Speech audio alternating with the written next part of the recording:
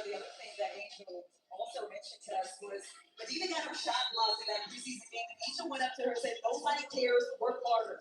And she said that to her because she knows she can give so much more. Medina, just so impressive with telling us that she wants to grow up, and she's excited and looking forward to growing up in the WNBA and just continuing to work hard with such little experience behind her. The dream know that her best basketball is yet to be played. It is in front of her. Yeah, the three-time executive GM for Connecticut and Dan Hanover. Speaking to that Tabitha, he said, "We believe her best basketball is ahead of her and great talent with an unlimited upside." And you think about her career to this point, just 5 years that she's been able to play basketball. How excited you get if it comes to the practice, to the training camp, you're able to see how good she can be with every soft touch underneath. We're also excited in Atlanta just about the mobility of a true big. Okad is 6'5", 6'6", but she can put the ball on the deck. We were talking before the break about the resurgence of the true big. Well, Okad is definitely one of them. So after the 8-0 run that the Mystics were on, they were up 2-4. Atlanta has been able to surge back. Right now they're on a 7-2 run. It calls the turnover, get the ball back. And that speaks exactly to both what you were saying and to each Matisse was telling us coming back from the break. Also, Mesco wants to see if his defense improves, and that 7-2 run is behind the defense. Wow. One was blocked into the hands of Angel Reese. But she was able to don the contact. Yeah, Angel physical. She's going to get in there. She's going to throw her body into you to get to that free throw line. So it was a physical drive. Boom. She was going to force the referee to do something. She was going to force the referee to do something. That's what happened. For the advantage over the defense, right? You can get them a step back, take them off the dribble, and draw those fouls. Angel Reese will go down as the greatest rebounder in basketball history, probably next to Wilt Chamberlain and Bill Russell. You will have to go to the NBA to find someone who could rebound better than her. You see Olsen also on the floor for the Washington Mystics. She was actually drafted last season, 23rd overall in the second round. And Rory Harmon, out of this year's draft, 6 total that the Mystics had. 34th overall for Rory Harmon, and it's in and out for her. All right, so that's Izzy Borlase, who just brought the basketball up. She won MVP in Australia, the WNBL. She won the MVP. She was the Atlanta Dream's second-round pick in 2024, the Caitlin Clark, Angel Reese draft. And she was a draft and stash player along with her fellow Aussie Niadu Pauch. They were draft and stash players. Niadu, they let go to Portland, and they kept Izzy Borlase. That she deserves because of the numbers that she was putting up. It was absolutely phenomenal. She's been able to do, we already mentioned the back-to-back Final Four appearances, actually got put out of the NCAA tournament by her now teammate, Lauren Betts, and Angela Dugalich.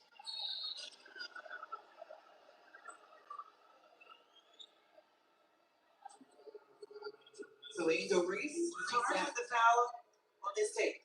And again, we talk about finding the answer. Yeah. You can't argue that, Angel. That was a foul. That was clear. They put the ball on the deck and give Reese at a disadvantage, but now you have Reese with 2 fouls in just the first quarter. That second trip to the free throw line as Tanisha Matisse was mentioning about Medina Okad. We now get to see on full. So the Fever had an opportunity to draft Medina. They took Raven instead. Everyone hated it. They hated Raven. They didn't want Raven on the Fever. Now they love Raven. But the Fever really was supposed to draft Medina. You guys came to 16th and 13th with Medina Okad this year. When Okad came in, you could hear all the South Carolina fans in the building.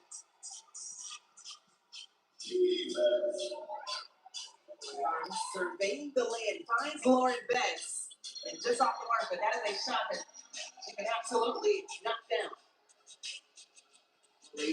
See, Lauren Betts can defend on the perimeter, right? She has really good feet, good lateral movement, backpedaling. She's really good defending guards and wings. So she's not your average 6'7" player who can't defend guards and wings. That's the separator. And I think for Washington, it's extremely important because of all the rookies that they have. We talk about the 9 rookies on their squad, but we also got Area Finn and Citron, who are just sophomores in this league, and they're calling them vets on this team. So they're all going to pull it out here on the floor and leave it all out here on the deck.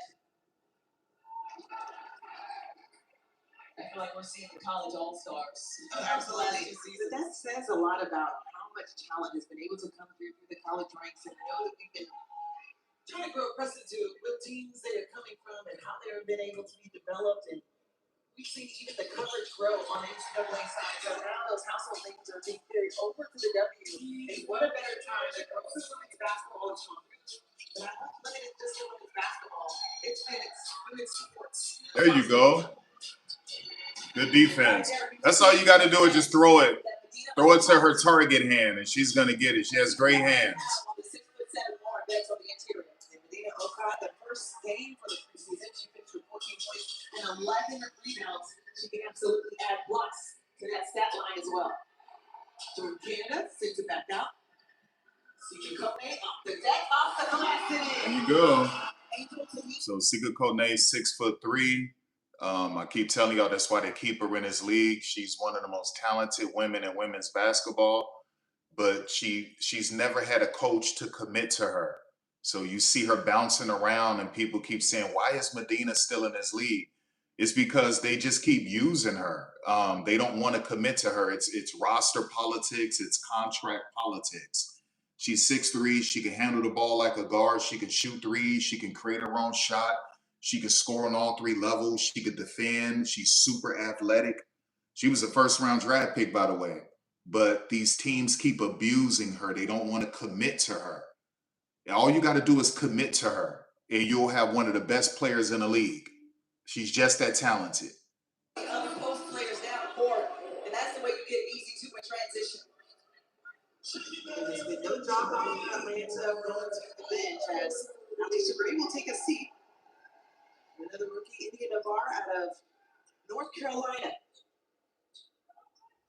will step onto the floor. Known for her defensive prowess, has gone against some Citron a time or two in their time in the ACC. That was Kassan Prosper, or she likes to be called Kaz, number 18 from Notre Dame, a young player.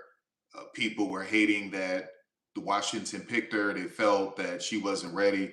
You can never hate a pick like that because she's too talented. She has too much potential, and that's why you take her, right? So she's 6'3", just handles. She has 3 potential. She can get to the rim, rebound, block shots, guard multiple positions, fast, athletic. That's someone that you develop. You don't give away a player like that. That's why she came out and she was selected. So I noticed there was some YouTuber that was crapping on her being picked, and that's because he doesn't know basketball, right? So we often see players in the NBA like Kassan Prosper, or we see players like her in the NFL, where these are players with so much upside, so much potential that you take them and you just build them. And then later on in their career, they end up being one of the greatest of all time, right? Workhorse. It's on a collegiate level. Like to see how it translates on the professional level. Inside out, kick to Canada, it's good. Count the bucket, chuck it one right to free throw line. We talked about the 3-point shooting that Atlanta had last season and Alicia Gray, but don't forget about Jordan Canada, because right in front of the Mystics bench, she splashes that one down. A good job by Ryan Howard to suck in the defense and gives her just an extra second to where Georgia. Yeah, and see, you're not supposed to help that much. Okay, you're not supposed to do that. Ryan Howard was going to have to make a tough inside shot. So she didn't need Georgia. Like, you don't need Georgia Amore to do that. That's too much help. Okay, that was too much help. Just KYP, know your personnel. You had multiple days to prepare for the Atlanta Dream. You know Jordan Canada isn't a great 3-point shooter, but she's capable. And so you stick with her. She missed 15 games last season, and that 30-point game came after that. So she had to have a lot of mental toughness to come back last season and do exactly what she did. Either Reese was able to deflect on the inside. Mystics retrieved it. 5 on the shot clock. Amor pulls up, top of the key. In and out. Here is in with the rebound and a quick dish to Betts. Lauren Betts now with 9 points in the ball game.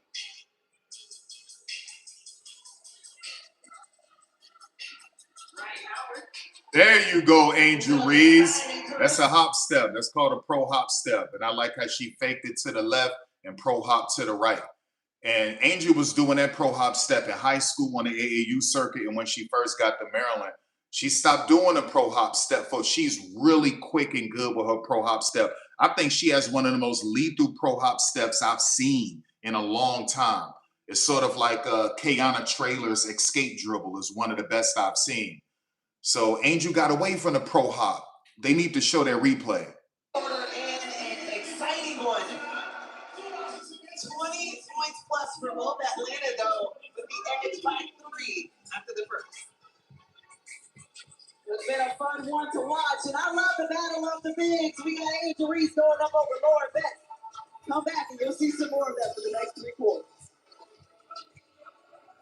Man, they were supposed to show that highlight. Angel Reese got a nice pro hop step, and it was like, why don't she do that more often? Like, she's really good at that. She was good at that in high school. It was like, what are you doing? Yeah, it's just weird like that. Sometimes people go away from some really special things they can do and leaves you a little bit perplexed, flummoxed, if you will. Yeah, so this is clearly going to be a good game. I'm really excited to see how comfortable Lauren Betts looks in this game. How many more touches will she get? How many more minutes will he play her? I would like to see Georgia Amor look like the real Georgia Amor. Crazy handles, shots off dribble, deep side steps, and snatchbacks and everything, like pulling up in transition, crazy layup package. I'm trying to see what all of that is going to look like. Is Sonia Citron going to fade in the background, sort of kind of how it was at Notre Dame when she had extra stars on the team with her, when you were dealing with Hannah Hidalgo and Olivia Mounds, and even before Maddie Westboro messed up her knee, and Sonia Citron was you always recognized she was a great player, but she just sort of faded into the shadows a little bit behind Hannah Hidalgo, Olivia Mounds, Maddie Westbell, but yet you knew she was going to be a special player. So now you have all of this talent. Okay, so you stood out last year because it was just you and Kiki, really. Okay, Brittany Sykes was there, and then obviously Shakira Austin, but she stood out, right? So now you have Shakira, Lauren Betts, Kiki Rice, Georgia Amor, Cody McMahon, you name it. And it's just like, man, is Sonia gonna look like the Notre Dame Sonia and just sort of fade in the background a little bit? But yet when you look at when you check the stats at the end of the game, she has a really good solid stat line. Or will Sonia Citron become a superstar? Because it looked like Sonia Citron was going to eventually at some point become a superstar, or at least a star, like a major star. You start piling the Mystics up with all of this talent, you might forget about Sonia Citron a little bit, right? And now it starts to look like Neil Ivy in Notre Dame all over again. So, yeah. I just love that because you can see how equitable both of these players are, both around that 9 to 8 point range. But just look at what they're doing on the interior. Both the Atlanta Dream and the Mystics have 10 plus points in the paint, and they're getting it done from the free throw line as well, drawing fouls on each other. We talk about the answers for Lauren Betts at 6'7" on the interior because she drew those 2 fouls on Angel Reese. And you saw Carl Smesco and staff bringing Medina Okai, show some depth for the Atlanta Dream. So I'm excited to continue to see how the rotations play out in front court for both sides. Speed of this, if we didn't mention here, we've been also at 6.2, 50%. He's now on the floor in the absence. I hate when this camera turns blue like that. The legal string at the top of the key against period, then now they go second. pay attention to how vocal Angel Reese has been. I know she wasn't exactly in that play, but what you saw that was her come over and say, good job, got her teammate up. And that's something she says that she's gotten comfortable with on this green round, very quick and very fast. In that training camp, communication is a non-negotiable. That's the only team accountable. Oh, you got to pass that to Angel, Ryan Howard. Now, what are you doing? That was a no-brainer. You have to pass that to Angel Reese. That was an absolute no-brainer. Defense of Canada. Angel Reese with his deflection, just defenders all over the place for the green. And finding ways to string buckets together. And that 7 points down by 2. Down by 5. Angel Reese on the inside. Double team. There it is. She's going to get to that free throw line. I mean, she's one of the best at it. Her, Juju Watkins, Asia Wilson, just supreme at getting to the free throw line. They're going to get there. So, yeah, Juju, to me, the best is Juju. And then you would go with Angel and Asia Wilson. You might have to now start throwing in Paige Beckers in there.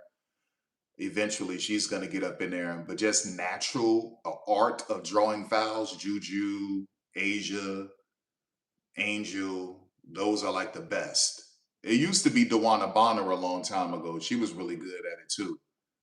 Some of the rookies on the team, he's got 2 sophomores and Citron and Ariathon. But if you look at Georgia Amore, she's one of those sophomores just didn't get a chance to touch the floor last season with that ACL injury at the beginning.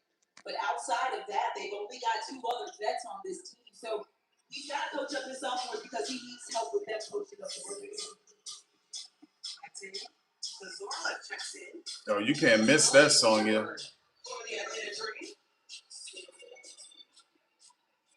So Georgia Amore, hopefully all of this could slow down for her during the regular season.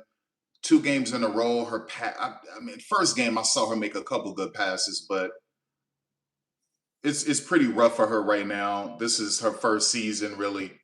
So, like they say, give her a little grace period. We'll see where it goes, but she's got to figure something out because if they're serious about winning in Washington, I think he's going to bench her. He's going to bench her and just have probably, let me see the backup. But yeah, he might go with Rory to run a point. He can go with Lucy. So we're going to figure something out. There you go. Nice little clutch. Hang time. Nice little clutch. WNBA All-Stars, but she did make the All-Star team last season. First time that they've had multiple All-Stars on a team that was rookies since the 1999 season for the Orlando. What an emphatic block by Kiki. Yeah, Kiki is timing it. She's not letting Angel get it off. That's twice, but there's also 2 fouls. So, yeah, Angel threw her elbow at her, but Kiki's not letting it happen. All right, so Angel getting into it, that's twice. That's twice. Now, you like to see that side of Angel because that means his game is about to be fun to watch. When Angel started doing it, Angel got away from that last year doing the 2 small. You got to go back to doing the 2 small. It's sort of like Caitlin Clark. When Caitlin Clark used to talk a lot of crap to people. She used to be barking at people and she got away from it. Angel will bark at you. She got away from it last year. So hopefully we can get that back. But yeah, I mean, those were 2 good blocks by Kiki. Angel got to get some more post moves, man. They're trying to get an understanding of what she can do better. She doesn't have the 4 fouls. A little over 4.5. That's exactly because as much as she loved the emphatic block, Ariathon has to go take a seat on the bench. Let's check back into the ball game, though. Georgia Amore calls her own number in and out. She's had a couple of those today. Angel Reese snatches the rebound, brings the ball up the floor. See the line of 4 from Angel Reese in the last season. There you go.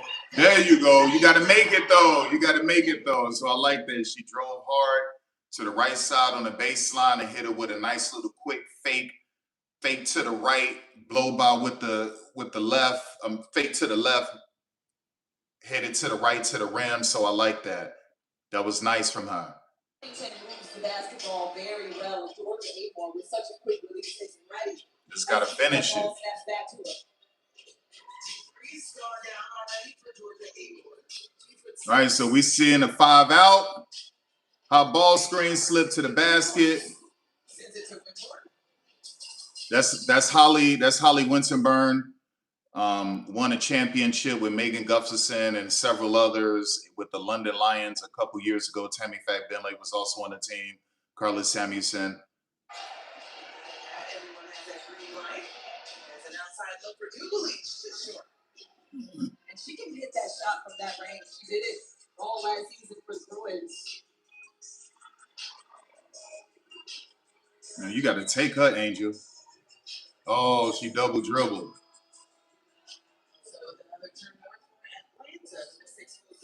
Yeah. Get her out of the game.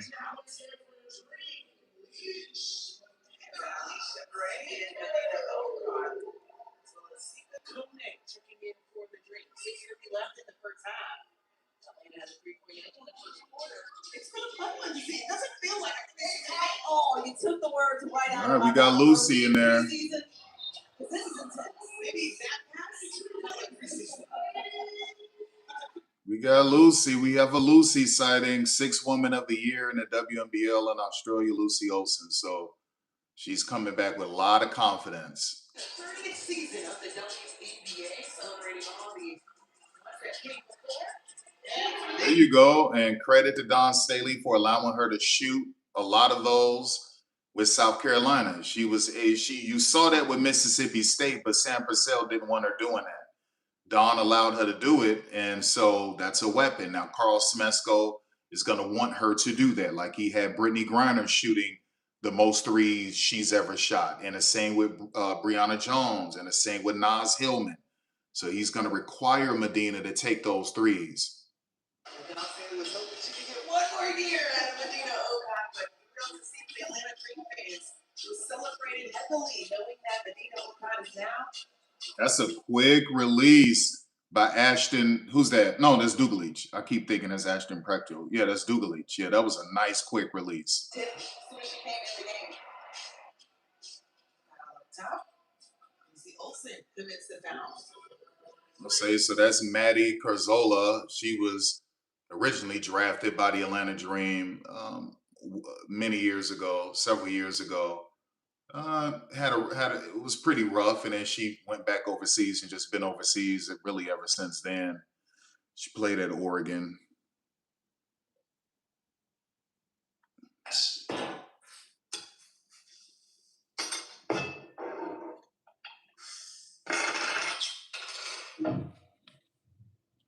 sounds verified. Did you ever hear about Teen Media? It's like Coachella for you. It's a good place to be the Christians. But then, it gets weird. I was ever going to win the Masters. Every ghost that I have has to be conquered. I want to make Adrian Rory proud. McElroy has his masterpiece. 4 university students were found murdered in their office with this president. Your kid's supposed to be safe, going off to college, have a good time. Why? Why these 4 kids?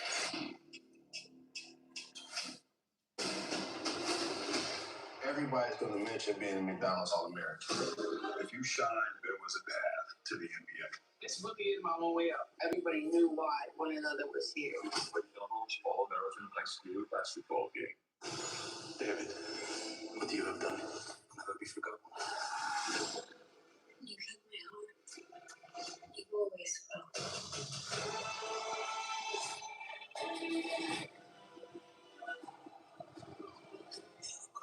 Boy, today is a good. Somewhere to choose you. God chose me.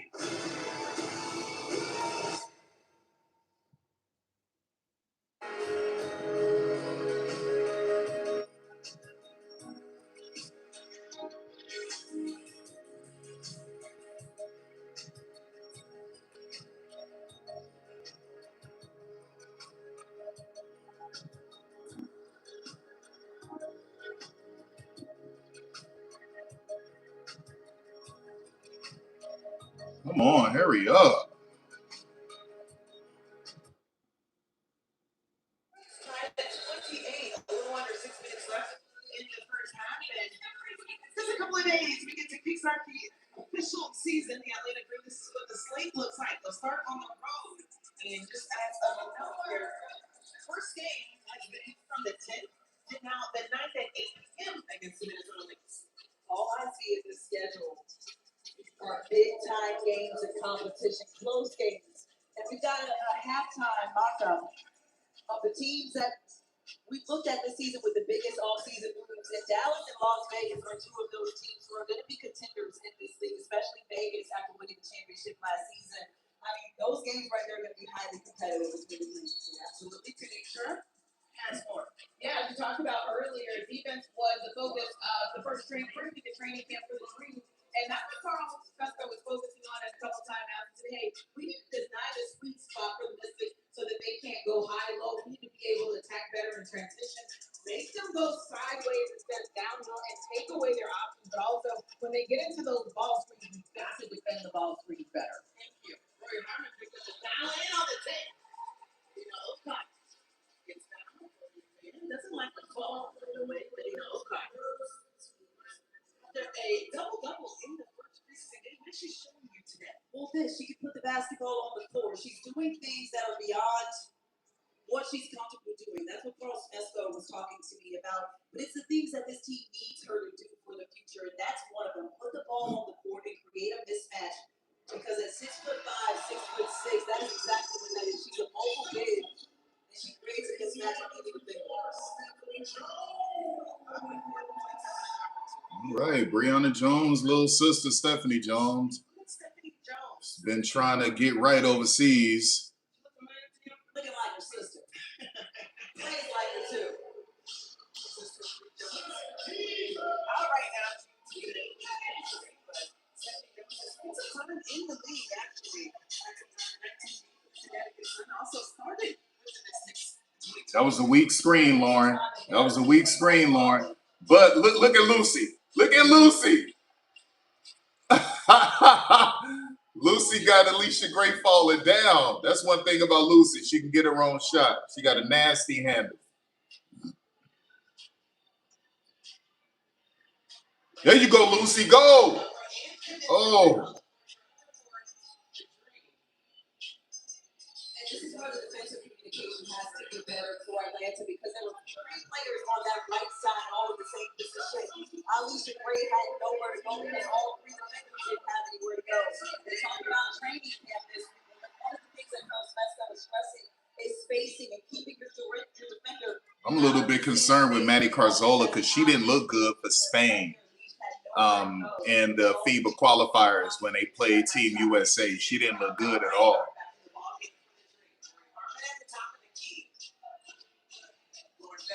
Guarded by, you know, that's when you can if that size, good size. But you know, at 6'6", she seems like she plays so much bigger than that. When you get 6'7", that more bounce. Well, she's also quick, and that's what I like about her. She's a mobile big, and she's versatile. That's what drew the big's attention for her. Getting her as a steal at the number 13 spot in the first round. That was a risky pass, Rory. Nice. Let's go. Let's go. Nice little up and under into a step through. Let's go.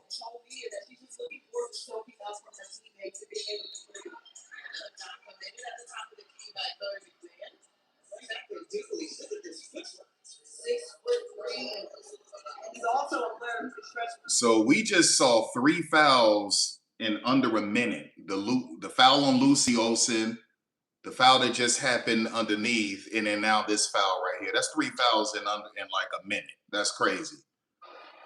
That's too many fouls. Okay, that's good.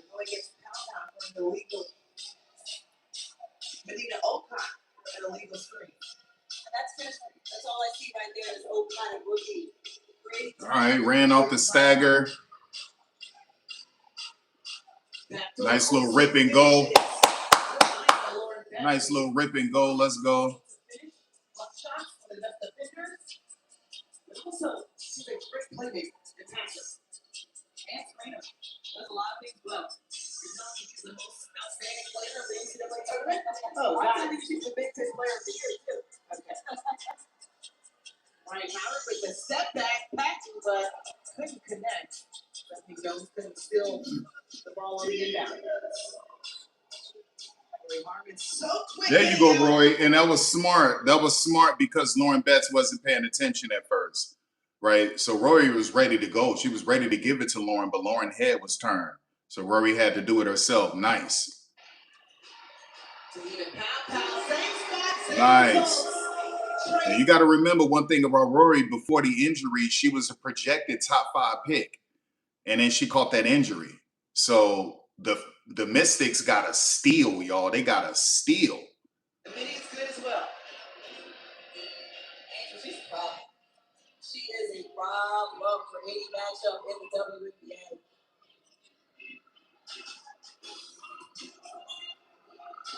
Nice, Dugalich. Nice rebound.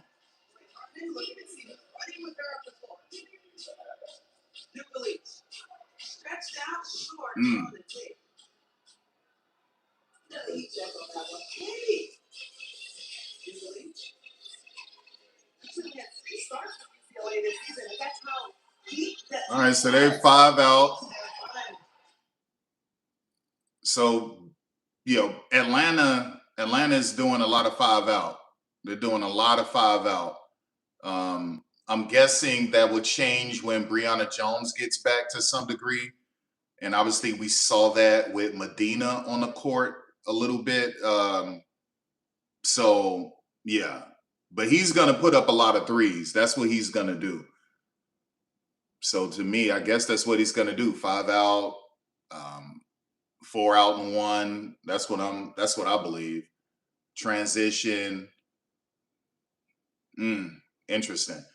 And maybe he thought he would have that advantage with Lauren Betts. I don't know what Carl Smesko was thinking because Lauren Betts can guard on the perimeter. So that didn't make any sense. So I guess he was like, hey, let's put Stephanie in and we can go a little bit small and we can exploit Lauren Betts. But Lauren Betts is a good defender on the perimeter, so that's not going to work. It doesn't sound scary. Super scary. Perhaps moms know everything happens for a Reese's. Feel more you than ever without compromise. At TJ Maxx, you can afford to turn your closet into a place of endless expression. With the quality you deserve, styles you crave, and prices you love.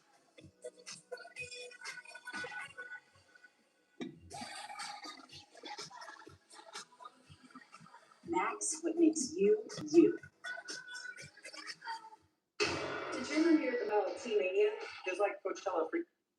Yeah, man. So here's the hoping we could see him switch it up a little bit.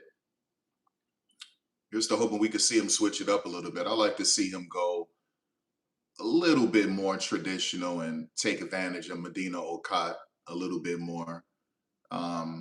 Maybe he feels that's not a good matchup because probably Lauren Betts will eventually get her anyway in the paint. Maybe, perhaps. I would like to see that. Nothing wrong with a little bit of tradition, y'all. Nothing wrong with a little bit of tradition. So everyone is going motion, 5 out, 4 out. That's what it is right now. Some teams run more screens with their motion than other teams. And that's what it is. Read and react motion. And that's what it is. So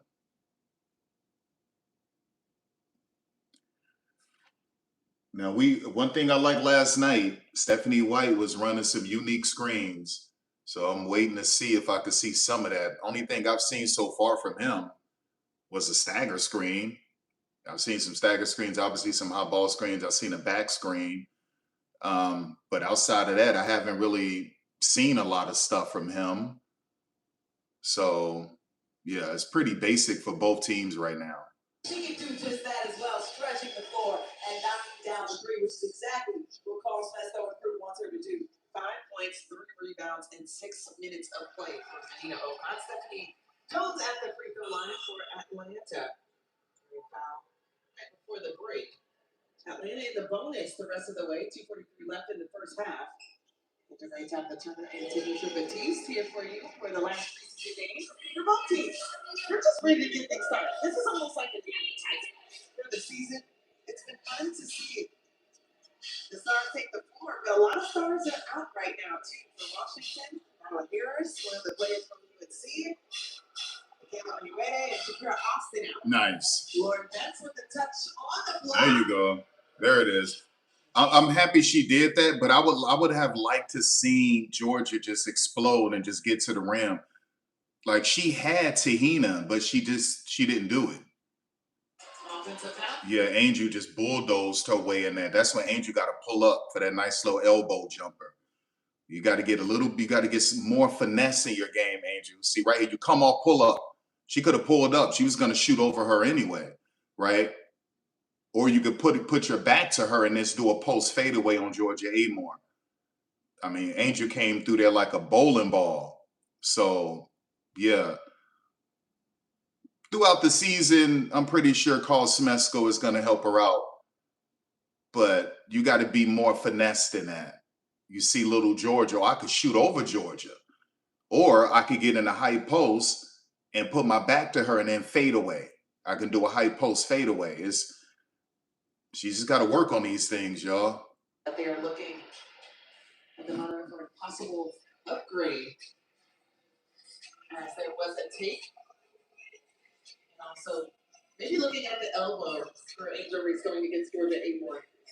Yeah, you got to protect people's face, man. Can't be breaking. Yeah, because that would have been nasty. She could have broke Georgia Amore's nose, y'all. Let me see. Did she come down with the elbow? Oh, yeah, she came down with it. She could have broke her nose. See why she's going to come down with it? Boom. And it just missed her face. I don't care how much you love a player. If that were you and her elbow came that close to your nose, you would be pissed off. So you have to protect these players. We saw Cameron Brink miss a lot of games with a broken nose. She's had her nose broke twice, Cameron Brink. So got to be careful. That wasn't excessive, is another question. But it is a basketball play because we have seen this time and time again in the game. Oh, man, she could have had her in the nose, y'all. Now, yeah, is it a basketball play? Yeah, but is it dangerous? Absolutely. Absolutely. Yeah, the percentages was way off. Sorry. It's a new day. It's a new year. Yeah, I mean, Angel, like all you had to do was hit her with a fadeaway. You could have shot over her. You could have did a step back. You got to get more finesse in your game. Get more finesse in your game. 10 points for free throw line. Clean up a few of the defensive fouls. And you gotta go Turn around, face up, jab, step, go. Go to work. There you go. Nice.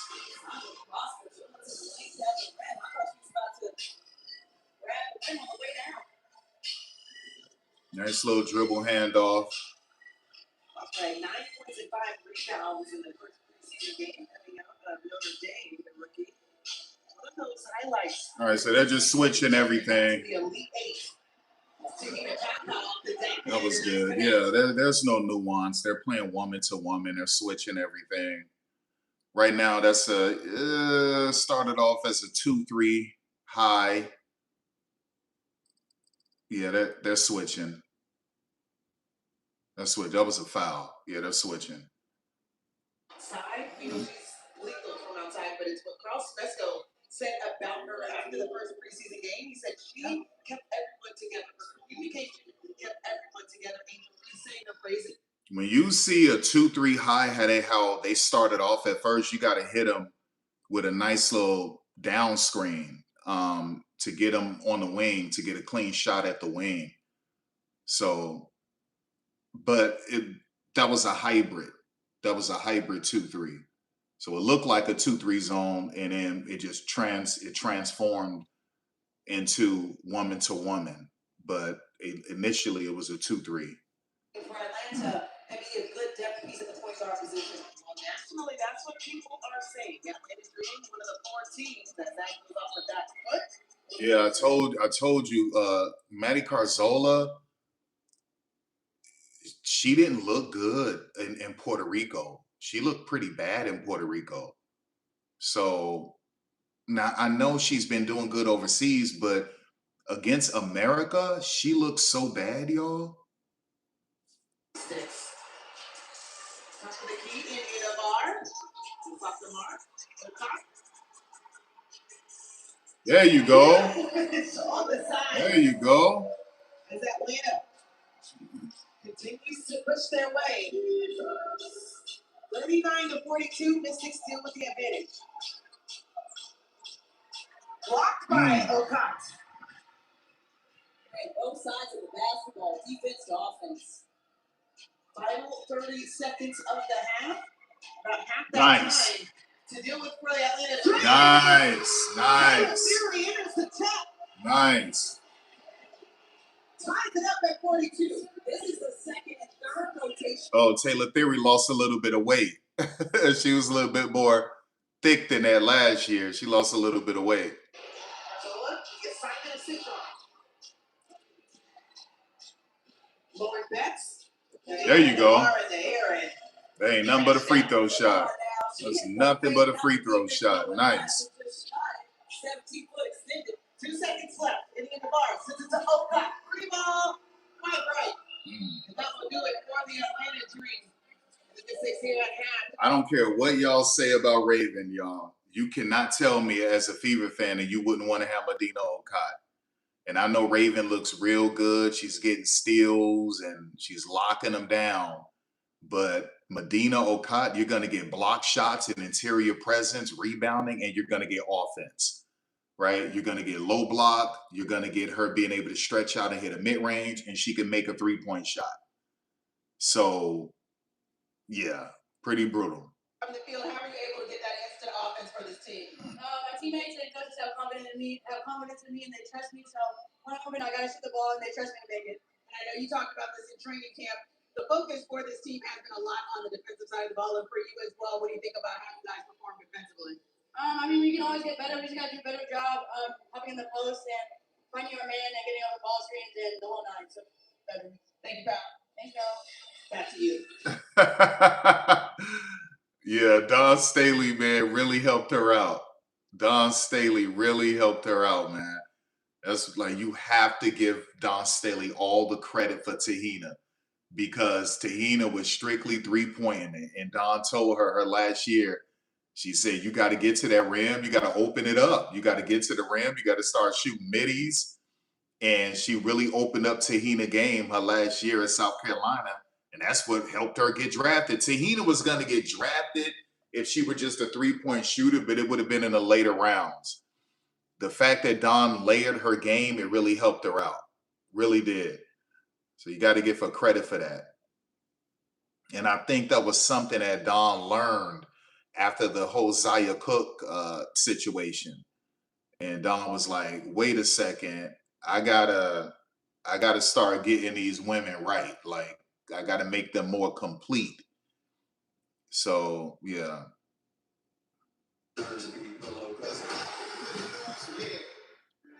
First generation. First of our family. First of many firsts. We're not caught between two worlds. We're creating a new one. We're trying to make Birmingham City a world-class team. All right, y'all. Yeah, I gotta. Man, I just wish they had a halftime show. Maybe there is one on Ion. Isn't this game on Ion? But I'm watching it on Prime. Let me see something. Let me see something real quick.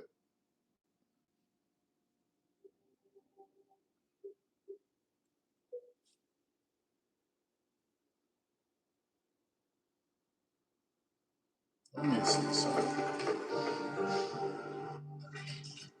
I guess not. I thought that game was supposed to come on Prime.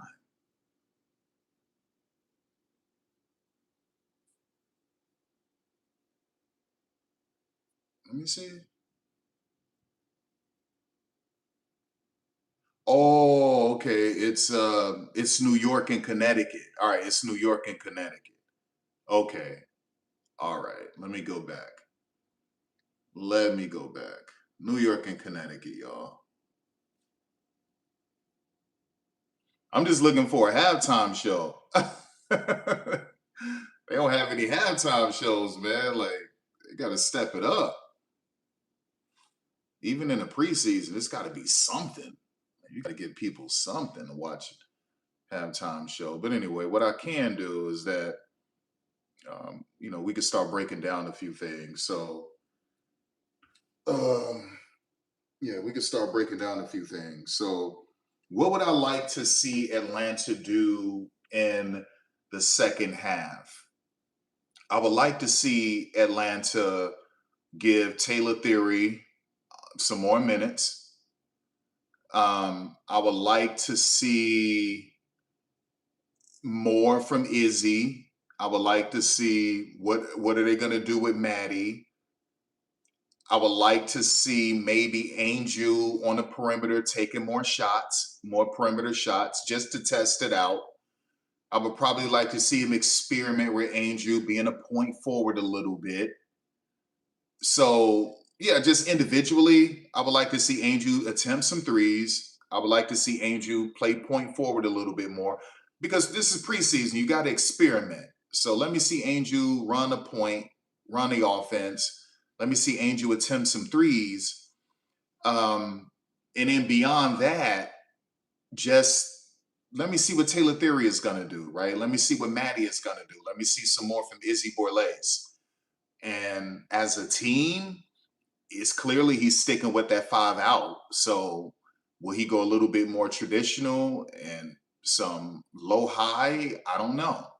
We'll see where that goes. But yeah, that's really it. That's all I got for Atlanta because I think he's committed to 5 out.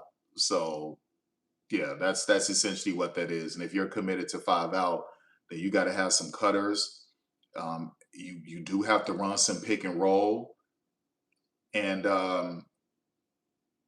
yeah, like that's essentially what that is. And you got to do some split screens, and you got to do some goal screens. And there's got to be a lot of flare screens, and there's got to be some down screens, and you know you got to pull up in transition, some trail threes, and that's just the way that's got to be. So we'll see what he does. We'll see what he does. You also got to be able to have players who can create their own shot. I'm sort of bored with the 5 out offense. I think the 5 out offense is just like really cheap to me. I really do. I think it's cheap. I think it's cheap. So, yeah, I think it's lazy. And I know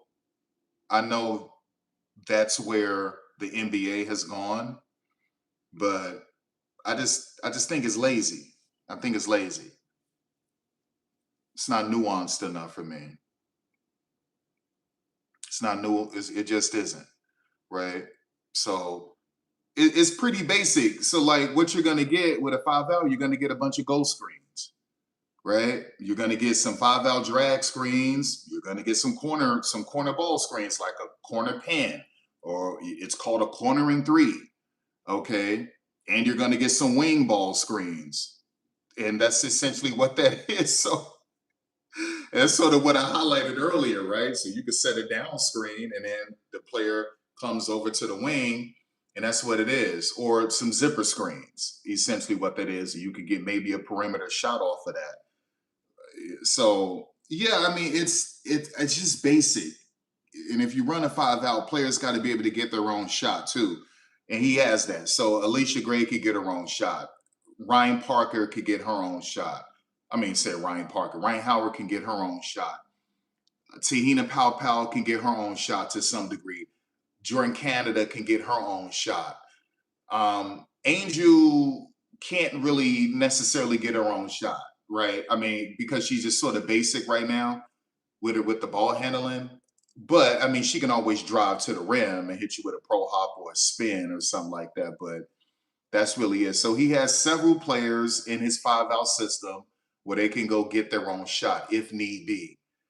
But 5-out is pretty basic. Like I said, you're going to get some down screens, which is what I highlighted, and that could lead to a nice 3-point shot on the wing. You're going to get a bunch of flare screens, right? You're going to get some flex screens. We already saw them do some stagger screens, which is standard. Okay, you're going to see some away screens, right? And so you're going to move away from the strong side of the court and go to the weak side and set a screen, and that's going to open up a nice little shot on the perimeter. So those are away screens. And yeah, like I said, it's pretty basic stuff. It's pretty basic stuff, man. It's like, damn, man, I just really, really wish that they would just step it up, man. I really do. I wish they would just step it up. It's not a lot you can do with just regular basic motion. Man, you could run at least 13 to 17 screens. I would say 13 screens, maybe 15, but you could run that with motion. Okay, so yeah, it's just you can run floppy screens, and like I say, you can run zipper screens and down screens and back screens and different variations of that, and UCLA screens and Iverson screens and twist screens, and the list goes on. It's just so much stuff you can do.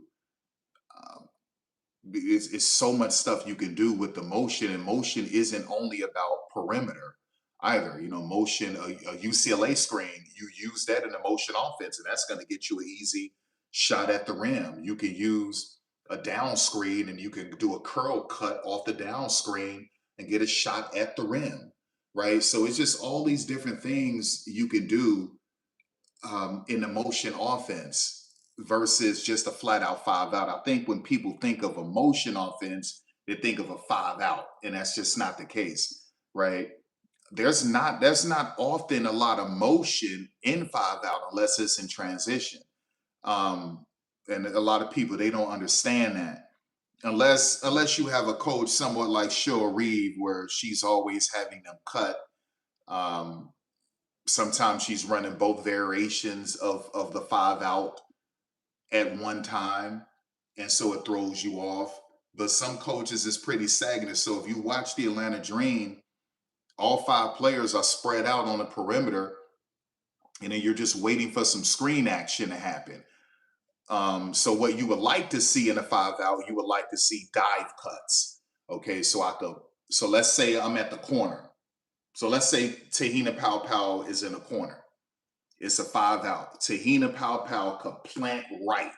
She's in the corner. I want you to imagine this. She could plant right, fake right, and then the player bites, and then she does a dive cut straight to the rim in a corner, baseline, and you kick it to her, and that's a layup, a floater at the rim. Okay. So you could do that on a perimeter. You can do a dive cut straight to the rim, center. So your center outside of the 3-point line, and I could fake left, plant left, and then dive straight to the rim, and then I'm able to catch it. I could pull up at the free throw line, or perhaps I can get a little bit deeper. Okay. You can also do 45-degree cuts in a 5-out. Okay, that's a diagonal cut. So I could fake to the left and do a diagonal cut straight to the rim. And the same thing with that.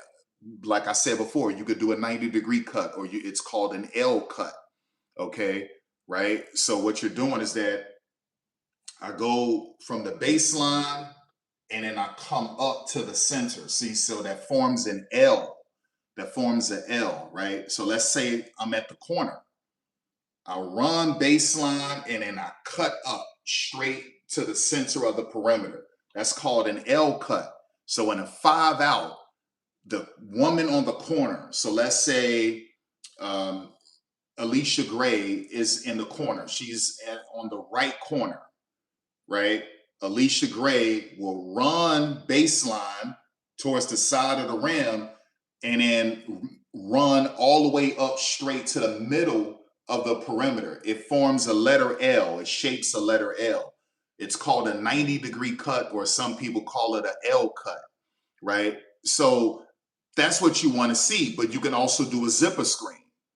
And so it fits perfect with a zipper screen. And essentially a zipper screen is really just a down screen off of that L cut. And that will really free her up a lot more. And so like those are some of the things, or like you can do a V cut. So the wing player could cut, you're gonna sort of like make a V, right? And then she comes off of that and then comes back up to the perimeter and sets a screen for the initial primary ball handler. And the ball handler could come off and get a nice little 3-point shot on the wing. So that's a V cut, right? Or she can make a V cut and just receive the ball herself. It could receive a screen in the form of sort of like a dribble handoff from the primary ball handler. And so it's just little things like that, right? Just little things like that that just sort of stand out. So if you're going to run a 5-out, it's got to be cuts, right? So it's got to be backdoor cuts. It's got to be 45-degree cuts. It's got to be 90-degree cuts. It's got to be, you can do some curl cuts if you want to. And you can do some V cuts, and you can do some dive cuts. It's those things count. But all I'm trying to do, I'm just trying to add motion to it, right? So that's what I'm trying to do. I'm trying to add motion to it, because if you're not running some sort of down screens, if you're not cutting with a 5-out, it's going to look stagnant. And you have to be able to listen. There are going to be some high ball screens, but you have to be able to break your defender down. So oftentimes with a 5-out, you're going to see women who have some good ISO skills. Okay, right? So like that's what you're going to be witnessing. You're going to see women with some good ISO skills as well. All right, we're getting back to it. But yeah, it's pretty basic. I would say with a 5-out, you would have traditionally probably around 12 screens, maybe 12 screens you could run. Most coaches won't run 12 screens. And so with just a motion offense, I can get you probably 15 screens off of a motion offense, right? She talked about the trust that the coaching staff and her teammates had in her to let it fly from outside, and it's proven to be lethal points for her. A combined 17 points for Medina Oka and Angel Reed. She has 10. Only 3 players in double figures is three. So we'll get things started. The six start off the second half with the rock.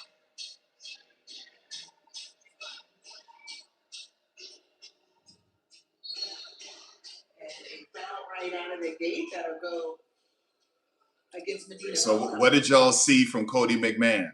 Y'all saw Cody McMahon on the wing, and she made a short L cut, right? And she pushed, came up, did a little Gortat screen, came up to the perimeter with a short L cut. But her woman was attached to her, so it didn't free her up as much. Focus on what we worked on in the first week of training camp. And you guys were talking about it before.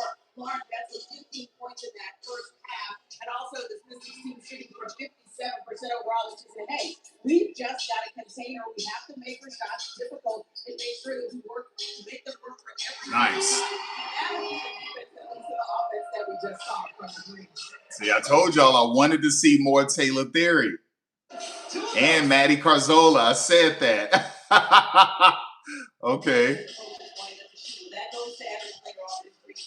Nice. Nice. So what that was across the body snatchback. That's Holly Winterberg. That's a pro right there. So that was an across the body snatchback. And then she hit her with a shot hezzy. So she looked at the rim and made her believe she was going to shoot it. And then she hit her with a blow by and got to the rim.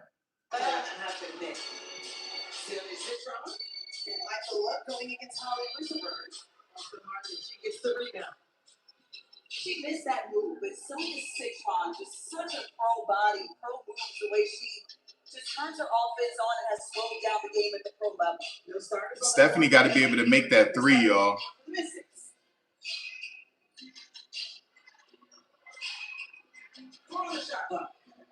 Good defense. Nice way to play that passing lane. Nice. Damn, he keeping this thing so simple, y'all.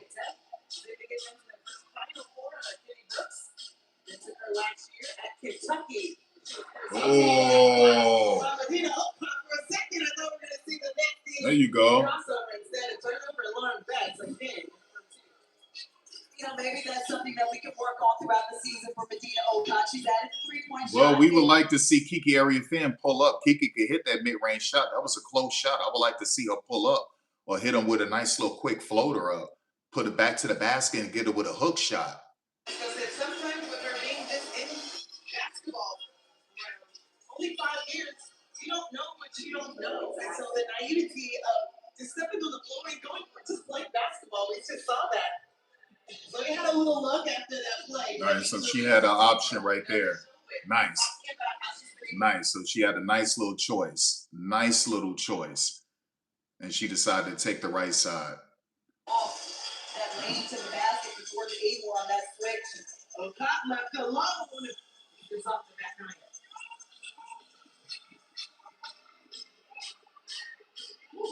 Oh, she missed it. Holly got right out of her way, too. Holly got out of her way. Holly moved out of Cody's way. She was like, I don't want any of that. And the coaches pay attention to that.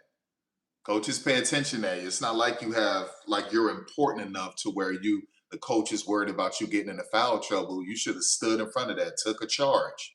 Took a charge, or if you're afraid, then just grab at the basketball with 2 hands and force a jump ball. It's simple.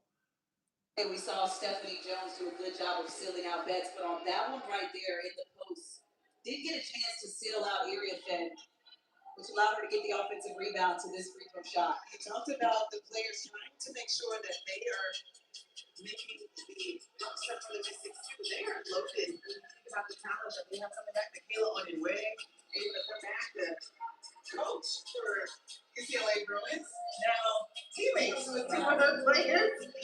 She's all right now due to a left leg injury. Hoping to see her come back soon. Shakira Austin conditioning, so she is currently on the bench for the Mystics. And then Nyla Harris, as we mentioned, right now with a left leg injury too. Shakira Austin having one of her most impressive years last season with the Mystics. Actually got the comeback player of the year.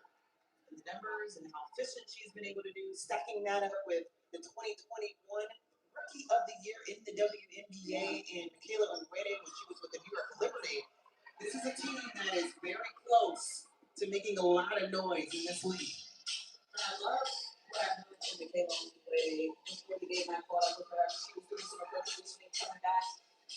But just talking about her coaching with UCLA and how that's just helped her. And I asked her what we expect to see from her game out here on the floor after being a coach as Lauren Betts puts up the 3 and misses it. But she says she expects her game to get better on the court because teaching is the best way to learn. And holding them accountable is going to hold her accountable on the floor when she's able to come back as well. No tries to dive on the floor to prevent the turnover. Nothing there for Amy Bonner. A lot of time though, as Kiki Area-Fan took the ball and the bucket. That is good. She'll get one at the charity shot. And a good job by Kiki Area-Fan to avoid the contact. You had Jones stepping in right here, does the right job of trying to take the charge. But Area-Fan. I'm not mad at that. I'm not mad at that. I think she could have also pulled up and just shot it. After the pump fake, she could have drove in and just shot it, kissed it off the glass, or just shot it straight up. Because with 5 fouls, you have to be careful. What if they would have called that and she would have fouled out of this preseason game? So you got to be careful. Things were Reese in the first half. Kiki Area-Fan coming up for the season where we said the duo with Sonia Citron and how impressive they've been able to do. I like the little kiss to the crowd. I feel like and as Crystal Langford and Shanika Oswald for the most defensive rebounds in a single season.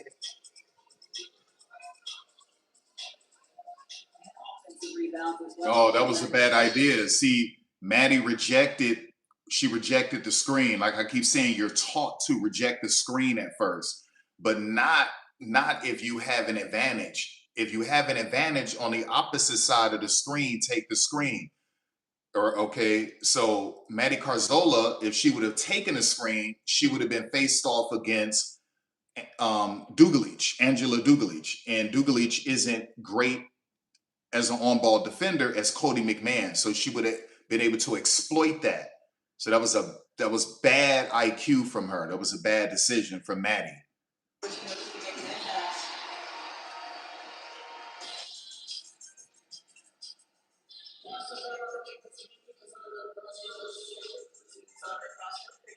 Second foul of the ball game. That's just the third on the Mystics.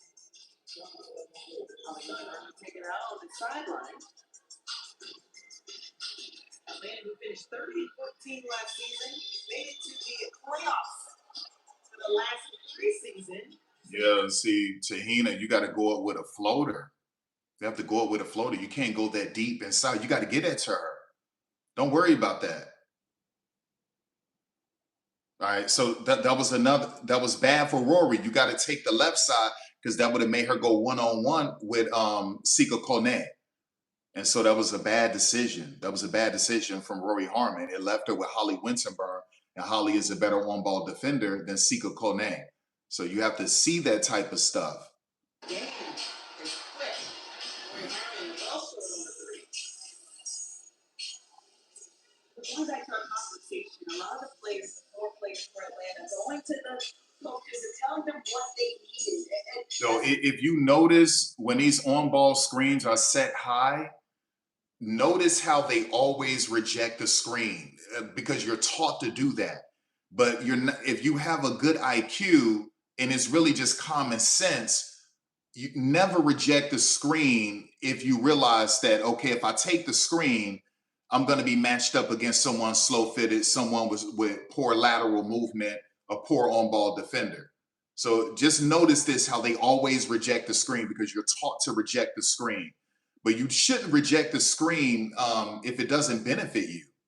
So foul underneath, give it to the Mystics after a foul for Taylor Fury. So that's the first foul for Taylor Fury, and gives up to the first break. The Mystics holding on to the lead, 55.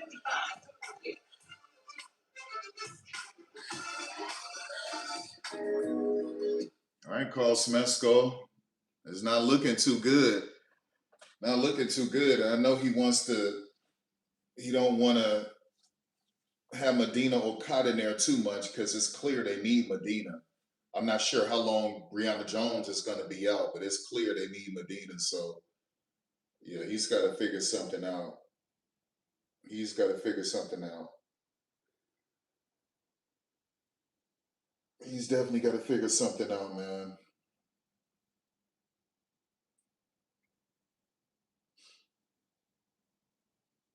Got to figure something out.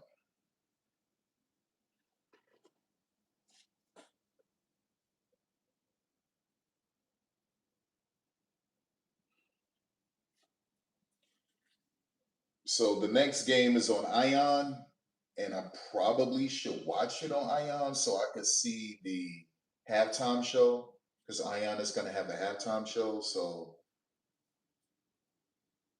yeah, I think that'll be a great idea. Carl Smesco is looking exposed right now. Okay, Sidney Johnson beat him with the starters. When it was starters versus starters, Sidney Johnson beat him. Now you got essentially backups versus backups, and Sidney Johnson is beating them. Now, Carl Smesco, they won, 30 games last season, so I don't know. It's like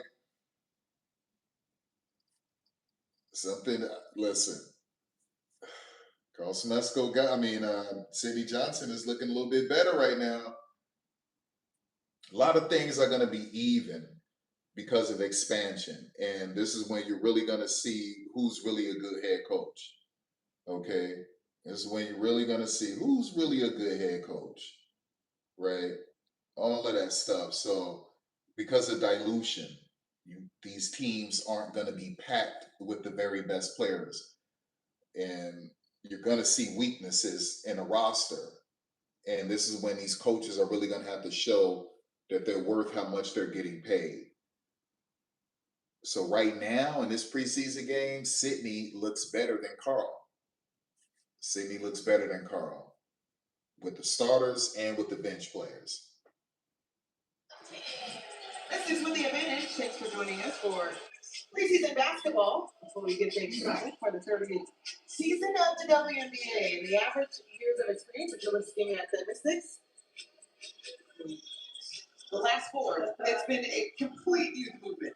I mean, credit Sidney Johnson and his staff for not only grafting to their capabilities, but also building on. But that's impressive. So the average the average years of experience for the Mystics is 3.3. And the fact that they're winning this preseason game, yeah, it's a preseason game, but they just look better than Atlanta. And the average years of experience is 3.3. So Sydney is looking impressive.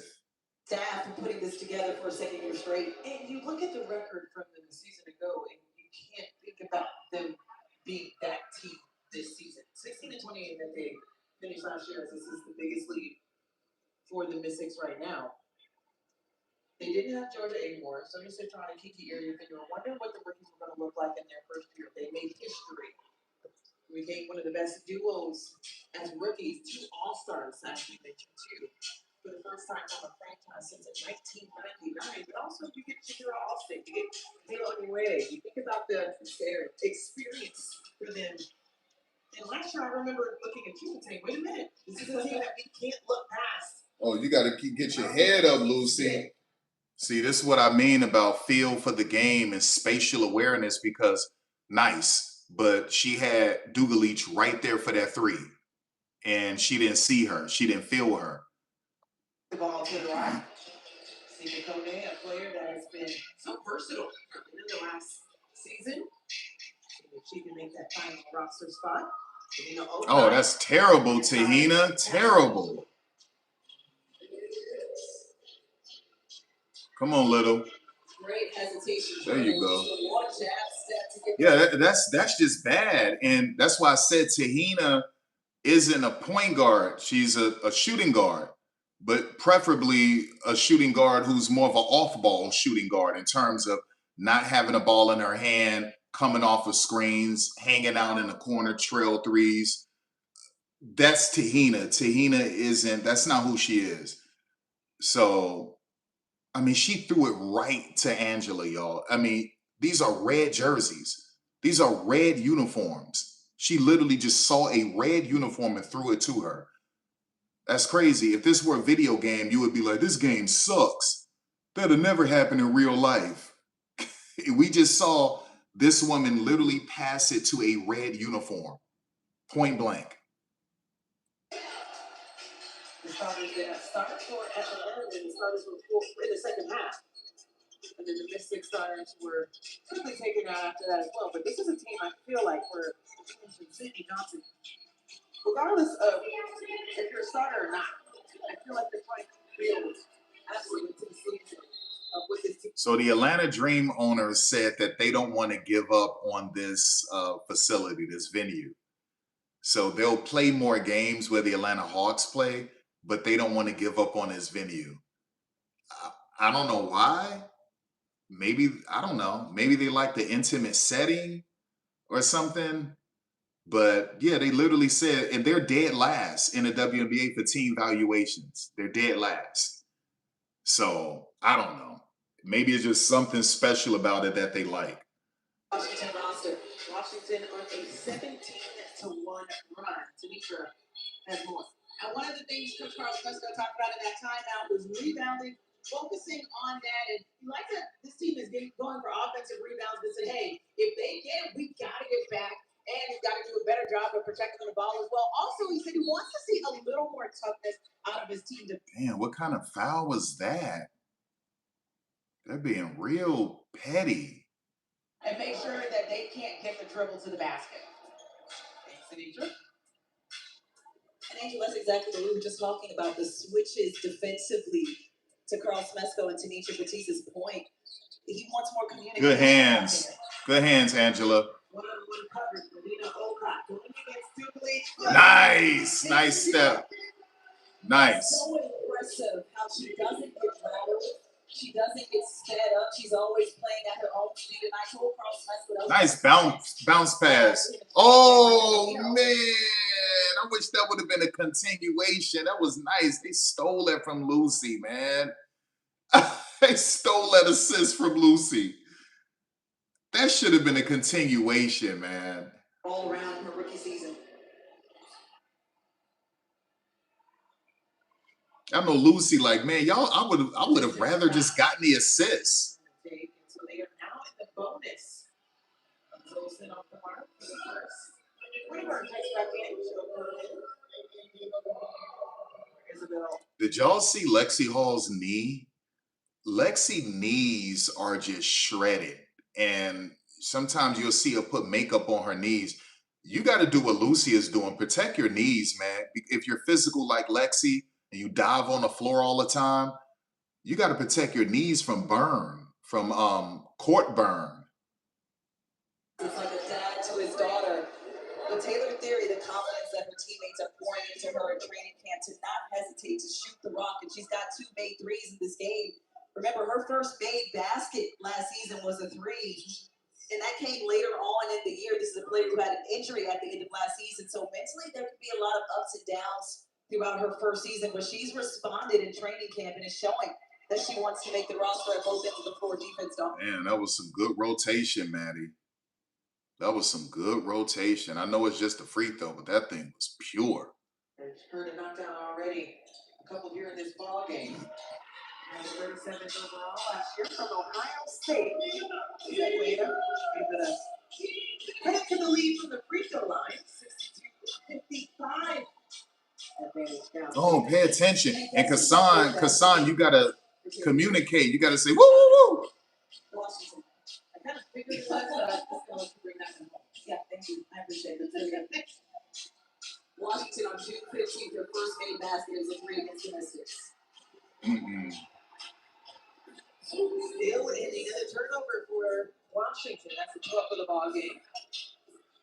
Deep seated. Nice. Great hands, Angela. That's twice she did that. Usually take a tap it from behind. Who's you gotta shoot that, Angela? And that's a chemistry issue, knowing where your coach wants the basketball, the game is playing with each other. All right, so right now they're just spitballing, freestyling. There's literally nothing complex or sophisticated going on right now. This them in transition. They're playing woman-to-woman defense, switch everything. There is no zones. There is no hybrid zones. There is no matchup zones. There's nothing. Atlanta's playing woman-to-woman defense. Listen, Washington is running down the court, freestyling. You see some high ball screens and some pick and roll, and that's it. It's nothing sophisticated going on. 31 of 34 games as a rookie. Just another player out of the Pac-12, but there goes Oregon. So what can you evaluate when you're watching something simple like this? So something so simplistic. You just evaluate performance, right? Hustle, defense, fundamentals, communication, all of those things like that. Like you evaluate that because they're not giving you anything complex with the systems design. To Atlanta and seeing her dreams come true at professional level. Still out of the hands of Indiana Bar. 2 on the shot clock. Still the shot on the rim. That'll be a shot clock violation. Right. And so Little, she's straight. She's safe. She's already signed her right there, Little Bugs page. She already signed a development contract. But the fact that she already signed one and she's still diving on the floor, that says a lot about her basketball character. Again, is more of a settled down effect for the players who are currently on the floor right now. And she looks poised. Always does. She always does. She doesn't really get rattled either. Good stop. Oh, almost had that.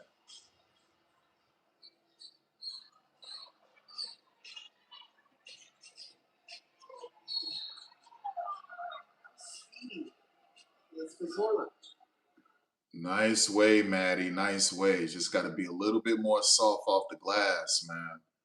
A little bit more soft off the glass. You mentioned from 2019.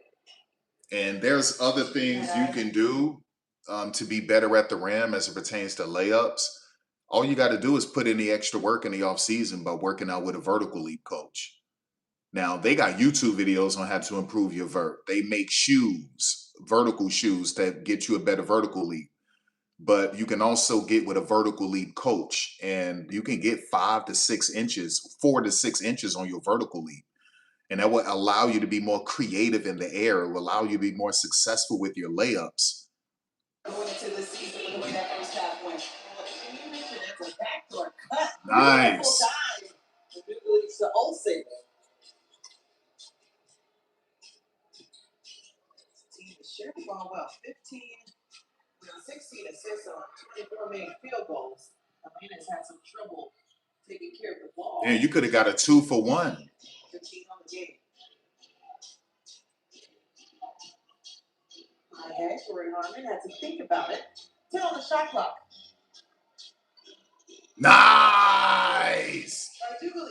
It's a nice little. I love that one. The bar had cut her off and got back to the spot with the length and size and versatility of Dukelich.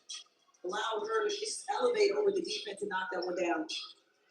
6 on the shot clock outside, bounces around and on the part that is illegal. So the Mystics will get the ball back. 3.3 left. Orleans will check back in for hitting in the bar. That was nice. Right? That was nice. So, you got rip moves, you got dig moves, you got swim moves, you got hop steps, pro hop steps, you got spins, you got euros, just different ways to slash. And that was a rip, and she kept the ball up high. So you would like to call that a catch and rip. And she kept the ball up high, ripped through, and was able to get it off the glass. So Angela looks really polished, y'all. Washington clearly dominated the last 2 drafts. And I know it's like, well, it's not like they could miss. Like, everyone was going to end up taking Kiki anyway, right? But the fact that they got Rory Harmon, Angela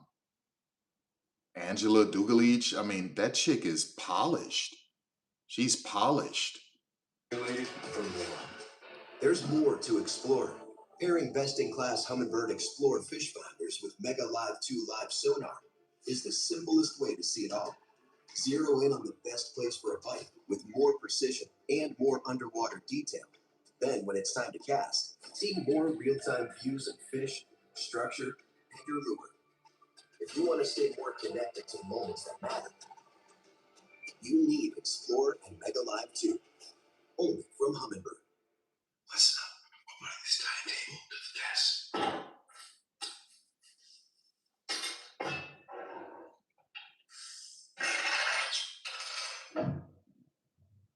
That sounds verified. First generation. First of our family. First of many firsts. We're not caught between 2 worlds. We're creating a new one. David, what do you have done? All right, y'all.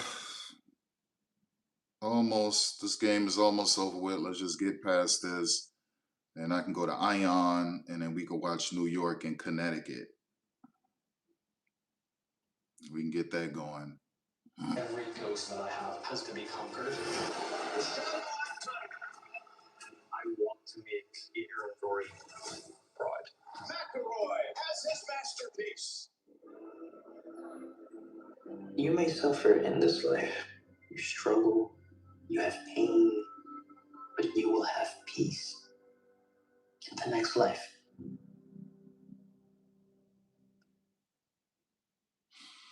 All right, here we go. Here we go. Here we go.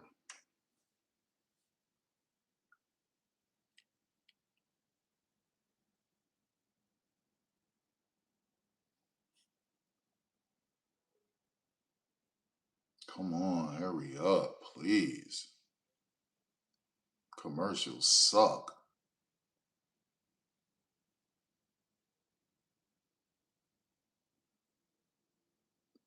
Hurry To up. the fourth quarter, Mystics with a 13-point lead over for Atlanta. How about Sydney Johnson and Levine preparing more coming up? This is what it looks like for the first 5 games of the season. And welcome to new teams to the WNBA as well. They were pretty busy in the offseason, adding the teams, running out the CBA. And the on-up tempo will be their first look. I mean, again, all I see are 5 teams that's going to give them problems because every team is deep in the league this season with roster expansion, team expansion. A lot of teams have depth and a lot of players want to make the roster.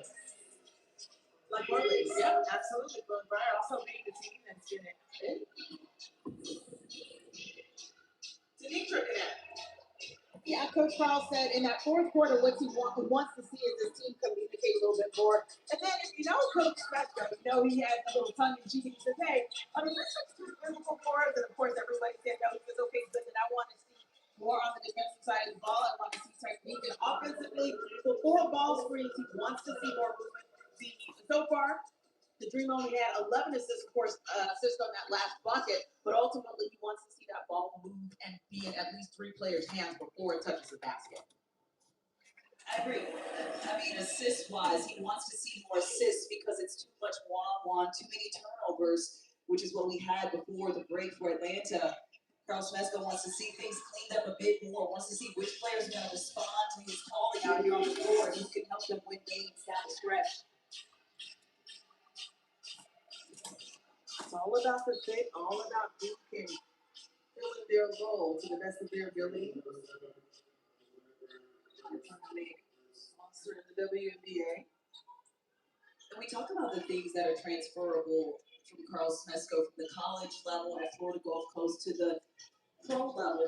And talking to Carl, a lot of their systems, a lot of the things, the teachings that they train and teach in training camp are the similar or even the same as what it was at Florida Gulf Coast. They haven't changed a lot to their system. So he knows what he's talking about. Cassandra Prosper was fouled by Taylor Fury. Strong take on the left side as we were just having the conversation. Teacher mentioned the physicality, the sense of urgency you've seen from Washington in this ball game. I think going back to the point defensively, that has been something we've seen in training camp for Coach Smesco, as that is the baseline for the building. And it was fourth in offense, third in points per game for teams last season. But still felt like they could have been better. Speaking with Ryan Howard at training camp, she said, this is something that we need. Yes, I'm excited that we can actually put some offense together, during the preseason. But she mentioned you were the best defensive team for the first 3 minutes of a ball game and the worst defensive team for the last 2 minutes of a ball game. They're trying to fine-tune it now so they can improve that if they want to be the contenders they mentioned in the preseason. One of my favorite coaches, and yes, that is a travel from Oakland, but one of my favorite quotes from coaching is you are your habits when you get tired, which means that the things that you practice, the things that you're used to doing, they're all going to come out when you are tired. To me, that talk that you had with Ryan Howard, where they're the best defensive team in the first few minutes and the worst in the last few minutes, speaks directly to that because the mistakes and the lack of communication you make when you are tired. I don't know, maybe Holly Winterberg said I can add on the defensive end. He gets the pick 6 on the other side. Makes it a 9-point game. Another Oregon product, spent one season, 2019 through 20. Known for her shooting, playmaking ability, high basketball IQ, just overall versatile player. 2024 Euro Cup Women's Champion. Look at the tight Mackenzie Irvin, 4 white jerseys around her. She plays within an edge. And the size of Whitaker, defense to offense, she stands at 5'11", which makes her the perfect defender on the wing, just using her length and getting out to create that steal to the 2 at the opposite end.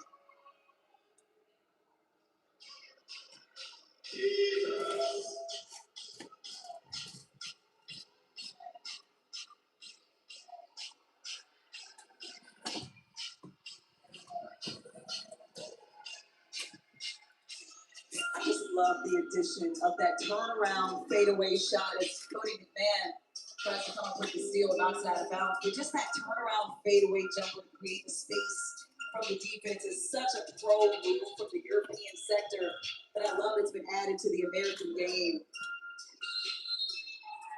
So John let her go against Latte Cazorla. She knew it right away. Just drop the ball.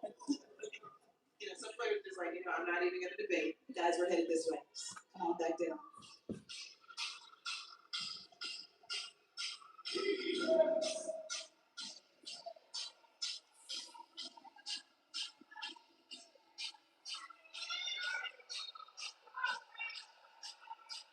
The late whistle there, but Cody McLean on the tee got fouled and saved there was contact to the head. The hell Medino was saying. 20 and 21 coming up for the Mystics. So you have to ask yourself, was this exciting? Was this exciting basketball you watched from Atlanta to make the fans want to pow into that big arena where the Hawks play when Caitlin isn't playing there? That seriously, was this exciting to you? Even when they had the starting five in minus Bree Jones? That's something you got to ask yourself. So at some point, until these fans, these new fans of the WNBA become purists, meaning they understand basketball and they just like these teams for the talent they have, the way they play the game, all of that. That's going to take a little bit of time. But until that happens, you have to be entertaining. I think the 5 out is fun, it's entertaining, but it's limited. Especially if you're not on, it's kind of limited because it's only what, 11, 12 screens you could really legitimately use, and most coaches won't use all 11 or 12. So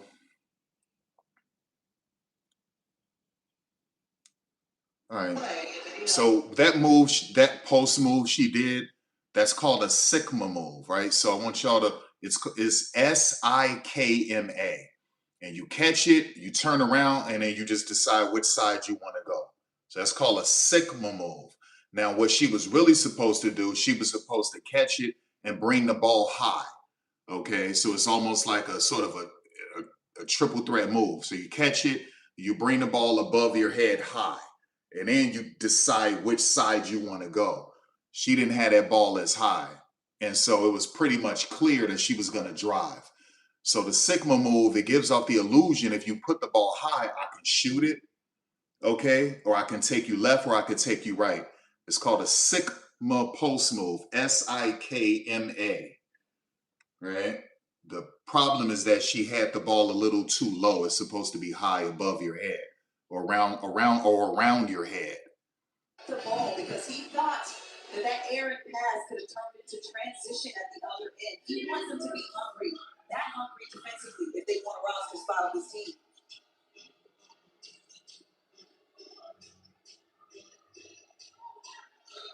Yeah, that was all right, Rory. I'm not mad at that pass. I just felt you could have went up with a floater. Sometimes they do a little bit too much in terms of being unselfish, right? So if you missed the opportunity to give it to Lauren because you didn't trust it, then you had a nice little floater right there. Regular season that will be on the 8th. They'll have to wait one day after that. They head to the Minnesota Lynx. Their first 2 games will be actually on the road to start things off.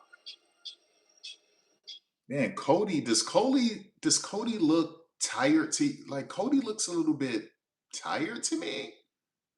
This is something off with Cody right now.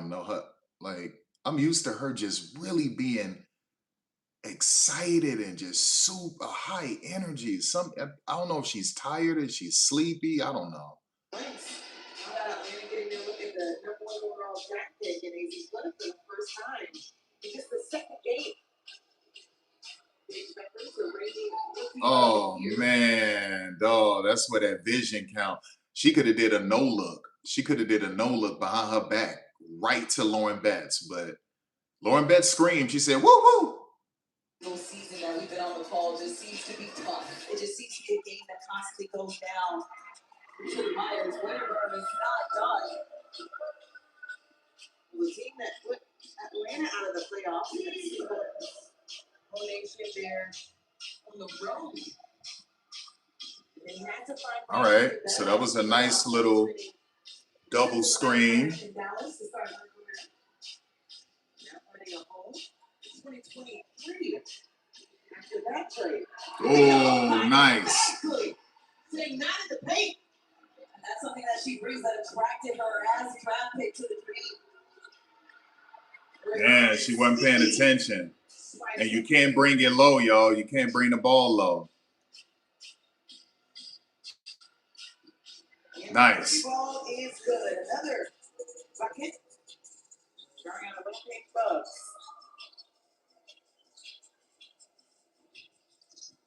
You could go there, you could jack it off the rim, and then we'll go back to Washington. Excellent box out by O'Connor. Yeah, so back to this, like, you have to really ask yourself, is this exciting to watch, what you're seeing with Atlanta? Now, obviously, we know when the starters get back in, these things are going to look fun, right? Alicia Gray and Ryan Howard, and like, it's going to get fun, but I mean, are you really having fun watching the Atlanta Dream? Seriously? So, yeah. Because you can't, Caitlin isn't always going to save you, and neither is Dallas or the Aces. You're not always going to play the Aces. You're not always going to play New York. You're not always going to play Dallas, or you're not always going to play Indiana or Chicago. Those are the more popular teams in the WNBA right now. And because of that, you got to be entertaining. Got to be entertaining. And listen, I bring that up because I'm only saying if you want to get out of that small facility. If you want to get out of that small facility and move into the big arenas, it's got to be some excitement. We're not caught between two worlds. We're creating a new one.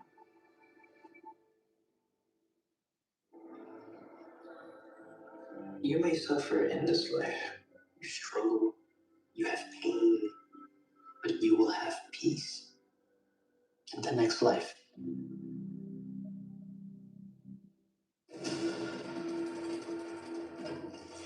We came across the nether. If they get their way, this beautiful world and everything in it will wither and die.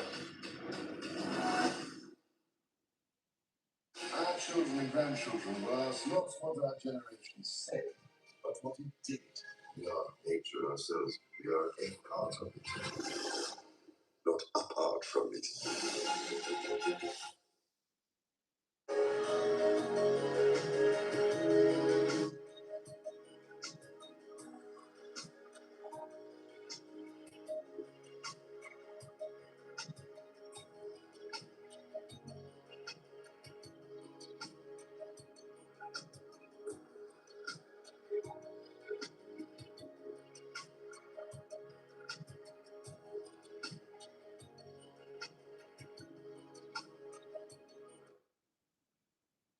Advantage for the Mystics. For the youth movement. Looks like they're doing pretty well, but let's talk about around the rest of the league, including AZ, the #1 overall draft pick. That's back-to-back #1 pick that they had. Great record being one of them, but the other additions on Smith, who's been phenomenal in the time with the Minnesota Lynx, and Jessica Shepard as well. Two players that bring a lot of understanding of experience of what it takes to win in the playoffs. You've got relentless voters in those two players, in Amanda Smith and Jessica Shepard. You talked about Smith, who's the co-defensive player of the year last season, alongside Asia Wilson. So just being mentioned in the same breath is doing something similar to what she's doing instead of being accolade. And then Jessica Shepard, such an elite rebounder and a knack for getting after Okay, basketball. so what I would like to see, he's going to finish this out. He's been in the 5-out most of this game, so it's probably what he's going to do. Well, Medina's in the game, so maybe that won't be the case.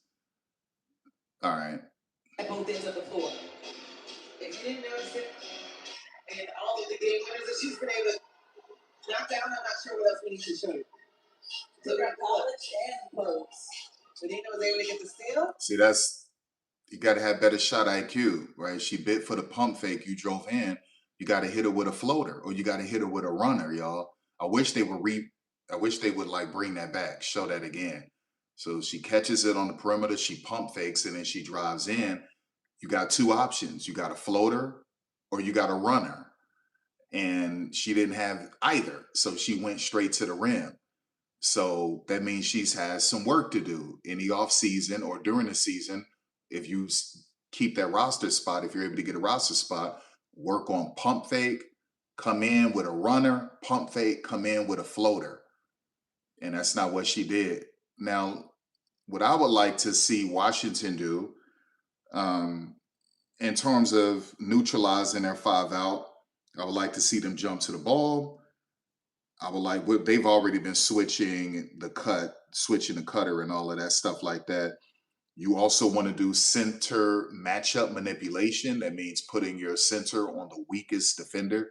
And so it sort of neutralizes the 5-out as it relates to different cuts because it keeps the center near the rim. And obviously in a 5-out defense, to try to neutralize the 5-out defense, what you would like to do is that you would like to see them force the defenders to their weak hand. And so these are just some ways you could slow down 5-out offenses, right? So you want to force 5-out players to their weak hand. You want to have place your center on their weakest shooters. That way the center could be more near the rim in some cases. Obviously, you want to switch. You want to do a lot of switching, especially to different cutters, and you want to jump to the ball. And all that means is that as soon as they catch the ball, you jump to the ball, and that will prevent a direct cut, or it will force them to do an immediate reversal. So these are just some ways you could defend 5-out. One season, it might have been a few seasons ago, but showing exactly why she wants a spot on this roster. She's been doing some steady offensive work with the Green. That's weak. That's weak. Just because you caught it don't mean you got to go up with it, right? So now they're getting back into the game, Roy. You should have caught it. You saw the 6'6" woman is on you. Dribble out, reset, get something else going. Things at this point. They also have to play started. Yeah, but think about it too. A lot of workers, you're not going to get calls. So I wish I could rewind that. Rory had an opportunity for a ghost screen, which would have freed up Madison. It would have freed her up more, right? So just a nice ghost screen from Rory, and she could have ran into the corner like she did, and that would have freed up Madison more. Madison would have had a clean look at a 3-point shot. Those are two power conferences that are known for their physicality in that style of play. They try to land on the first attempt.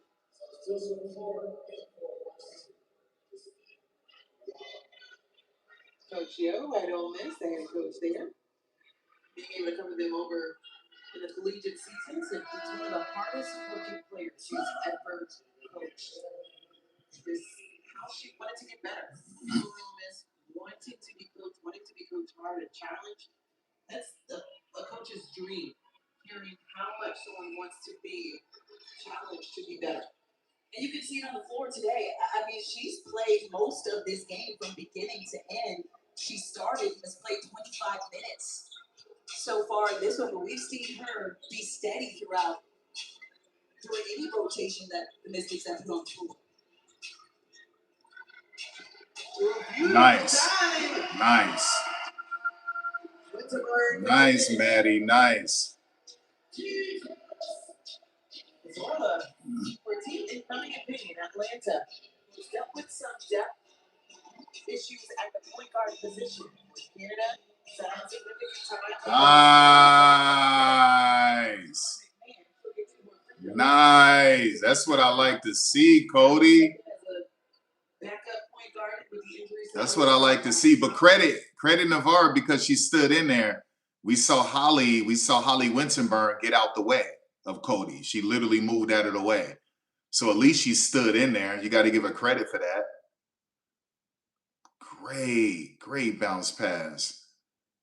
They need to show that from Cody. Now look at this. Look at her. At least she did it. Look. She stood in there. She stood down and went head on with that freaking semi-truck. That's what she did. Holly literally, not that one, but there was the other one that Holly literally moved out of her way. Crazy.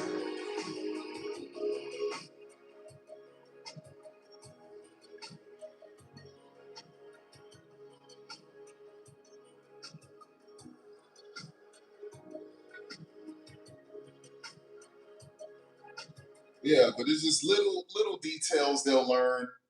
It doesn't even have to be within the play design. So remember what I told you, Rory, she could have hit it with a nice little quick goal screen, which would have freed up Madison Scott for that perimeter shot. That's not what Sydney called, right? So what you saw was Rory Harmon cut to the right corner. So as you're cutting, you just need to set a quick goal screen for Madison Scott and then cut to the right corner. Madison was right there for a wide open three if she did that.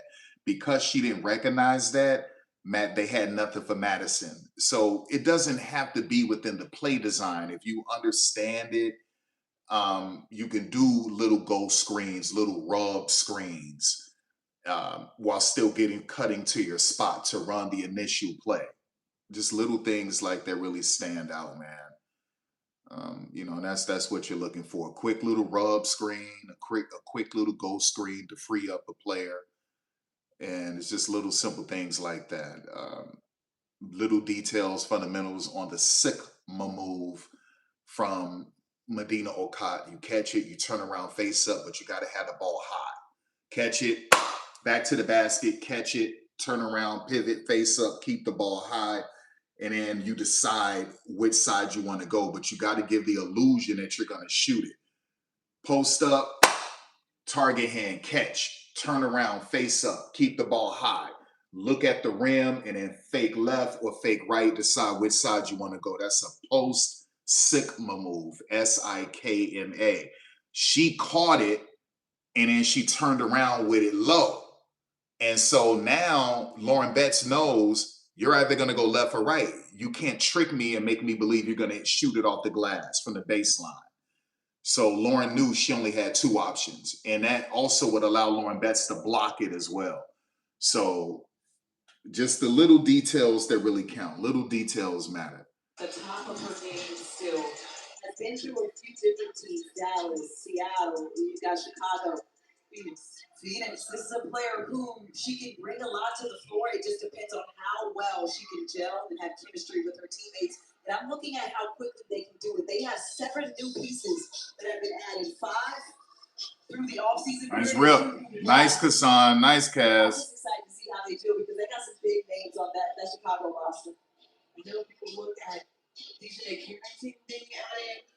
And Jackson was phenomenal, one of the best two-way players in the league. Coming over from LA, but also JC Sheldon, who was absolutely phenomenal in the previous season. And so when you keep your eyes on Azurá Stevens. Yeah, JC Sheldon shot 46% from the field and 39% from the three-point line. She was essentially 40%. So you got JC Sheldon. She was top 12 and a top 10 in the league for guards in the first 2 years for steal percentage. And she was top 50 in defensive win shares. So, and that's with not receiving a lot of minutes. Into this league for anybody because there's so much depth in the league this season. We keep asking, what is it going to look like? What is it going to look like? We got 5 days. So listen, did y'all see what they were doing? You see that? How in the 5-out, when you pressure, you start switching everything. And well, they don't have a traditional big, but you would normally try to put your traditional big on a weakest shooter. But yeah, and they were making sure they switched potentially different cutters.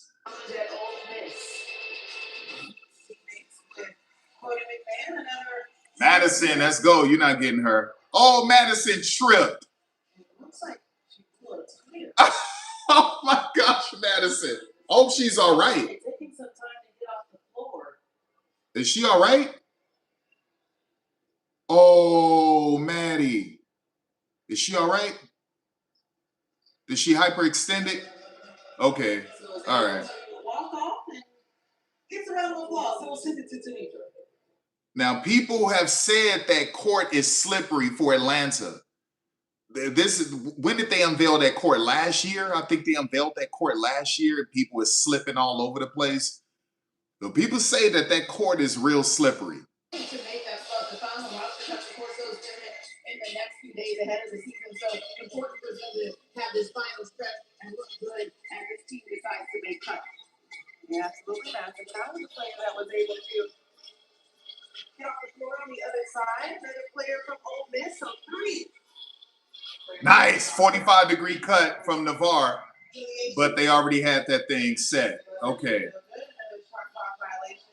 So that's what you do in a 5-out. You got to have some type of cutting going on. So Navarre hit it with a 45-degree cut, which is a diagonal cut, but it was already set. And they're doing good with their 5-out defense, Washington. But they were able to bring back with Sabrina and SP, it's not too solid. Brianna Stewart. So Jonquel Jones. My goodness, they do have a new coaching staff. And Cindy Mondello will now A little bit too hard off the glass, man. A little bit too hard off the glass. 2023, just a few years ago, and they let her go. So they're saying, listen, we're looking to move forward. What they did say before making all these moves was our 3 returners, and Stewart and Nestor and Jonquel Jones. Those pieces are coming back, but I like what those 3 pieces did for New York. They didn't take the Supermax deals that they could have taken. They took the max deals to make room for another superstar. And that's what Kelsey wouldn't do. She wouldn't just do a max. She went Supermax, and it hurt the Fever. Aaliyah Boston got greedy and took all that money, and it hurt the Fever. The Fever didn't have enough money, and then Lexi got greedy. It hurt the Fever. So you got Lexi got greedy. Aaliyah was greedy. Aaliyah didn't have to. Aaliyah could have said, no, I'll take less. Aaliyah was greedy. Kelsey Mitchell was greedy. Lexi Hall was greedy. And in the Fever, they don't have much money left over. They got $311,000 left because all 3 of those players were greedy. There you go, Holly. Okay. So, you're looking at the Fever's bench last night. Nice pass. You got to make that. That's 2 times you missed. You're looking at the Fever's bench. The starters on the bench yesterday, looking at the bench on the court, and they look like, oh my gosh, we're in trouble. And that's because Kelsey Mitchell was greedy, Aaliyah was greedy, and Lexi Hall was greedy. And they said, I'm going to get mine, and it is what it is. And now you don't have quality depth with your bench. All right, so Sydney got him by 11. Sydney beat him by 11. All right, it's time for Ion. Let's go to Ion. Let's go to Ion, baby. And I'm doing this because whenever I get out of this, it shows one of my emails. So that's private. But yeah, for whatever reason, it would show one of my emails. All right, let's go. What are we doing? There we go.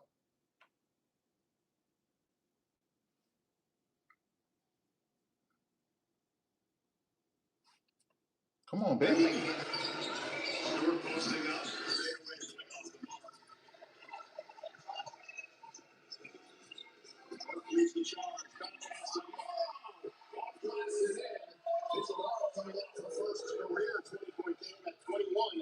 First preseason win against Toronto.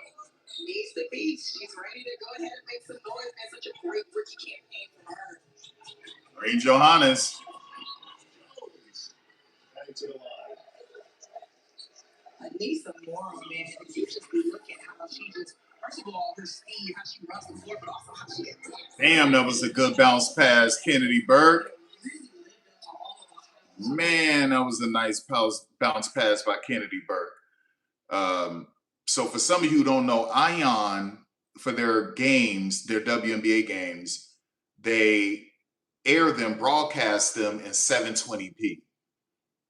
And it's not 720p 60 frames per second either. It's more like 720p 30. So they just, I've complained to them on Twitter. They just will not listen. So to get used to 720p for since 2023, they've been doing 720p. 2 losses in the preseason. Last week at home.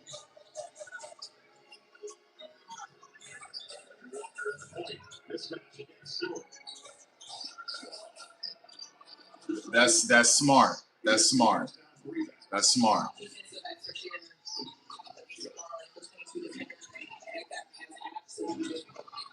Showing off the long range.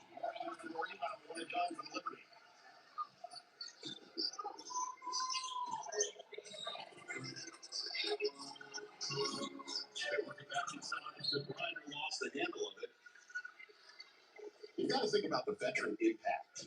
I like that. She didn't even clap.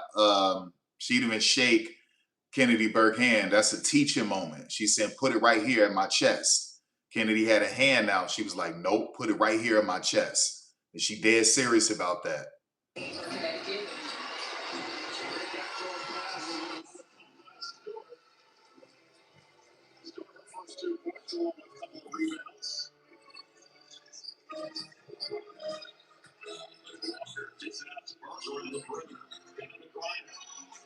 There you go.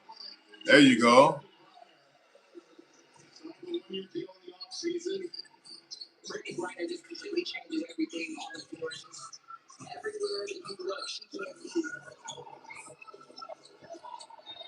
Nice. You gotta make it though. Mm-hmm. Favorites here in Uncasville. Her first 2 points of the game. Ooh! Faked the rejection, came back, took the screen, and hit it with a step back. Nice.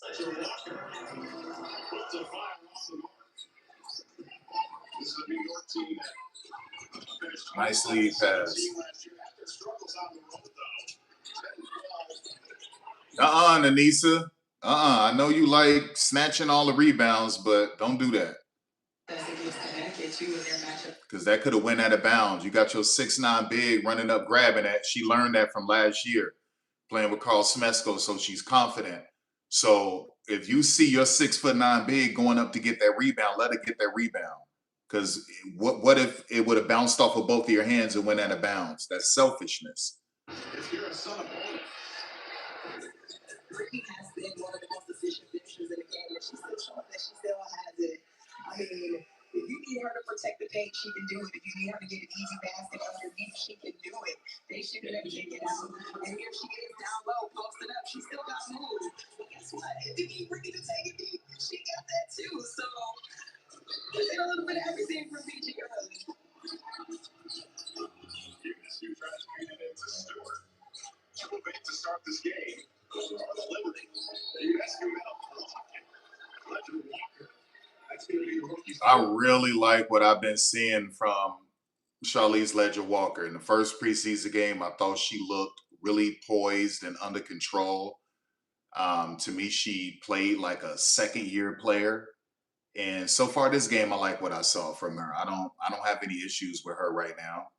That you feel like has to be a huge consideration for the roster. Does not hit rim. Connecticut with Griner there for the rebound. This is the Connecticut team that a year ago had a rough start to the season, trying to find the nucleus of rebuilding here. Down the stretch. There you go. You just got to make that. That was the best decision for you to take that. Jonquel isn't a great on-ball defender, 6'6", slow feet. I'm not mad at the shot selection. That was nice. This communication leads us to a timeout. Good up and down race so far between these two teams. Not all kids become goats. Because goats aren't just born. They're raised. We teach them to stay hungry. Get loud. Build others up. Even if it means knocking them down. Stay confident and stay hungry. Because that all-time part, the greatest of all time, it includes the future. Does anything work to kill these weeds? Roundup for lawns. What kills to the root so they don't come back? Roundup dual action. Does that say it prevents weeds for up to 4 months? Mm-hmm. Euphorbia maculatum? Maculata. Roundup dual action. Dandelions? Roundup for lawns. Is this? Yeah, that's poison ivy, right? We'll just get this other stuff. Well, I wouldn't. From America's #1 weed control brand, Roundup. This stuff works. You know, life would be easier if I could do everything from the logo. Allow me to assist.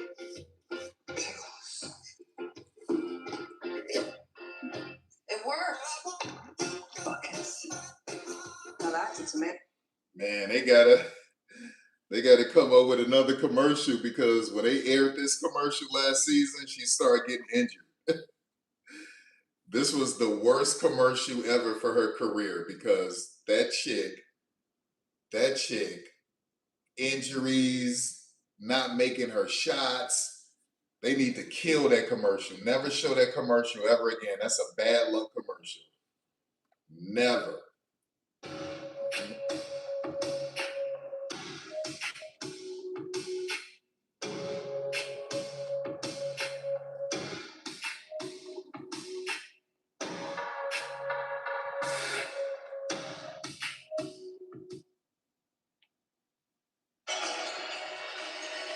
Good action so far here at Mohegan Sun Arena. Liberty and Connecticut all squared up at 9. Let's welcome into the third member of our team, Gabby Lucifero on the sidelines. Hey, Brick. Yeah, UCLA, they made some history when they won that national title last month. They said, why not keep it going? Let's make some more history. Go to the WNBA draft a week later, and they had 5 first-round draft picks, 6 total. Those are both WNBA records. Connecticut Sun, main reason for that, they selected Gianni as the final first-round pick, and Charlie Sledger-Walker in the second for those 5th and 6th picks. So they get to keep being teammates. They also were roommates. The connection is so there. They've been on this whirlwind together, playing side by side. They said they went right from the draft back to California. They had to pack up their apartment in one night. Charlie says, thank goodness my parents were there. Otherwise, I don't know how we would have got it done. But listen, teammates, roommates, the connection. The Connecticut Sun are going to feel that this season. Well, I will say this: what was more remarkable about the fact that they not only played at UCLA a year ago, too, was the idea that both of these individuals came from different schools, transferred after 4 years. Hempkins was at Utah, Washington State, Sledger Walker. They come together 1 year at the national championship for the Bruins. Sometimes that's what it takes, right? I think coaches and teams, they always want to find people that have that chemistry, but sometimes that chemistry has to come off the court as well. When you can build a real friendship and you can really get to know each other and really actually like each other, you know, kind of like our team. But each other, right? For this week today, we look forward to seeing making a cute in this video. That's the most, by the way. That he's here, so the teams together, they can play like this. Here's Brian. Okay. It's rare you see BG going up against someone taller than her. That's rare. So that's nice, BG, huh? Shoes 6'11", BG 6'9". So that's rare, but BG did the right thing. Nice little step through. Up.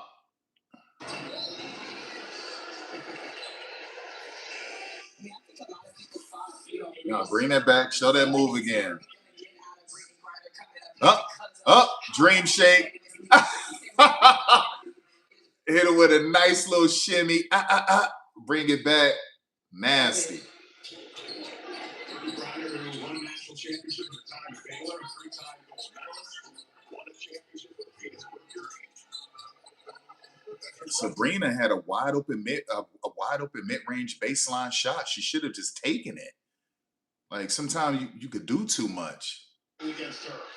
Yes, and I agree that she got a little bit of a piece of her cue, but that's okay because, you know, those are the kind of things that help make you a better defender. And honestly, Sanaya Rivers is one of the best. I mean, you talk about a two-way game that can be a defensive playmaker. That's Sanaya. Just got to be a bit more careful there. From Chris DeMarco, before the game, there was the notion of how long do you play your starters? You're still trying to figure out your roster. We're going to see a little bit more of mixing and matching, and he does have the benefit of having so much talent at his disposal. Yeah, Molly was real good in the first preseason game. Real good. She just looked phenomenal. Great. Chris DeMarco can't afford to lose another one. This dude, he got out-coached by Stephanie White. And yeah, so we'll see. We'll see. Molly is one of those players that I think a few teams have their eye on. And so New York, of course, doing what they do best. They got lucky. They were able to pull her in. But, I mean, she's someone that can literally change the dynamic of a roster. 3-time All-Star. And her signing that 2-year deal just really gives them a better offensive outlook this season. multi-year extension that she signed in the offseason with New York. There you go. And one thing about Olivia Nelson-Ododa, she's always a plus. So your offense or team is always a plus when she's on the floor. But she has a lot of go-tos and counter moves in a high and low post. And people, they don't know that about her, but she does. Chance opportunity coming up for the Liberty. Look at that tenacious defense by Sanaya Rivers. Shot clock to 6. Bounce pass inside. Nice, Mally. Nice. Bailey definitely gets in there and gets that one. I mean, you can see her, the handles come off, and she just literally drives it and goes up with the fadeaway and draws the house. She has been someone that I think a lot of people have done their first one this season. English three-point play, despite the fact that the Liberty have struggled to begin this game. 3 of 13 from the floor. They still hold a 2-point lead on Connecticut.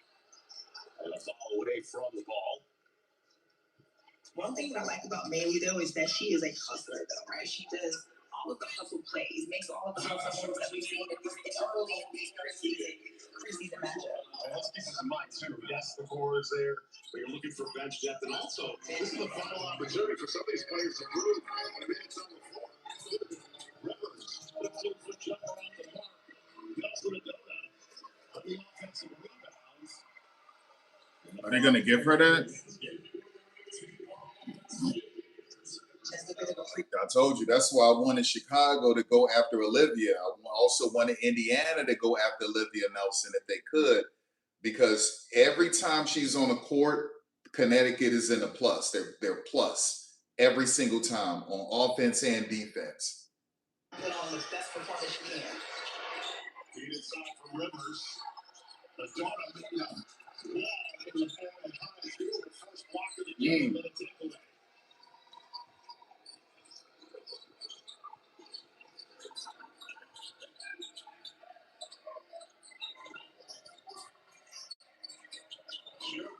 Short off the range against the Fever. There's Rivers. Jumping up high to get the rebounds. No, sometimes just give it to her. Like Olivia got the target hand out. Good defense. Yeah. Like sometimes you can't do too much. Give it to Olivia. Got the target hand out. She would have given it right back to you. Gave it to her. She would have given it back to you with a nice little DHO. You probably could have ended up shooting a 3 or getting downhill to the rim, and possibly for a paint and spray situation. Making to get to the basket, and I am always impressed at what Sanaya Rivers is able to do on the defensive end. Rivers was number 1 in blocks last year for rookies. In fact, she set the single-season franchise rookie records for threes and blocks. Walker at the point. That was Fowler, excuse me, that she got that block. Megan Beers, that's what she needs. That's what she needs. That's what she needs. And if she can come along with that quicker than Megan Gustafson did, Reagan Beers is going to have a long career in the WNBA. Long career, because it took Megan Gustafson to go overseas to finally get that 3-point shot. Reagan Beers can do that earlier than Megan. Reagan will be around for a long time. Free throw line. A lot of credit you have to give to Morgan Tech in the front office for Connecticut, the way that they've drafted over the last 2 years. Now, Reagan would have been a top 10 pick if she left last season. She decided to not declare, and it hurt her. It hurt her. You take what they did towards the end of the last year. Layla Khan, who became the floor general, if you will, for Connecticut, still playing overseas with her obligations.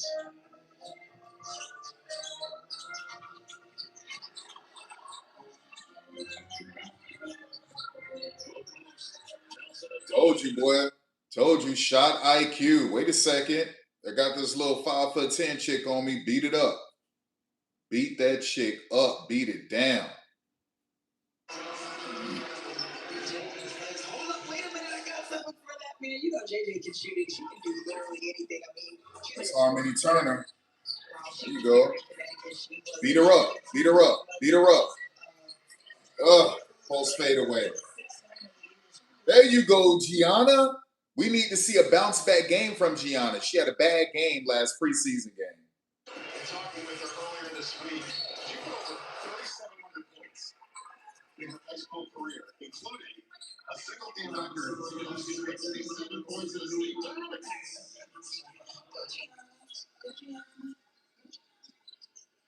I tried to wait until the second quarter before I started my shenanigans. You know, we're on national game today. Put our little in. I bugged up. Ease into it. Ease into it a little bit. By the way, Connecticut has yet to be to the free throw line. Meanwhile, the Liberty, both of their points have come from the line. They are perfect 12 of 12 so far in this game. This is her second straight trip to the line. I mean, she is one of those point guards that likes to control the tempo, kind of a pass first type of point guard. So fun to see how she's hustling and causing some contact. Beat her up. You can beat her up. Good bounce pass. I would have just backed down John Quell.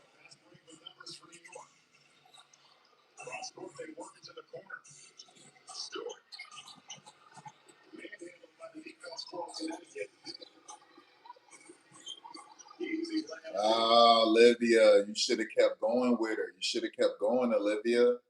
Three straight possessions. We've seen very physical, but also very astute, very good decision making. Nice. Jumper off the mark, and that is how the first quarter comes to an end. Liberty with a 4-point lead, but let's not forget the star for Connecticut, Brittany Griner, showing off all sorts of look for Connecticut today to recap. Brittany Griner reminding you guys who's the big man out there. More to come from Brittany. Up there, Brittany got her locks back. Brittany feeling young. She got those Baylor locks, except them things much more cleaner than what they were at Baylor. So this is the early Baylor Brittany when them locks was just right by the chin, right? Them little chin length locks. And yeah, that's the early days of Baylor, man. So Brittany look young. Brittany don't look like she in her 30s. Brittany look like she 28, 27. Brittany look like she around 27 years old. She don't look like she's in her 30s. And Brittany she's missing cartilage, I think, in the right knee. So if all that was right for Brittany, it'd be over with. It would be over with. I keep telling people, you know, it's like Skylar Diggins. Skylar Diggins never played overseas before. Plus, she had essentially 1 year where she was away from basketball. So Skylar Diggins' knees are in their 20s.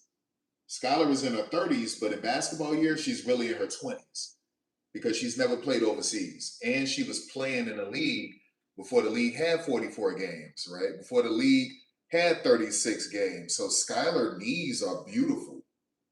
People, Skylar is like, what, 36 or something like that. Skylar is really 25, 26 in basketball years. That's how it is. The same with Asia Wilson. Asia Wilson is probably in basketball years, probably 23. You know, like that's how it is. These women who don't go overseas, they got young knees. They got real young knees, man. And, you know, you'll say, oh, she's 34, she's 36, she's 37. No, that chick never played overseas. Never. And she was playing when the league didn't even have 40 games. So she was playing when the league had 32 games or 36 games. So young knees, man, young knees. Came in and all. Aren't you at least a bit sorry about the people you killed? Did testify. We're closing in on you.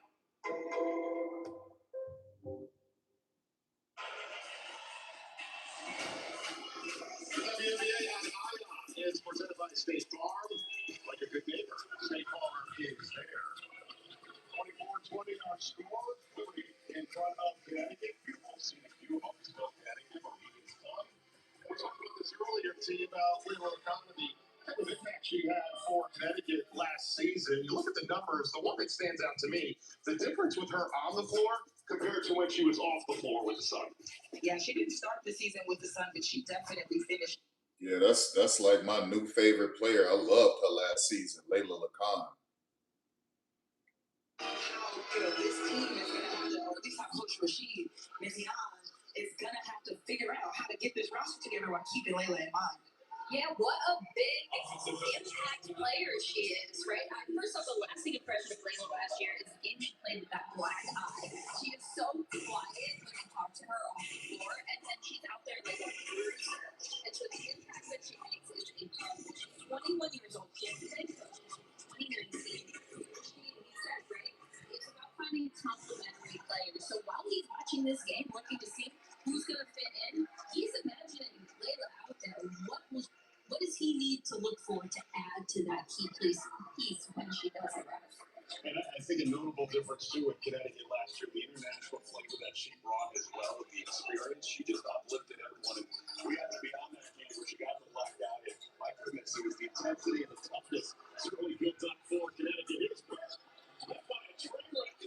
Dang, girl, pay attention. Pay attention. And so, yeah, Rashid Mezian, man, he runs a European style. And so what I want y'all to pay attention to, which is what you saw last season, what you saw with Belgium, if you watched him overseas, more European style, it's read and react, it's up-tempo pace, it's ball movement, it's a balanced scoring attack where it's not just focused on 2 or 3 main options. That was stupid, Marine. And it emphasizes a lot of ball IQ, right? Basketball IQ. So that's him. That's what you're going to get from him. He prioritizes players with a high basketball IQ. He wants players in a system where the scoring is distributed across the roster. He wants a lot of ball movement with a heavy focus on finding open teammates instead of forcing shots. Like, that's what it is. He wants to play at a high pace, trying to keep the defense on their heels. And obviously, like I said, he does read and react principles where he wants the players to make decisions on their own rather than just being bogged down in sort of this rigid, strict set, right? And so that's European basketball. It's a mix of read and react, up-tempo, ball movement, balanced scoring, and an emphasis on basketball IQ. And so that's what you're going to, so it allows for more beautiful basketball. Allows for more beautiful basketball. The athletes are limited, but Anita Morrow's been a force in the paint from her college days. Liberty want to push it.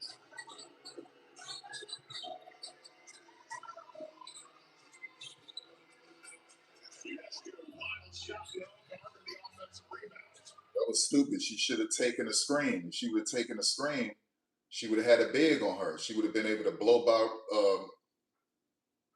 the big, and she would have been good to go. So yeah, Reagan Beers. That wasn't smart. I get that basket. Yes, for the first 2 months of this preseason game, you go back to her 36-point performance against the Sun last August. And that's something Sanaya has to work on. I know that was like she made the most threes, but her percentage wasn't good. So nice, Reagan, nice. Yeah, Sanaya, she's got to start being efficient.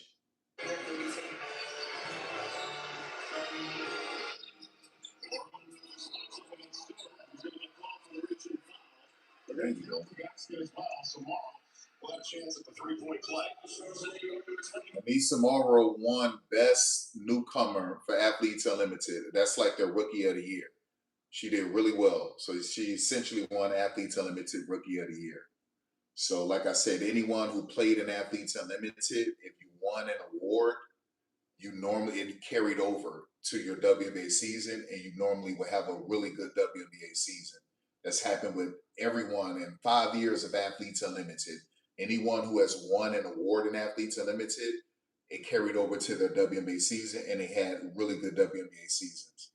Lisa has had an opportunity to kind of learn from two of the best in the business, and the best at two different positions. You know, Tina Charles played playing more of a vibe, but she's not. She's really a scorer, so she gives her that aspect. Now you get a true center out there that can really give you what it means to be big in the paint, how to continue to be relentless on the glass, a vocal leader. I think that's just going to help just make Alyssa Morrow even better player than she already is. She's going to be. All right, don't fake it, Sabrina. You just got to get more moves. Like, that's Sabrina's problem. Once again, these women, it's not just them, but I swear, man, like in the off season, work with a vertical leap coach or purchase you some vertical leap shoes. Or you can go to YouTube and you can watch videos on how to improve your vertical leap. Okay, and a lot of that is going to be dealing with your core. It's going to be dealing with your glutes. It's going to be dealing with your quads and your calves and your foot muscles. But it's a lot of core stuff. It's a lot of jumping. It's all of these different things. But she has enough money where she can get with a straight up vertical leap coach and get at least 5 inches on her vert. And that allows you more freedom in the air with adjustment layups. Okay, she is so robotic at times that it hurts her. And that's one of the reasons why she was working on a lot of floaters the last 2 years. So, yeah, Sabrina it's so wild to me that they don't do unconventional things or fundamental things in the off season. It's, let me work on my 3-point shot. I appreciate her working on her floaters 2 years ago, which really helped her out. And she worked on her first step in the offseason last season, so she could be more explosive off of that first step. But what's next up is being creative at the rim, and she's not because she doesn't have a high vertical leap. And so in the offseason, get with a vertical leap coach and get 5 inches on your vertical leap. It just makes sense. Hey, you're not as cool as Verizon. Oh, there he is. Oh, Mr. Big Time W1 Birthday. Oh, so Mom, please. Ooh, that's the thing you said. Yep, there's no fees or minimums on Capital One checking accounts. That's a zinger. Oh no. Senior year, he was voted most likely to bank. Oh, this place is great. We should just move in. Or just drop by. Capital One cafes are open 7 days a week. My camera looked great here, son. Help me with this 18. Oh, what's in your wall? It's nailed down. So you guys are just like State Farm, right?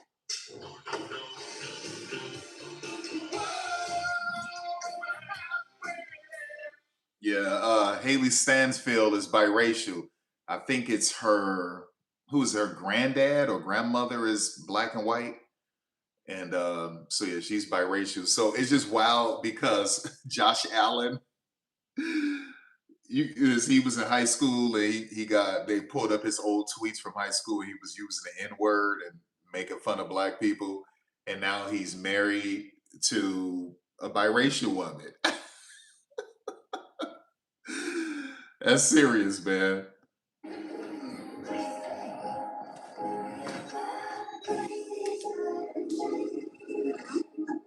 Change happens fast. Lock in your internet price for 5 years and get online in minutes with same-day Wi-Fi. Xfinity. Imagine that.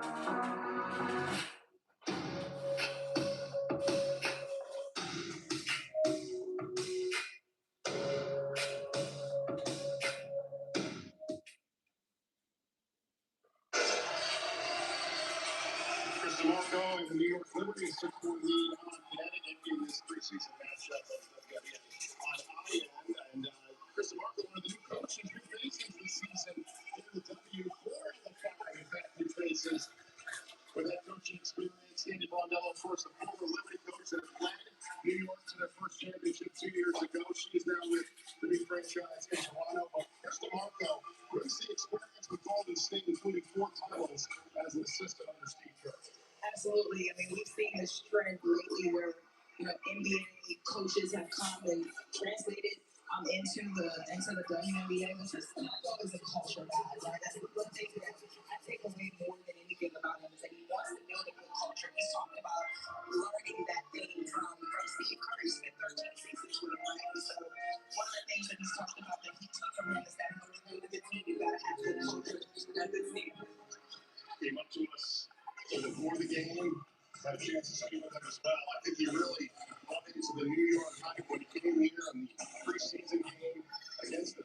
got teed up at the end. With the emotion that he brings.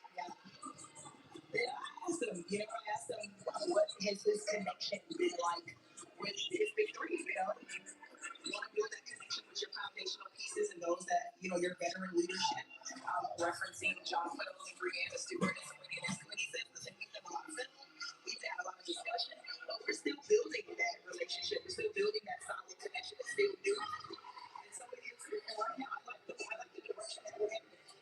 So that's now the looking forward delivery. He's then ready to meet 32-24. Ryder one-on-one with Jones. Oh, Brittany feeling it. Brittany feeling. That's that young Brittany. Brittany looked like the Baylor Brittany. The Baylor Brittany before them locks got long. Looking like the young Brittany.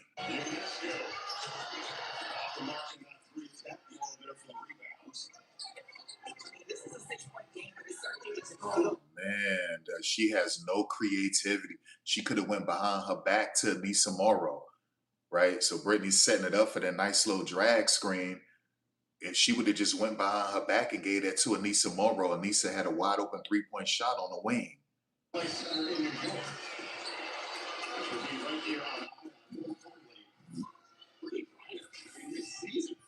Brittany Griner is in mid-season form, and she is giving John Paul Jones some faceless down low, okay? I don't know if JJ realized what Nasty though, hitting her with the shimmies, faking right, going left, double fake right, go left. Like this chick killing her, killing her. You get the feeling that the way the season ended in Atlanta, that she had something that she wanted to prove. Face up. Face up. Pump fake. Go to the left. Reverse layup.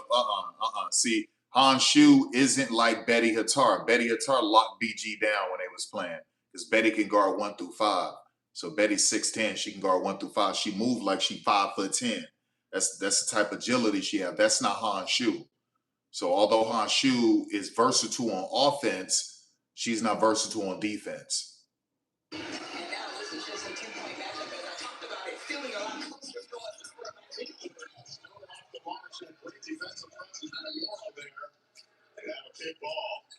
Yo, Sabrina Ionescu looks terrible. Pump fake, get in there. Oh, off dribble. Nasty reverse layup. If that was Han Shu, she couldn't get that on Han Shu. But yeah, that's nasty. Nice. Yeah, Sabrina looks terrible. Team, she's showing like she's here and she's serious.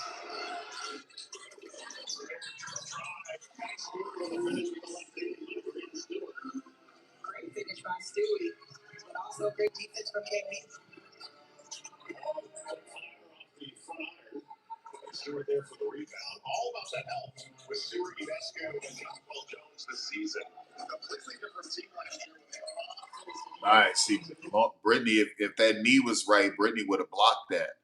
There was no way Mally would have been able to get that on Brittany if Brittany had cartilage. I think it's her right knee. She doesn't have any cartilage.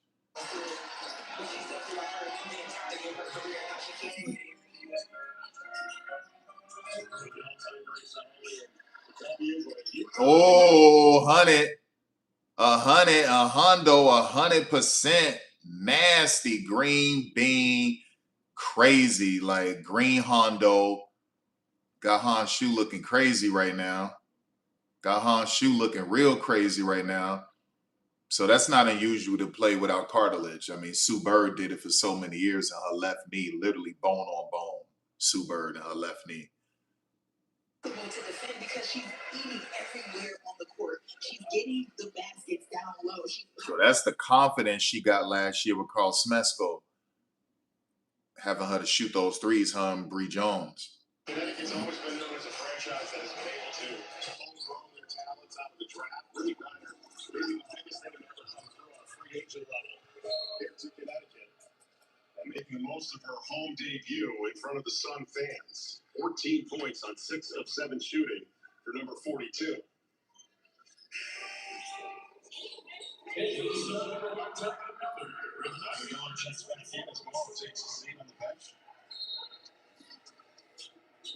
I like that little hairband, that little ponytail band, Diamond Miller. We got to switch it up. Skylar brought the tennis headband, and now it's time to do something else. It's time to switch it up. I want them to do what my girl, Madison, is doing, Maddie Francis, where she went with the 1950s hair bow. So I wish I could show y'all that.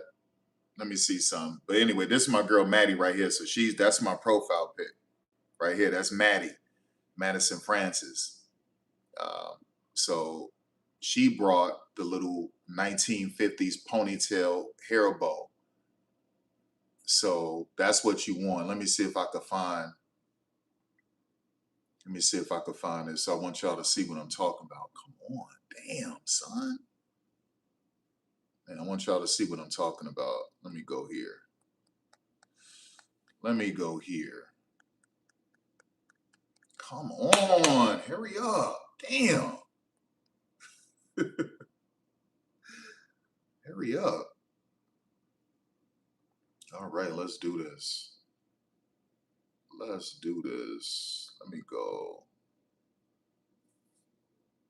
All right, so let me see. Let me do 1950. Let me see if I can find it. 1950.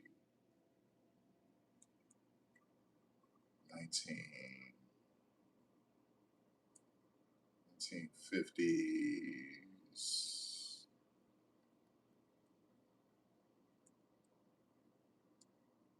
I should probably do ponytail.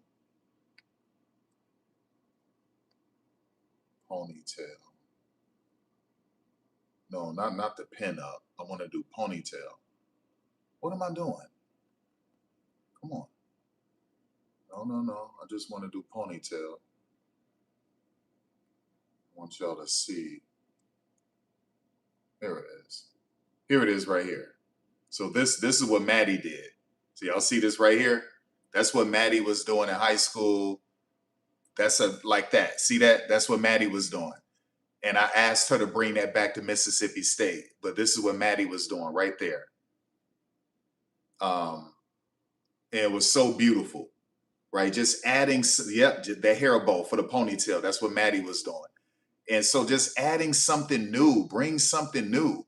Skylar brought the tennis headband, and no one is doing anything new. So I like what I'm seeing from Diamond Miller. At least it's different. All right, let's go.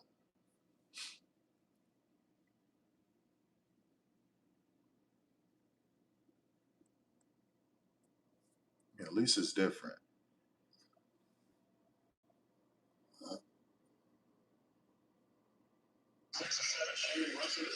Today, 9 of 23. Driving strong with the basket and possession to Connecticut. Go back to that first round. She got Han Shu intimidated, man. Han Shu is intimidated. Series loss to Indiana. And she put up career lows and points, rebounds, blocks last year in that lone season with Atlanta. So certainly something improved this year with the Sun.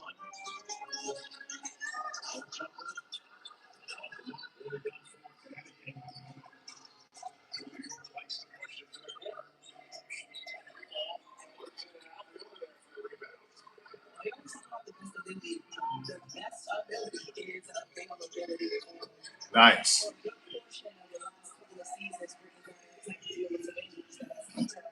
Kennedy Burke paying back her old team for not keeping her. I love that diamond. I love that little hair band you got for that ponytail. I love it. Something different. Let's go. And you're not copying off of Asia Wilson with the one leg sleeve. I like that. Let's go. There you go. There you go.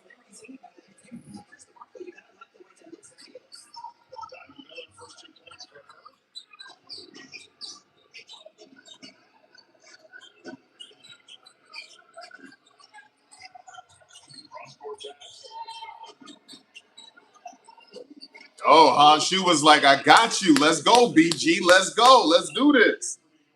I can do this too. Blow by. Blow by. You got to make that, though. You have to make that.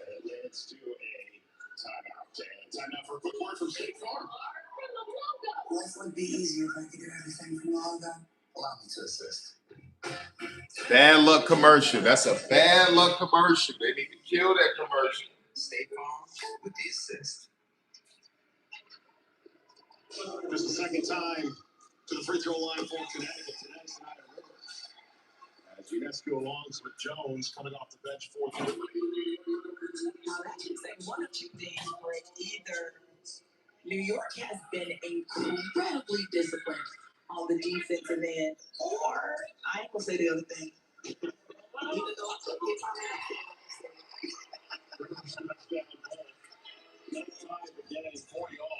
As we approach the final minute of this first half, reminder that Megan McEwen along with Autumn Johnson in the studio for their halftime report. Jim McEwen's going to be here this week for the Juniors at the studio. Literally, everything I said she goes great. I'll do the opposite. Oh, don't say something Megan would actually say.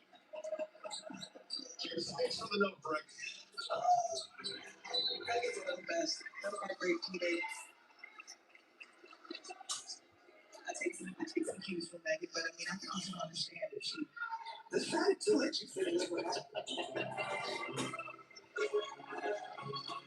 50 seconds of this first half.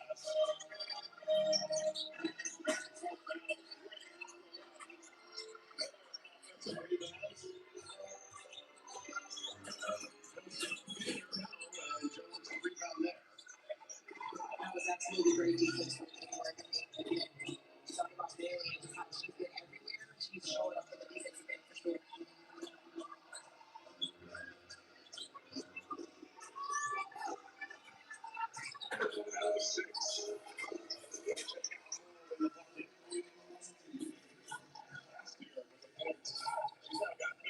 Off the bench in 8 minutes of action for the Liberty. I'm impressed with Asker. I mean, she has been doing a great job as a black official. I mean, she just doesn't.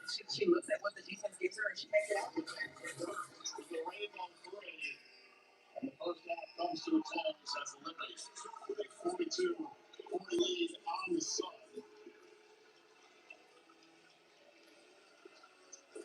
Ryder led the way, 14 points in that first half on 6 of 7 shooting. Meanwhile, for the Liberty, shooting just under 35%, but prior to the start of the first half, she looked at it. CG preseason, but absolutely nothing preseason about the way you are playing right now. What are you showing your new team? I'm sorry, that's that one more time. Listen, I'm hearing me up there, right? Nothing preseason about the way you are playing right now. What are you showing your new team? I mean, I'm just showing what I can do. I mean, I got a chip on my shoulder, you know? Like, a lot of people counting me out, want to call me old, want to say I need to retire and shit, but I'm not. I got a lot to go, and this team is bringing a lot out of me. You got a lot to go, and you got a lot of players on this team who want to show what they can do, too. What do you like about what this young squad is showing against this Liberty team? Yeah, this team is hungry. Everybody on this team got something to prove, too. Everybody on this team is a good player. If you want to cancel out Connecticut, but we're not canceling ourselves out. We're going to go hard. We're going to put on for these fans and for the legacy of Connecticut. So we got a lot to show. My team has got a lot to show. Thanks, Mickey. Appreciate it. I know that's right. I told y'all, man, that chick, to me, she looked like Baylor Brittany, except she missing some cartilage. But outside of that, that's Baylor Brittany right there with a 3. These two teams coming up after the break. The center of the studio, Megan McEwen and Autumn Johnson breaking it all down. Great, a halftime show, yes. Bad news. Your business is only using 20% of its That's what we need, a halftime show. That's what we need, a halftime show. Beautiful. That's what I was hoping for. Yeah, man, these people, this isn't the NBA where you could say a dude in his 30s is old. No, the NBA, they play 82 games plus preseason. So so you're dealing with training camp, you're dealing with preseason, and you go 82 games. If you make it to the playoffs, everything is what, a 7-game series. So if a dude is 33, 34, 35, 36, 37 in the NBA, that's pretty old because of the wear and tear, the attrition to the knees. You can't say that about the WNBA unless these women have been playing year-round basketball for most of their careers. Then if that's that type of woman where she's 36 and she's been playing year-round basketball every year, yes, she has old knees. But if you're Skylar Diggins or Asia Wilson or Kelsey Plum, players like that, where you don't play year-round basketball, you got young knees. So you can be in your 30s, but really in basketball years, you're in your 20s. That's how it is. That's why we're committed to offering professional-grade tools that rival the top competitors, but at a fraction of the price. Sound too good to be true? Stop by a Harbor Freight store near you and put us to the test. We're confident you'll discover the pro-level quality of brands like Hercules, Icon, Daytona, and Vulcan. Only at Harbor Freight, your Pro Tools destination. As a kid, you believed in magic.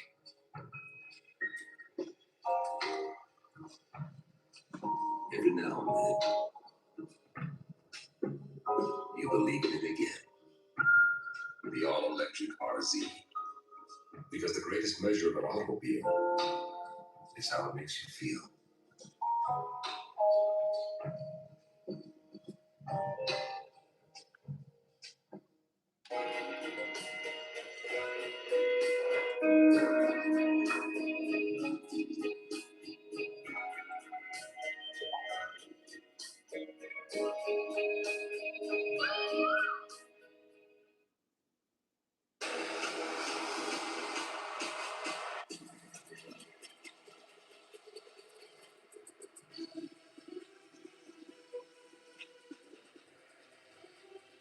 Welcome to the Ion halftime show. New York leads Connecticut 42-40. And while Liberty had no issue getting to the line in the first half, 16 for 16 from the stripe, they did answer from there. They did not have an answer, however, for Connecticut's Brittany Griner, the newest member of the Sun, who had 14 points in the first half alone. And by the way, she was hitting threes.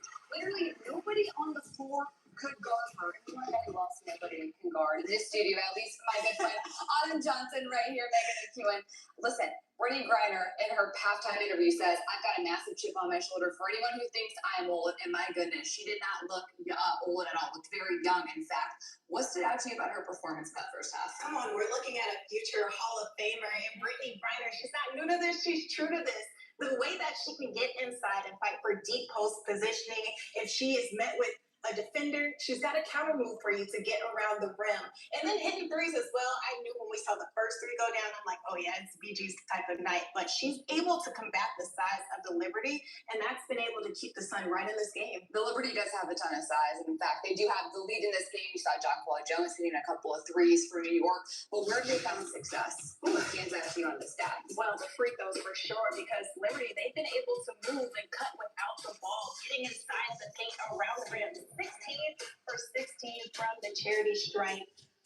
When I talk about that constant movement, it's without the ball, getting cuts and moving inside. But again, with Brittany Griner able to clog up space, your help side defender is 6'9" Brittany Griner. So she's able to help, and that's been a lot of the opportunities where the Liberty have fell short to get that opportunity at the rim. So what's the biggest adjustment, therefore, New York needs to make in the second half, even though they do have the lead, by the way? Yeah, to keep getting inside of the paint. I think right now the Sun have been a little bit of a step slower when it comes to the guards. So keep getting inside the paint, and those opportunities are going to come beyond the arc to knock down some threes. We've already seen some inverted screens, some screens beyond the perimeter to get those threes off. So keep moving without the basketball to get those open looks. John Paul Jones, 7 points in that first half. They're going to need a lot more from her as well as they head into the second.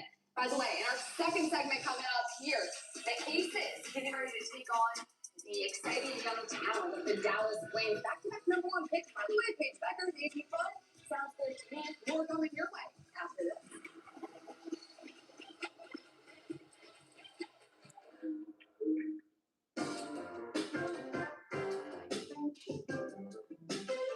Yep.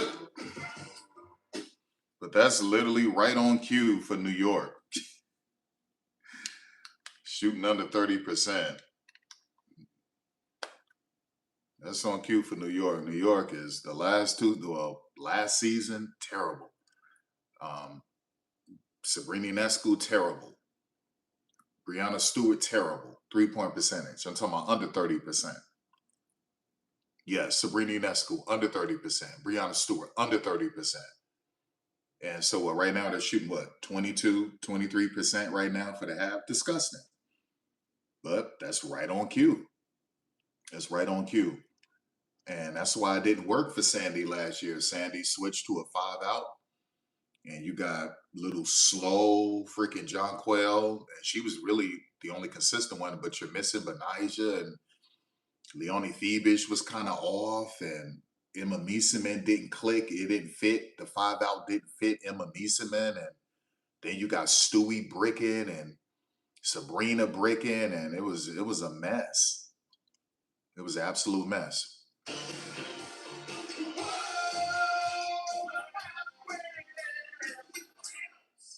So that's a no then. Stop living on a prayer and get State Farm. Robin Hood and Little John walking through the forest, laughing back and forth at what the other nest said. You gotta be careful with some of these commercials, with some of the music they're playing. Gotta be real careful. Yeah, the terrible WNBA app. People was clowning the app last night on Twitter. I saw Cindy Brunson clowning the app. WNBA, I don't know what they were doing, but they messed that app all the way up. Messed it all the way up. Breakthrough has arrived with Wegovy and hers. Lose up to 20% of your body weight starting at $149 a month. For the first time ever, get the FDA-approved Wegovy pill or pen through hers. No insurance needed. If prescribed, hers connects you to a licensed provider to I develop. don't know about that. Y'all might want to stay away from that stuff, all of that Ozempic stuff, because I just found out about this thing called Ozempic face, where the face it looks older with these wrinkles and it sags a little bit. And then there's this thing called Ozempic breath, where they have this weird odor to their breath, and it stinks. And so because of it, Wrigley, Spearmint Gum, and these mint companies are making a lot of money because of Ozempic breath. So, and it's dealing with something in the body where it's just unnatural. So people are saying, like, you really should just go out and work out and pick the right diet, work out, do it naturally. But that's not what they want to do. And so they have bad breath, and then there's something with their face. There's something happening to their face. A very good position this season, a favorite coming in to win it all again this year. They returned 90% of the scoring from a season ago. What excites you most about this Vegas squad? To see if Aces can run it back once again and defend the title. I'm always excited about that. But somehow the rich just got richer, adding in Kenny Carter into this system. Hollywood is headed to Vegas. She is a crafty guard. I love the way that she's able to get to her spots, rising fire in the midi, the way she's able to create pace and tempo, and that's going to work alongside of a Jewel Boyd, alongside of a Jackie Young, a Chelsea Gray. There's so many different pieces in the backcourt that the Aces have in their arsenal to work with Asia Wilson. So this team's already stacked, and somehow the Aces got better. The rich get richer. I love that. Of course, the Aces winning 3 of the last 4 titles over the last 4 years. Meanwhile, down in Dallas, Paige Beckers fantastic the other night in her preseason game against Indiana. Finished with 20 points, 4 for 6 from 3. Well, there's some difficult stuff. Efficiency is synonymous with her name, shooting nearly 67% from the floor and from deep. She was in her bag with just 20 minutes of play, 20 points, 17 of those points came in the first half. She got first spots in the midi. She had that nice step back 3. She was able to use screens or dribble handoffs, give and go opportunities to get off threes. But what I love the most is her passing ability, right in the pocket of her shooters, or either hitting her rim runners. Paige Beckers, whether she's off the ball or on the ball, she's a threat at all costs, and you have to pick her up when she gets the ball. What do you want to see from her in terms of the next level that she takes in her sophomore season? I want to continue to see her turn it up a level. I've never seen Paige shaken. She's always polished. She's always setting up her teammates for success. I want to see her continue to be aggressive and hunt for her own shots, and I'm excited to see how she mixes in with these new pieces in the backcourt. You know, she has the connection with AZ Fudd, reunited from their UConn days, but also in Odyssey Sims. What does that present for Paige Beckers off the ball a little bit more when Odyssey comes into into the game. So it's going to be interesting to see year 2 of Paige Beckers. I cannot wait. Buckle up. It's going to be fun. It's going to be a lot of fun. I am sad. Arike Gumbawale still not back, has some overseas commitments that she's finishing up. It's going to be fun when she does return to Dallas. Tarika Foster-Grasky is going to try to keep John Brooklyn in line in the second half. That's not true. Arike Gumbawale is back. They literally just shared a picture with her with Dallas getting on the plane. So Arike is back. What the hell are they talking about? The Little Caesars have tried new dippable 4-in-1 sticks for only $7.99. With 16 deliciously shareable sticks, there are 16 reasons to try. Reason 1, they have a spicy side. Stop it, you naughty jalapeno. Reason 2, they're bacon me hungry. Reason 3, pepperoni. Don't have to twist my arm. Reason 4, cheese. Yes, please. Reason 5, oh no, I'm running out of time. Try sharing the Little Caesars new 4-in-1 sticks for only $7.99. Pizza, pizza. Reason 16, did I mention they're tippable? Your business is only using 20% of its data. You could look for the other 80% all over the place. Or you can find it in one place. HubSpot. All the data makes all the difference.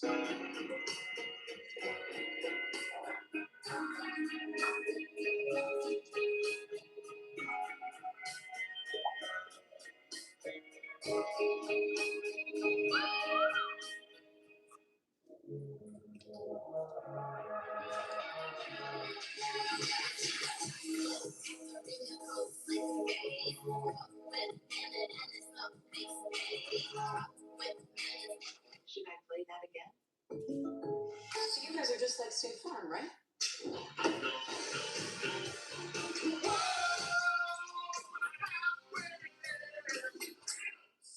So that's a no then. Stop living on a prayer and get State Farm. Nothing is impossible for God.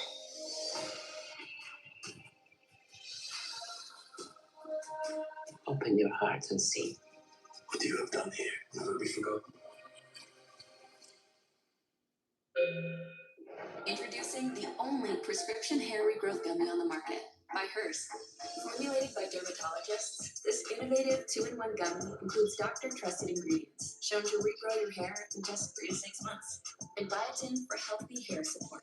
Plus, the tasty green apple flavor will make it your favorite part of a convenient once-daily solution. Hair regrowth made simple with the 2-in-1 gummy. Start today at forhers.com. It's Murder Mystery May on Acorn TV. We need your help. Stream thousands of hours of mysteries, You want to revenge. including the new series, You're Killing Me, I'm always one step ahead. only on Acorn TV. WNBA on Ion, presented by State Farm, as we get set for the start of the third quarter from Mohegan Sun Arena here in Huntsville, Connecticut. The Liberty a 42-40 lead on the Connecticut Sun. Back with you, Tarika Foster-Grasky and John Brickley. And we saw a first half where it was defined by Liberty's bench. That's going to be a question mark all season long for New York, nearly scoring half of their 42-point total in that first half. Absolutely, and that New York Liberty team was doing a great job of taking advantage of the calls that they were getting, and they got to the line way more than the Connecticut Sun did. And they took advantage. They were shooting almost 100% from the free throw line, so I think they continue to try to use that physicality in their favor. But we don't make no mistake about it in terms of Brittany Griner. She was everything for that Connecticut Sun first half performance. 14 points on 6 of 7 shooting. And we heard Brittany Griner say, people counted me out. People thought that I was old. They didn't think that I had anything to bring. But she's showing them that they couldn't be more wrong because she's physical down low. She's being a huge interior presence. She's driving baseline, going one-on-one with Shu, posting her, taking her to the rack from the staffer. And then if that wasn't enough, look at her on the bench, coaching, being a veteran leader, talking to Ricky Beer, showing her and telling her where she needs to be, giving that advice, being that big sister. Love, absolutely love that. That is what they brought her to Connecticut for, and that's exactly what she's doing. That might be the most valuable asset that she brings this franchise this year after signing that Supermax deal in the offseason. She's been a champion with Phoenix. She's been an all-star numerous amount of times in her career. And again, spent last year in Atlanta, had a down year in terms of point production, in terms of minutes. And this year, trying to prove something and turning the page in a new chapter with Connecticut. Absolutely. Veteran leadership is going to be so important to this young team because they truly have the kind of core that wants to be here switch competitors. They play to win every single time, and that kind of veteran leadership just only continues to motivate that type of mindset. Connecticut opens up the third quarter, trailing by 2. I mean, the key players we're going to see both teams on the floor. As Miller down to 5, Ryder Collins one. Beautiful pass to Miller. Nice, Diamond, nice. Excited to see a healthy season at the Diamond Miller. I mean, she is on the court. She gives you that flashes of that scoring and that defense mixed together. You know, these things are going to see plenty of times turn defense into offense. Diamond Miller is somebody who can be a catalyst of that. So Brady Nesbitt with the answer for the Liberty. Miller along with Burke, Rivers, Morrow, and Ryder on the floor for Connecticut. Showing off the leg, gets fires and Jones the rebound for the Liberty. Burke has done a great job of forcing Connecticut into making some tough decisions. They've got 8 turnovers. Jones, doubling up for deep. Second made 3 for double fingers with 10 on the day.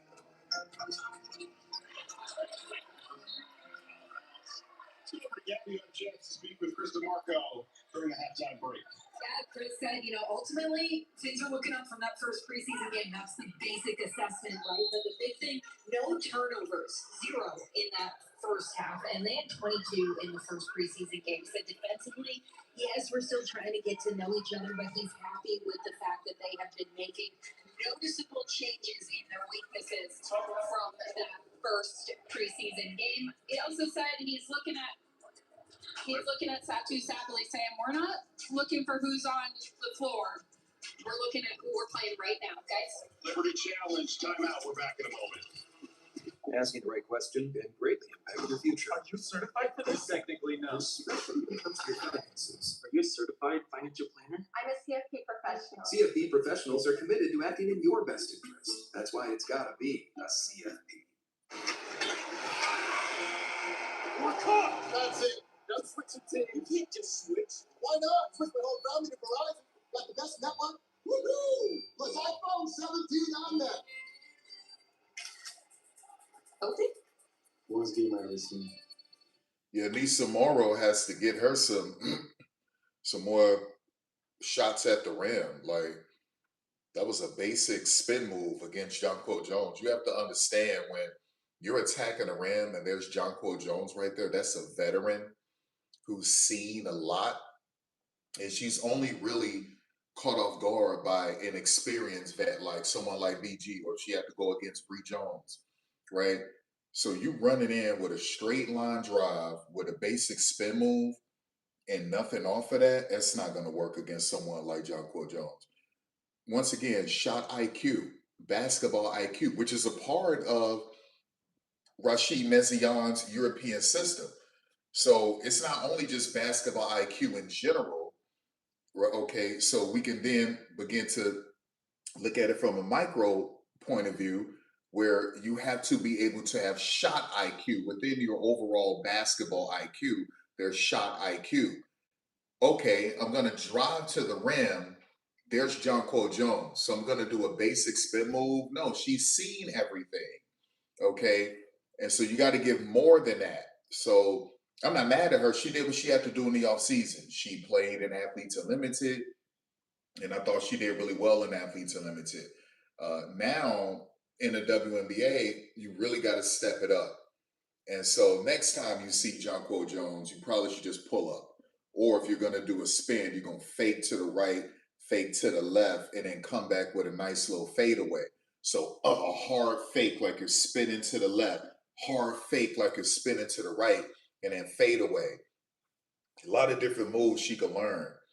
So, yeah, got to recognize, damn, that's Jonquel Jones. She's seen everything. Maybe she won't fall for this basic spin move. This was the challenge that Chris DeMarco and the Liberty were looking at after the Jones-Morrow and who went out of bounds. It was originally to Connecticut basketball. And to review, it's going to stay with the Connecticut Sun after the challenge by Chris DeMarco. Looked like it was a clean block for shot called Jones, and I think they were trying to argue that the ball still popped off their legs tomorrow when he got the match, but it looked like it was just straight off shot called Jones here. So, 5-point lead for the Liberty. Wave off the shot. Will not count by Kennedy Burke. Fall before the 3 attempts.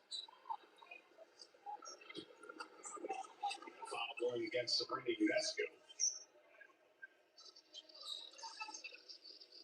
The foul is supposed to be number 20, Sabrina Unesco. Unesco with her second personal, 6 points for her. 15 minutes on the field. Off the left wing. Back down. As Breyer drops the double team. 3-0 rebound taken away by the Liberty. I didn't need Connecticut to knock down some of those outside shots because they're bringing so much pressure on the break. Huge block by Barkley for a fast break opportunity. Oh, you got to finish that. But yeah, they weren't catching Diamond. You're not going to catch her. Come on, Rebecca Gardner, you way too old for that. You played a lot of years overseas. You know, you're way too old for that. You just driving in all the way instead of coming up with a floater. What's wrong with these people? She should have pulled up right before she got to the restricted area and pulled up for a floater. I swear, man. Like, what are you doing?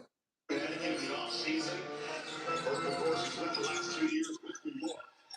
Tomorrow off class. A great job by Nora here, just trying to get around the defender. You saw Gardner was there. Gardner is one of the better defenders in the WNBA, so hard to be able to try to maneuver herself around Gardner with it. I think that move. Really addicted move, and Unesco went down quickly. On the other end, play continues. Miller to Burke for 3 off the mark. Ryan the rebound. Nice hook shot. Nice hook shot. Saying everything's fine with DeMarco, and New York wants to take a timeout nonetheless. Definitely wants to take a timeout considering that Connecticut is running in transition and not giving them an opportunity to set up. So their transition defense just has not been able to contain. You can tell went down hard after the attempt on the reversal. Immediately, by the way, Unesco went right into the tunnel. Traders for the Liberty followed her into the tunnel. And Chris DeMarco immediately wanted to take a timeout for New York. And of course, as much as you want to see. She just twisted her ankle. That's all it was. Right? Once again, these low tops, these freaking low tops, they're not meant for basketball. I don't care what technology they're doing with the outer sole, the foam. I don't give a rip. Low tops are not meant for basketball. And I was around when it first started. Basketball players wanted to run faster, so they start playing basketball in running shoes. Okay? They wanted to be faster on the court. They start playing basketball in running shoes. The shoe companies was like, you know what? This is a trend. Let's just do low tops and somehow do the technology with the outer sole and with foam and this and that stuff, and then we can make low top basketball shoes. But it's just cap. That's all it is. It's cap. So all they have to do is just put a lot of ankle wrap or wear an ankle brace and you're just fine. No, it's bad for bad. It's bad. You're going to get these ankle injuries. You're really supposed to be wearing mids and highs, but it's for the aesthetic. The aesthetic, if you, in 2026, if you're running out there with some high tops, it looks crazy. Okay, and so that's what they don't want to do, but that's really what you should be in high tops or mids. So anyway.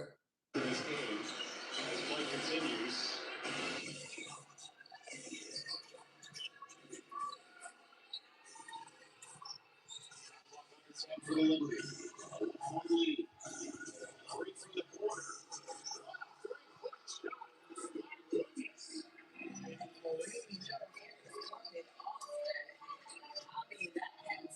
You got to know what that was. That was an escape dribble, okay, into the left corner. So they don't know what to call that. That's an escape dribble, a hard escape dribble into the left corner. That's what you have to call it. So it was like Marine Johannes. Marine came up off of this. See, watch this. Escape. That's an escape dribble, right? Step backs and escape dribbles are different. Okay. Same with a snatch back. That's an escape dribble. If you're bringing in baseball statistics. I know. Timeout on the floor. We'll keep it here with 6:43 left to go in this third quarter. So the Liberty, of course, made the biggest news in the offseason in terms of bringing in Satu Sabali along with the core three of Stewie along with Jones and UNESCO. There's plenty of storylines around the league. Of course, honoring the 30th anniversary of the league, along with the new CBA. We thought maybe a couple months ago there might not have been a season, and all of a sudden we have a new CBA, a new outlook moving forward for this league. Many storylines to talk about in what is going to be a memorable historic season for this league. Absolutely. 30 years ago, they were doing 30 years ago. Nah, there was always going to be a season, whether they signed the deal or not. It was too much invested. The media rights deal, they weren't going to wait. NBC, Peacock, also Chicago and Portland and Toronto with their new facilities and all of this stuff, and selling out all of their season tickets. They weren't going to wait. They were either going to give the players what they wanted, or they were going to sign replacement players. That's just the way it was going to be. 2026 on the floor, and even in a couple of corners, there's a different logos for these teams as well. So everything about this season is a bit of a farewell. It's absolutely bittersweet, especially with a number of the players about the responsibility of wearing the Sun jersey this season, and all of them are taking it to heart, each with their own kind of twist on it. Each it's coming in here knowing that she can just show up and do her best here this season for them. But then there's players like Olivia Nelson and Leah Edwards who play their college hoops here in Connecticut too, and they know what a miss this would be for Connecticut fans and how much they will miss it. So all these players take that responsibility very seriously. Yeah, so you saw Diamond Miller running, calling for the basketball, but Kennedy Burke couldn't give it to her because Kennedy Burke was scared. Right? So that was an open window. If Kennedy Burke had accuracy and timing, that would have been an easy pass. That's the open window. But for Kennedy, it was a closed window. Why? Because Kennedy Burke does not work on passing in the offseason. That's the problem. All they do, they work on their jump shots, they work on their dribble moves, and maybe some post moves. They do not work on passing. And they often don't work on defense. Unless you're big, you're working on some post defensive moves. They don't be working on defense, really, until they get into training camp and then they're doing closeout drills and on-ball pressure drills, but that's it. That was a wide open window, and she didn't pass it because she doesn't work on her passing in the offseason. That's a problem. 2 MVPs to come from Connecticut. The Liberty increased their lead out 52-46 on that last layup. Hard to believe that this franchise is moving to Houston. But you know what? At the same time, it's going to be great that we have seen that the WNBA continues to expand. They're also, we have 2 new franchises that are playing this year in Toronto and Portland, but there's also Cleveland coming in 2028, Detroit in 2029, so we have 2030. So we talk about storylines. We got to be excited for how these franchises are continuing to expand and grow and give people the opportunity to play. Morrow heads to the bench along with Diamond Miller. I think the best part, though, is that you still need a good 4 more months of unexperienced time that you made against it's nothing else to be excited about.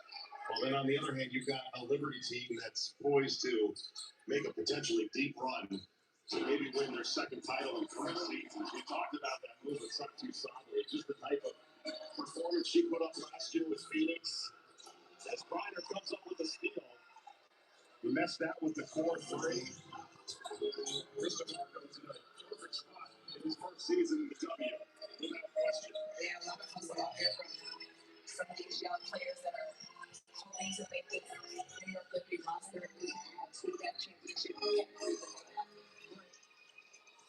And that's a great atmosphere because anyone's ever gone to working for New York Liberty game or being in Barclays Center, it is one of and of course there's Ellie. So Jones misses on the that's a nice lineup to counter New York. Some pretty significant size when you get to the front court and then the wing. So Kennedy Burke is 6'2", Olivia Nelson-Ododa 6'4", 6'5", Brittany Griner 6'9", and then Sanaya Rivers 5'10", Charlize Ledger-Walker 5'9". So that's a nice size. I like that. I like that.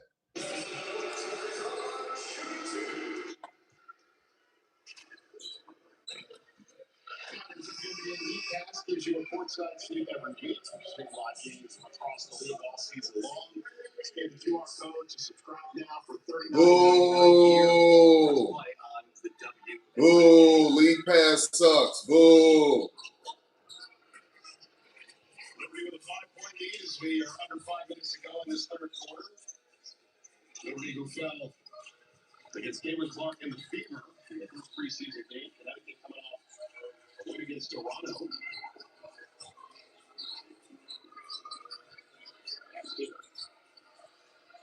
Forcing her way on the baseline.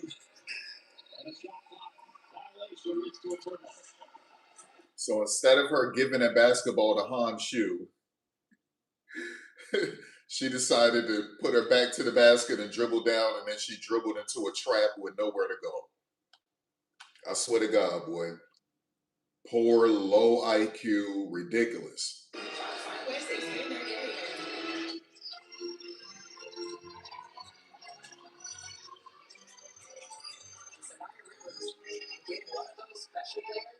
Stupid shot. Greedy, thirsty, selfish shot. You got plenty of time on that shot clock. That was a bad shot. A bad shot. Wait it out. Set something up.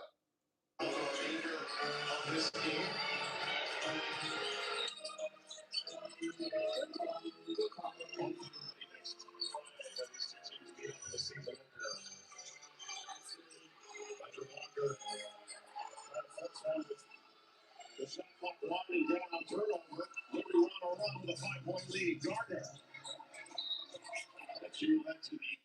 Gardner, do you have a floater?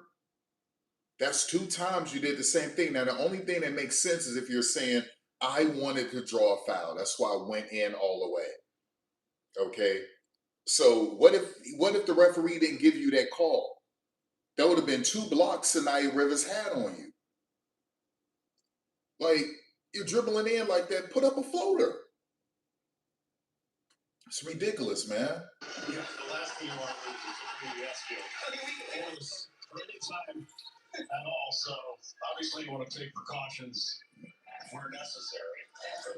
Let me put you on the spot for a moment. What do you see this Liberty team in the outlook of the season among the contenders for a title? Well, honestly, it's a little hard to say because they're still forming a roster. At the same time, you gotta think that they're gonna end up being There you go, Reagan Beers. Let them know you should have been drafted in the first round any damn way.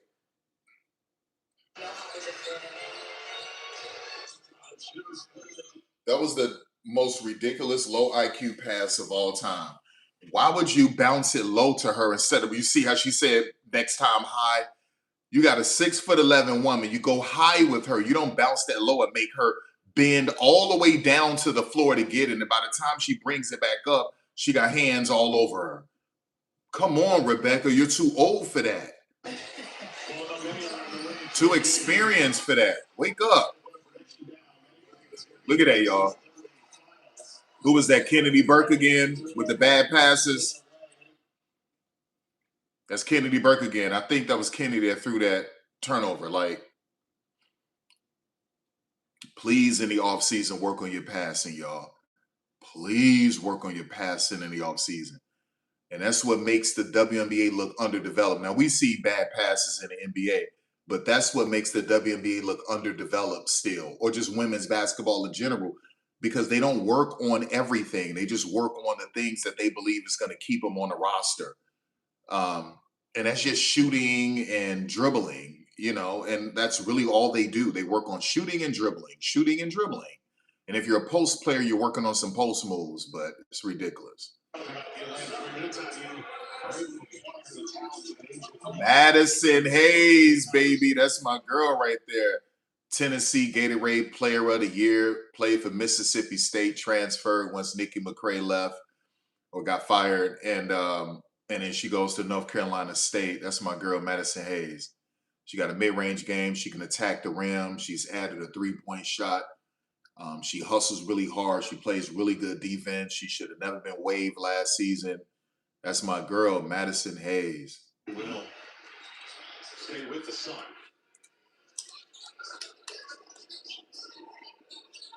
think you can see an Indiana team, by the way, would be we've never been in terms of the championship caliber team, especially since they signed the super extension.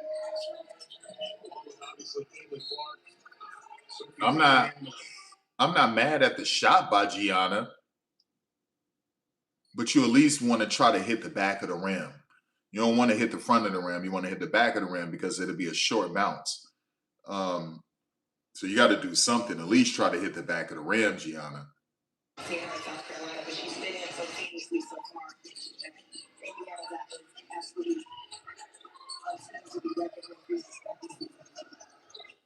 Right, and that's not lost when you get into a situation like that. They teach you, okay. That's a drill that you learn. How they teach you how to do that. So I'm not mad at that. WNBA will always find a way to humble you. Always. And of course, Dallas going on there. Easy fun. I like the Lakers backers. The duo. Equal dynamic at the time in Utah. Absolutely. Absolutely. Still have that Enrique Molly on the team. I think I'm the same leaders.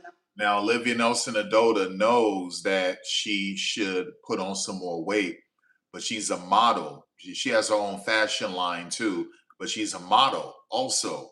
And so she doesn't want to put on weight. Now, what she did the beginning of last season, she had a little bit of weight on her and she got it off real quick. But really, Olivia Nelson-Ododa knows she needs to put on some weight. Okay. Or if you're not going to put on weight, then you got to get ripped and shredded. You got to be at least put on 7 pounds of muscle. And she's not going to do that because she's a model. And having muscle and being all that high definition, that looks bad. And so oftentimes these women, they sacrifice their career in terms of development, improving your game because of other things they're doing off the court, like modeling. So Olivia should be at least 7 pounds of muscle, and you should see a lot of definition in her legs and in her arms, her shoulders, all of that. But it looks ugly for modeling, and so she won't do it. It's ridiculous, man. But that's what's going on. That's why I always had love for Serena Williams, because Serena didn't give a damn. Serena didn't give a damn. Serena got buff, she got ripped, and they teased her for it. Racist white people teased her. They called her a gorilla, all of this stuff, and it made her wear long sleeves to hide her arms. But it made her one of the greatest of all time. So, yeah, like, look at Olivia's legs. Now, Olivia is a damn good player. Look at her arms, look at her legs. Like, get in the gym, get more muscle. At least get 7 pounds more on you. That's all you have to do. But she's a model. So it's like Cameron Brink. Cameron Brink doesn't want to do that. She doesn't want to gain weight, and she doesn't want to get all of this definition, all of this muscle, because Cameron Brink is a model. You see the same thing with Rakia Jackson. Rakia is doing the same thing, y'all. And it's going to hurt your game. It's going to hurt your game. You saw what Sophie Cunningham did. Sophie used to have girth. She used to be thick. And then she gets to Indiana and all of these modeling opportunities opened up for Sophie and she dropped all of that weight. Crazy, man. You know, I want to make sure people understand, like, Harley Turner she would innovate out here. She corrected her nerves too. So when you hear that, you make sure you need to show Harley Turner some love. I just remember the call. I'll think about it. There's Jones for 3. Knocks it down. Paul Jones. Now to 15 points.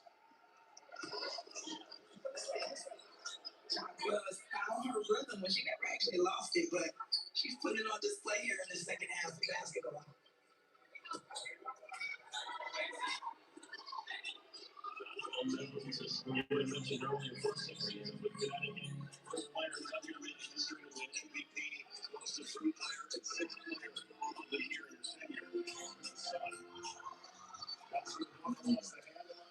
You know what? I'm not even gonna be mad at Olivia right now. I'm upset with Harmony Turner because Harmony Turner was supposed to hit her defender with a hard Allen Iverson crossover to get her off balance.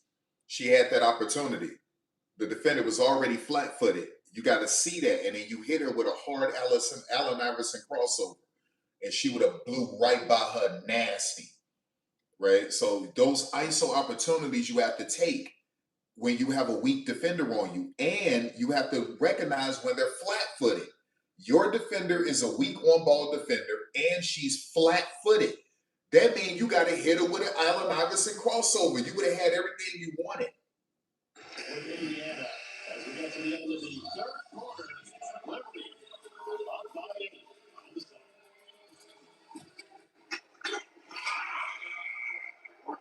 That's it.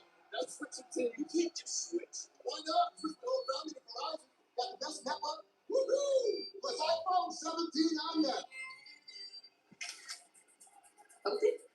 Worst game I ever seen, but the best game. All right. So for some people who don't know what an Allen Iverson crossover is, let me educate you. So we're here. Let's go. Let's go. Allen Iverson crossover. And I'll run back to Ion, finish watching that game. It's a lot of games I'm streaming today. I might have to go to Prime because I might be missing a game right now. No, here it is. Allen Iverson crossover. So this is what I mean. Right. So this is the I hate doing this to Michael Jordan, but let's go. Hey, Tiana's talking about with Google. Everyone knows when you stickers and stuff. But today we're using Google Search.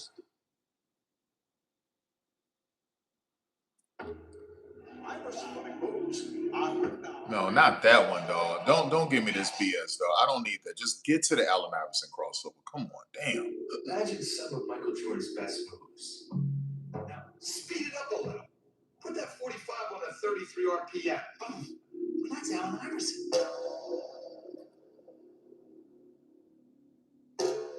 As a kid, Allen had bragged to his coach about taking MJ. And now, he finally get his chance. When I grabbed the ball, I heard Phil Jackson yell, Mike.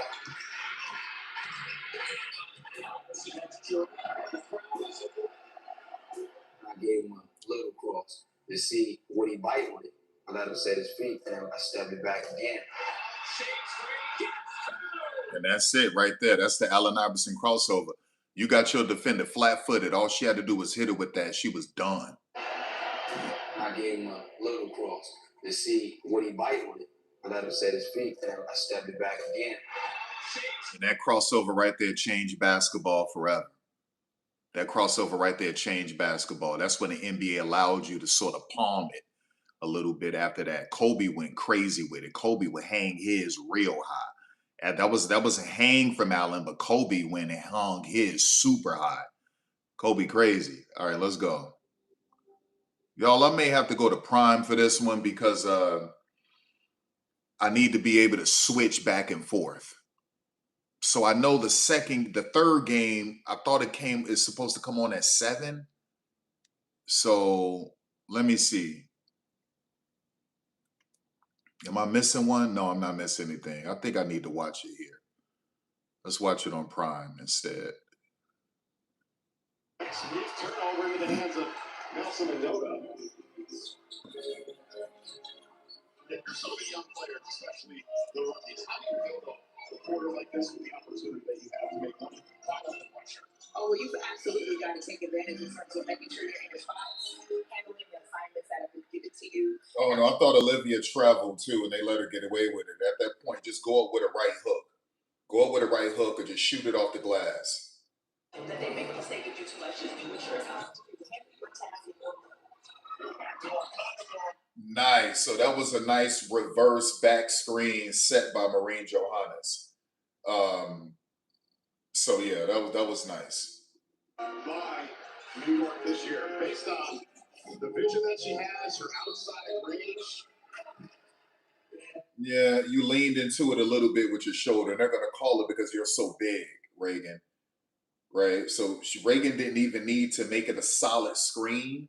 All she had to do was show herself and go. So it was sort of like a goal screen.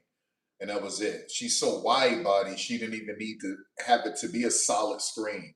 The Fever last week, second career 20-point performance in the league in her career. So, not better than making that first type of impression to try to get more playing minutes this year. Absolutely. I mean, that's the kind of thing that makes her unique. It's not just her size, but it's her size and her ability to make shots and her ability to read the floor.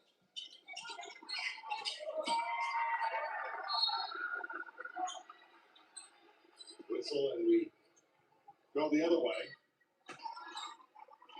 Liberty building this up to a double-digit lead at 10.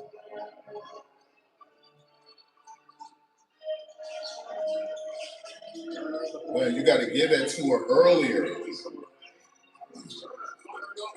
I'm happy for that. But next time, Turner, give it to Reagan earlier. She would have had that three.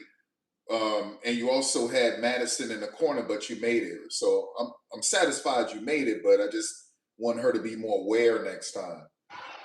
Just firing off the three. Nelson Adona comes down with it. Whistle follows afterwards. Now, guard Madison Hayes, she was all over it too from a defensive standpoint, making that pass very difficult to get off. Those are some of the things that Rashid Menzione is going to be looking at. You know, he said to us, this isn't just a preseason game. This is a step in direction of preparation for us. I'm not looking at the results, right? I'm looking at what you're doing. Harmony, that's selfish, Harmony. That's selfish. Just give that to Reagan Beers. That was totally selfish. I don't. Maybe she feels she has to do some scoring so she doesn't get cut. But they're looking for the right reads. You got to understand your general manager is Morgan Tuck. Morgan Tuck played the game, so Morgan Tuck isn't Amber Cox. Like Morgan Tuck wants to see the right situations. Don't be selfish like that. For 3 games before they're home for a 7-game homestand. We'll go on the road to face off with the Mystics before. Nice. Nice, Marine. Nice. She sold that all the way, and she saw her the whole time. Great vision. More importantly, just the ball movement and the way that Marine was able to direct the traffic. Like everybody look at these side wide open, and she took advantage of it. There you go. The put up 66-58. Our score with about 7 minutes left to play in this game.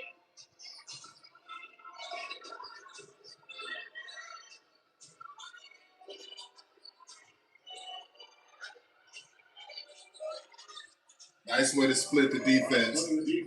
But you got to have a plan, so that was sloppy. Play for Connecticut on the fast break. Fired up a three, back iron. And now it's a 2-on-9. Morrow trying to shut that Turner. That's it. Yeah, see, Gianna Neekins does not look athletic. In college, she stood out a little bit more because you're able to hide it in college because you're not around a lot of great athletes. Okay, when you get to the WNBA, you're around a lot of great athletes. You're around a lot of women with a lot of experience. And the first preseason game, she didn't look athletic.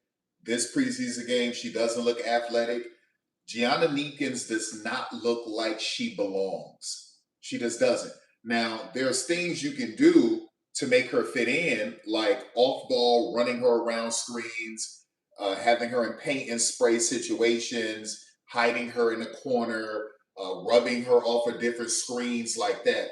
Obviously, she would have to get her conditioning right, but that's how that has to be. Yeah, this is bad. It's bad. It's 2 games in a row. She looks like she does not belong in the WNBA. That's a fact. She just doesn't.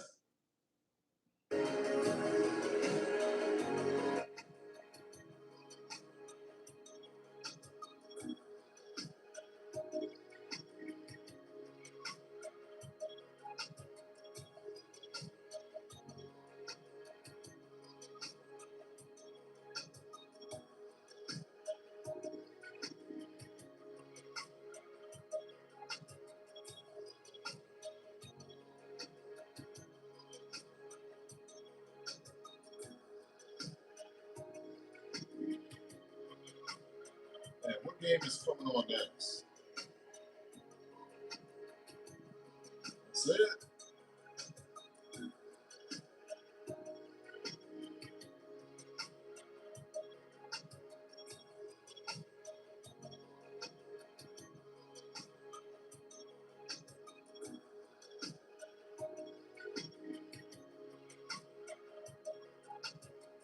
Look, y'all need to hurry up. That's a lot of freaking commercials, man. Let me see. What game come on next? Okay, this is the game. Now, what I'm going to have to do is I'm going to have to change the title of this video. Actually, I don't. But I might have to change the title and put Dallas first and remove Atlanta from the title of the video, and just put them in the description, and then move the ACES wings to the front, and then a SPARKS second in the title, the caption of this video. So I'm going to have to actually pause this as soon as this game ends so I could do that. Because the engagement in terms of the views are pretty stagnant because people don't see New York and Connecticut because I have them in the description. And so that's one of the things that's standing out. But this is their loss. If you're not paying attention, that's your loss. Right. All right, let's go. Teams, I love that. He's got 4 assists tonight. 15 total for Connecticut on 24 made field goals. For Liberty, standout last 2 seasons, including the championship run in 2024, was a second-round draft pick out of UCLA in 2019 by Dallas. We might as well have UCLA in the WNBA for the Connecticut Sun. How many Bruins are on this roster this season? Yeah, buddy. Kennedy Burke is going to give you a lot. She's going to give you that lead presence on both ends. She can fit in multiple spots. She can knock down, give you open looks.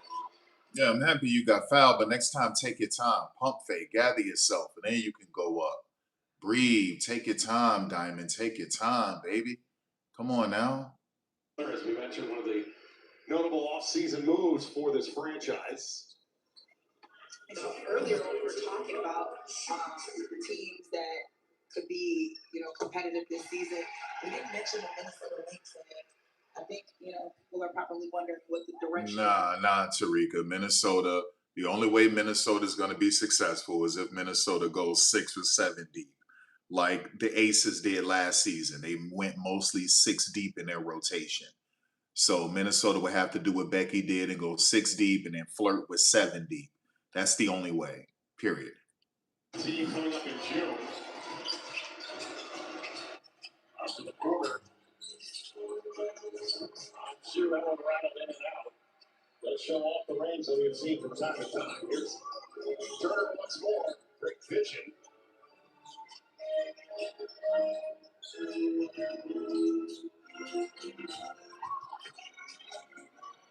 Nice. There you go. And that was the right decision, too, because it was the quickest lane to the basket. She had her defender beat and had options.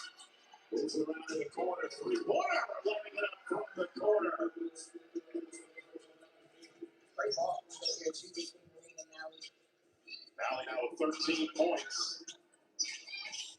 Her first big 3 of the game. There you go, Neekins. That's what I'm saying. Hide her behind screens. Run her around screens. Have her in the corner on the wing. Trail threes in transition. And you can hide the fact that she's not athletic.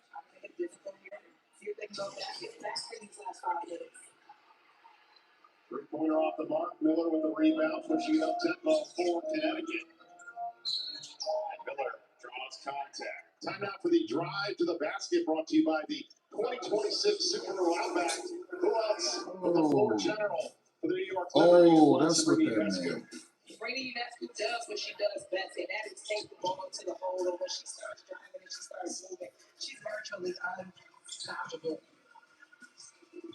Left the game in the third quarter because of a Or thigh injury. Hopefully she will be back for Chris DeMarco and company in the season opener against Connecticut next Friday night on Ion at the Barclays Center. We will certainly wish the best for Sabrina that all is well. I mean, you look at some of the numbers she put up just against Connecticut last year, that 36-point performance, the highest scoring performance by a Liberty player against Connecticut in franchise history. I mean, this Liberty team was the same team that put up a 50-point performance against Connecticut. I believe it's the highest winning percentage or winning points that they had seen. It was one of those demoralizing times where Connecticut said, okay, we can't get any worse than this, right? So it's only up from here. But at the same time, that's one of those mentally motivating performances from New York. Too strong off the glass.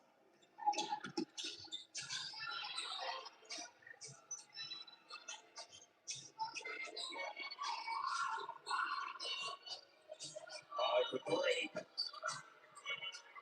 Goes to the side. Turner pushing it up to Gillard. Under 4 minutes to go in this preseason. Getting caught 2-0 before the regular season. Turner. Dribble drive. There you go. Turner pushing tempo here. This team is trying to show up for these last few minutes, and this is what Coach wanted to do. He said he wanted this team to play fast, and this young unit is doing just that, picking up the pace. Shot clock down to 7. 3 attempts once again in the misfire. As Hayes comes down with it. Hayes has been hustling. Oh, what are we doing, dog? Turner lofting up a 3 back iron it. Numbers not favoring New York on the smart play to slow it down. With a 4-point advantage and 2:42 left to go in this game. Fowler, and that takes us to a timeout. Tarika, Connecticut right now in full harmony. Harmony Turner. And I'm telling you, nerds can hoop too, and they hooping right now.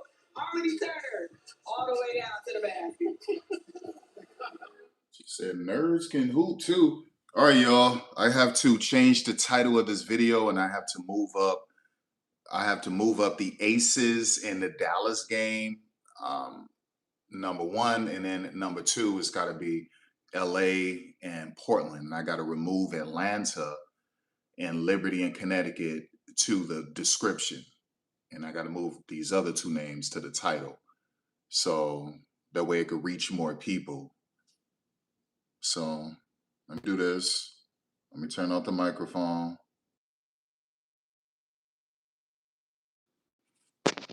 Okay, I gotta find a way to fix this again. That looks crazy.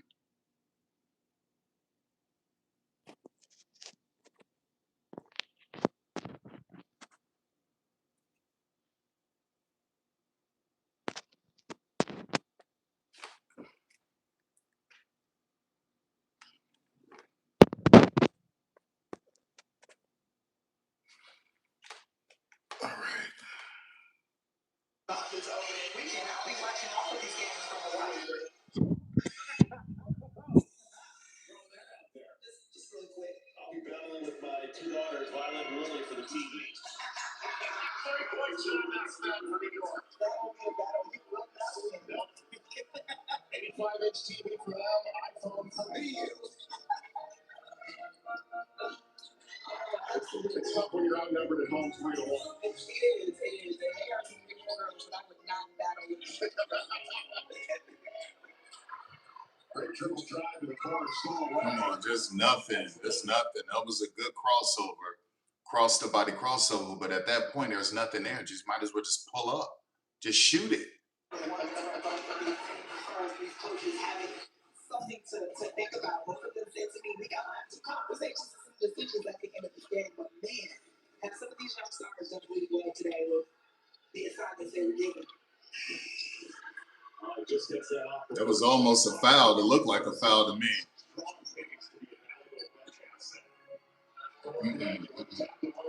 You got to throw that ball to her target hand where only she can get it, or it's going to go out of bounds. Good, Kyla Oldacre. That's what I'm talking about.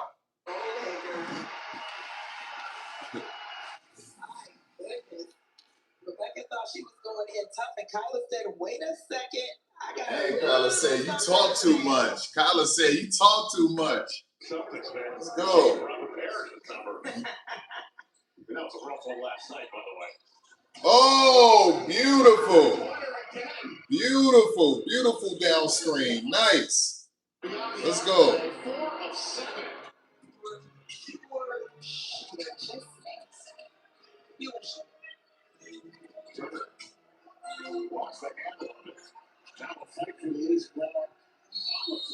Nice, Kyla. That's Turner doing too much, trying to get cute. And she feels that if she could score a lot, that's going to keep her on a roster. And she's missed wide open teammates being selfish. She's made terrible decisions. She's got a nice floater and a nice three she made, but overall, she's been selfish. Baker, and I can remember the time in Texas where she was fighting down there and the position was available. And here she is finally with an opportunity to do a jump ball. I want to see her college women first league. So we didn't see nerd basketball from her. We saw slow learning disability basketball from her. That's what we saw. God forgive me, but that's true. So that would we saw freaking that's what we saw from her. Because nerd basketball, Harvard basketball, you're supposed to be smart, right? And have a great IQ. And Harmony Turner was absolutely terrible. Selfish as hell. Always looking to shoot Gardner. And settle play with under 30 seconds to go. 30th year of the league's existence, a new CPS, going to be a lot of storylines this year to talk about. Where did the Liberty and the Sun fall into that conversation? We shall see throughout the year. Final season in Connecticut for the Sun. Shot clock to 5. Yeah, no, that's that. One more 3, 1 out. 1 iron, and that. Unnecessary by New York. Absolutely unnecessary. Yes, my goodness. Let's get the regular season underway. Definitely, man. Yeah, that was an ugly game. Makes me want to puke. Let's get out of here. All right. That makes me want to vomit.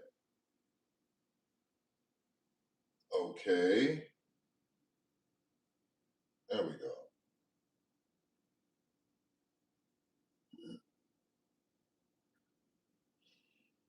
Let's get to some good basketball, fam. That was piss poor basketball. Once BG went to the bench, it got real bad. And Lisa and Sanaya and everyone went to the bench. It looked disgusting. It really did. Oh, crap. I got to charge this. So that means this phone is about to lean a little bit. Once I put that charger in. Yeah, see, it's going to lean a little bit. The thing about the lean, boy.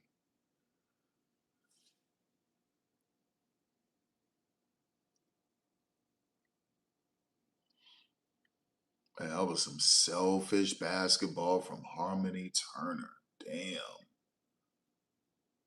That's the type of stuff that gets you waived again. She got waived by the Aces last season. And don't be shocked if she get waived by Connecticut. You know, in their minds, I guess they think, hey, that's the way to go, right? That's the way to go, right? All I got to do is put up a lot of points and they're going to keep me. And no, they're looking for decision makers. Are you making the right decision? Are you making the right decisions?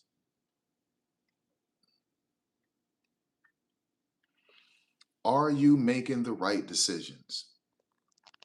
It's not always about scoring. That's what it is. So, immaturity, yo, immaturity. And she's too experienced for that, to be doing that.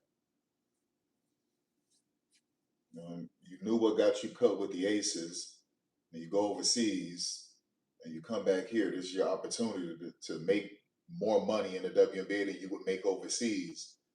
And you're like, ooh, it's the last preseason game. Let me show Morgan Tuck and Jenna Rosati and Rashid Mezion that I can really score when he has you in there as a combo guard, playing point guard as well.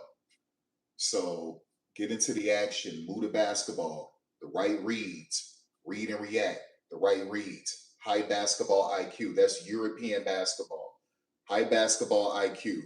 Move the basketball, read and react, make the right reads, different things like that. That's not what she was doing.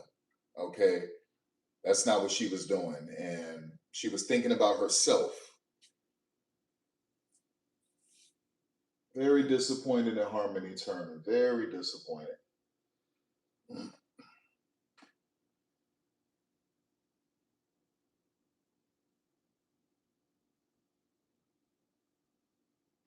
Son, it's 7:01. This game should be on. What are you doing? It says 7 o'clock. It's 7:01. Let's get this thing going. Come on.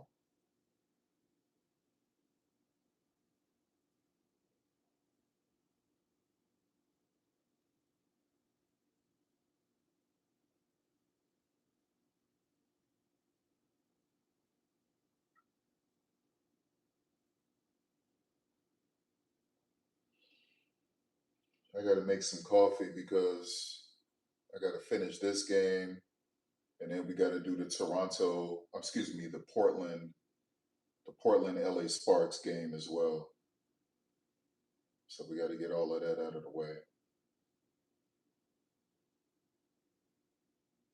Damn, son, it's freaking 7:02. Let me get out of this and go to the LA game. What's going on here?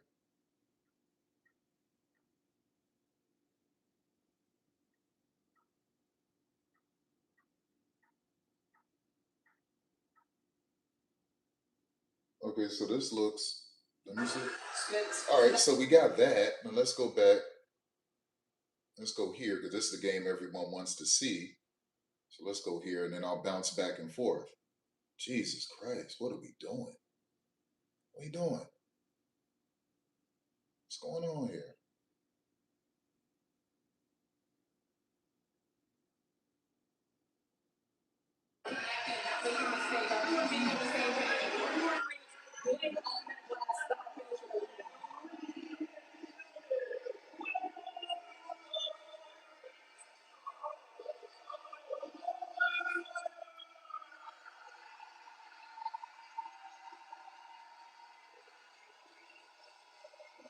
Preseason game.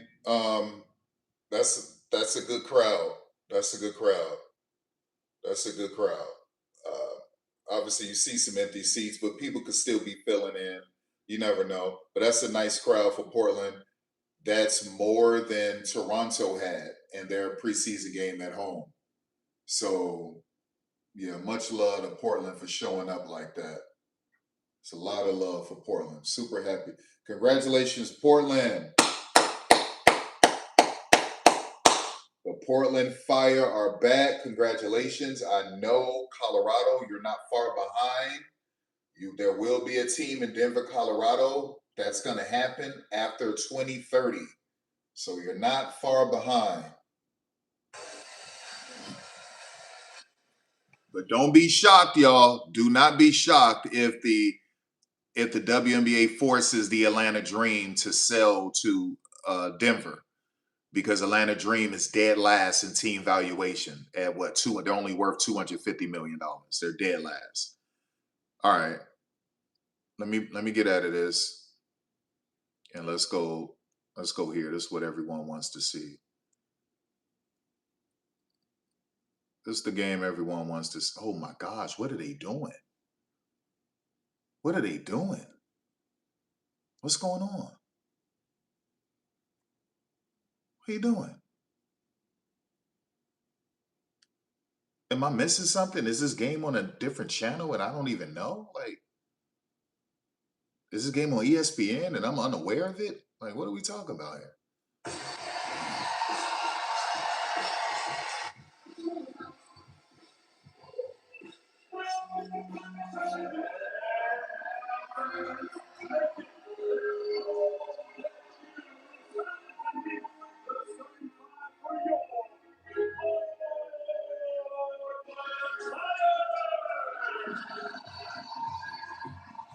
Oh, they playing Yay, Kanye, all of the lights.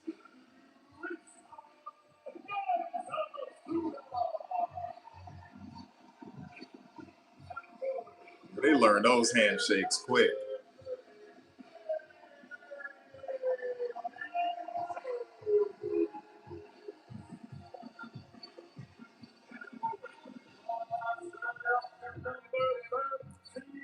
Y'all do.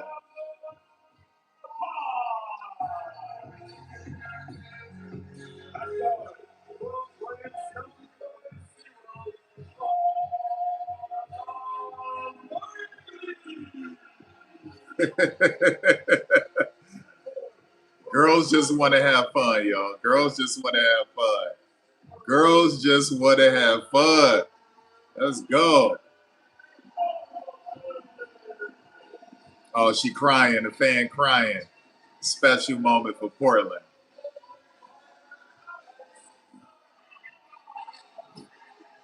So there's those are your starters here for the final preseason game.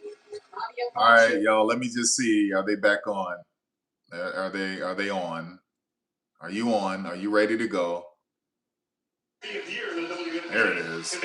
All right. And then we'll get back to Portland. I'll explain to you what CLA is, because that's what Alex Samara, that's what he runs, constraints-led approach. And I'll explain that to you later. But let's go. As one of the original members of the W, you've got to be incredibly proud how far this thing has come. I'm not over here. Oh, listen, to be sitting here with the 30th anniversary of the WNBA is truly a blessing. It was great to play on the Eastern Conference team. To see all the movement. I feel like we got a new WNBA with all the free agency, so I'm excited to see the dance. It's going to be right here. Of course, this will be the second exhibition game for both of these teams. Dallas beat Indiana by 15 on Thursday. New Wings head coach Jose Fernandez's open offense is going to suit the likes of Paige Beckers, the reigning rookie of the year, and she picked up on Thursday where she left off last season. Well, how lucky is Jose to get Paige Beckers the gift that keeps on giving, whether the ball is in her hands or not. Paige Beckers is a bucket and an offensive threat. Nice three-point shooting, but also mid-range game is on point as well.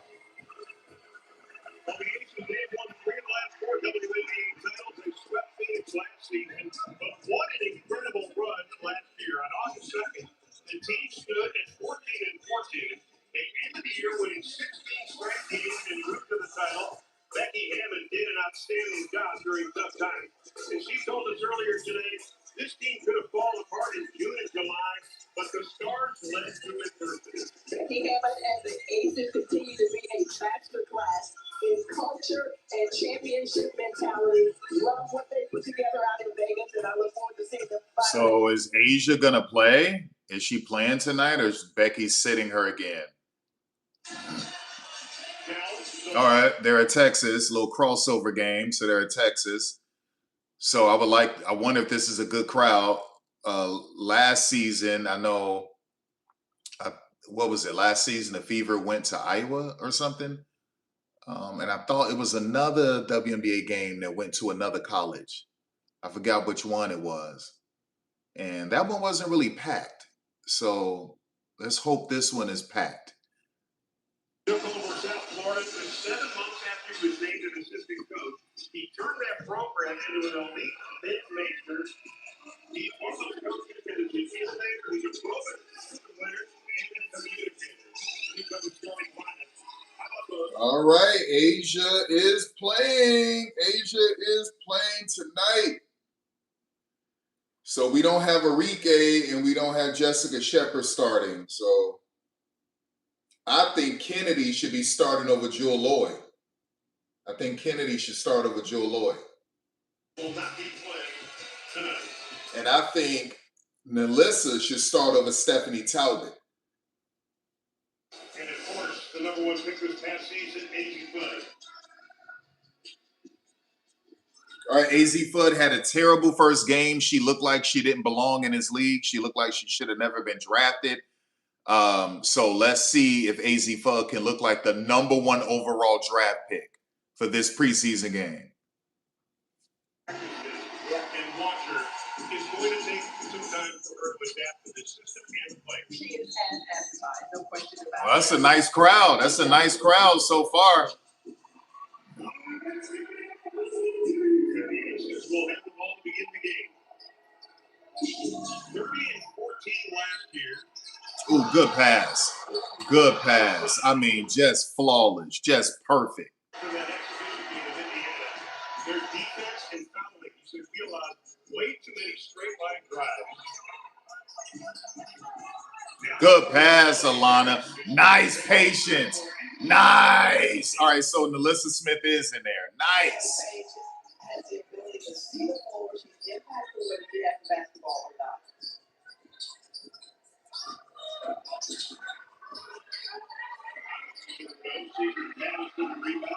Here comes Odyssey, saves on a favor. Spent some time with her earlier today.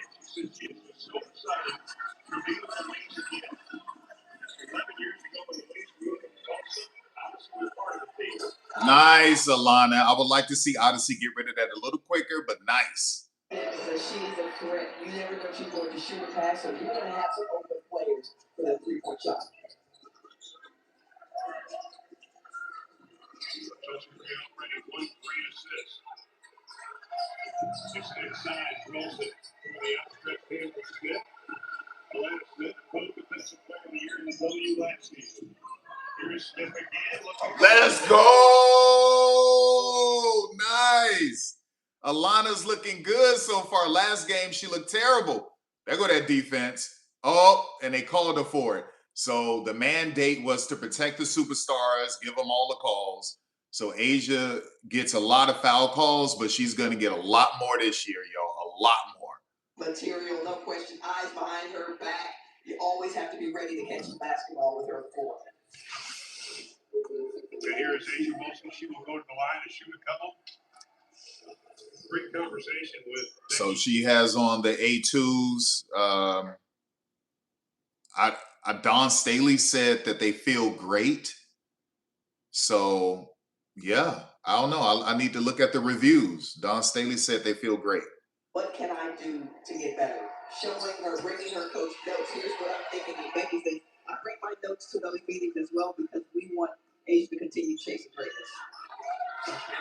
7 free-throw attempts last season. It's a median day with the red hair. Back goes Dr. Colorado. Here's Paige Deckers out front. Paige Deckers lets it slide. Can't get it. Rebound. Nice, Odyssey. Oh, AZ. You got to make that one, AZ. You got to make that one. Nice. I still think Kennedy should be started and Jackie should play the 3 spot. So Jackie should be in instead of Stephanie. Kennedy should be the 2 guard and Chelsea the 1. We'll talk about it later. There we go, AZ. Quick trigger. Quick trigger. Quick trigger. So the opening game is 2-7 shooting. So she picked up her first personal foul with 17 seconds in the game. And that foul trouble bothers her in that game. Damn, hit her with a nasty old school move. That was old school as hell. Hit her with an in and out, fake pass, layup.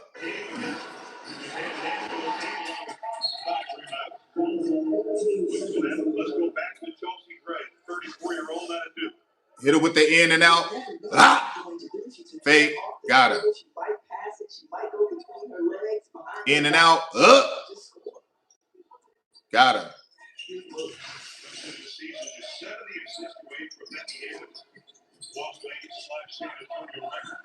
Oh, don't worry about it. That's a quick trigger. That chick, that's one thing about her. She has a quick release. And when she's accurate, she cannot be stopped. Period. It's not like college. Yeah, she's going to have diverse players guarding her. Tall players, quick players, smaller, faster players because she's such an offensive threat. That was nice. Asia put her in the grind, a screen, re-screen at the top.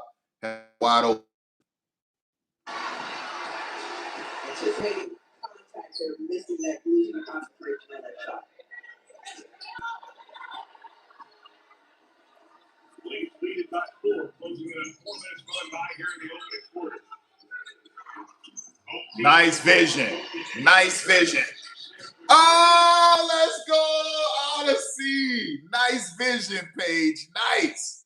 Looking at this Dallas team, you think about how much more dangerous they are with all the weapons on the perimeter.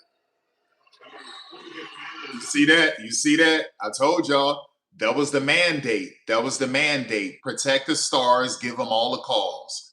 So if you thought Asia got a lot of calls last year, she's going to get so many more calls this year. It's going to be frustrating to a lot of people who don't really like her like that. But that's what's going to happen. A lot of calls. Asia still got to get that ball handling tighter.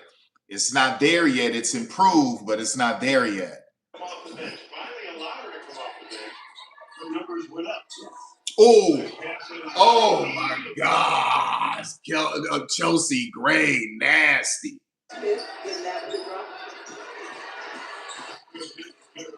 Nice. Nice stop and go. Nice stop and go. Let's go.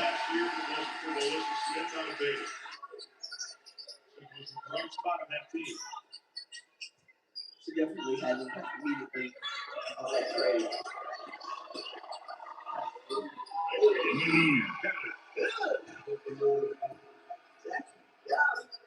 Young cuts the lead down to 3. Young has 5 in the ballgame. All 5 starters for Las Vegas have scored as has Dallas. Nice pass. Nice. Let's go. Let's go. Alana Smith is cozy. My girl real cozy this game. Let's go.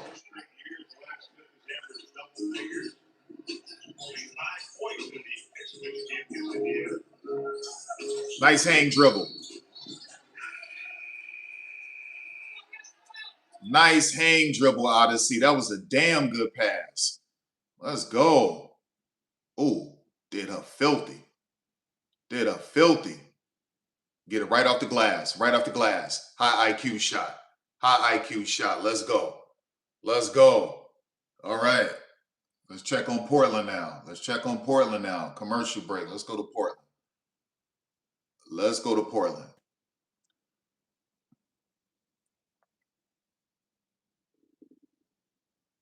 Damn, I go to Portland. It's that commercial? Let me look at the stats. All right, Haley Jones has 2 points. NECA has 6 points. Sparks 13-4. Damn. Essentially the same in rebounds. Portland has 6 turnovers. They only attempted 6 field goals. Okay, so all right.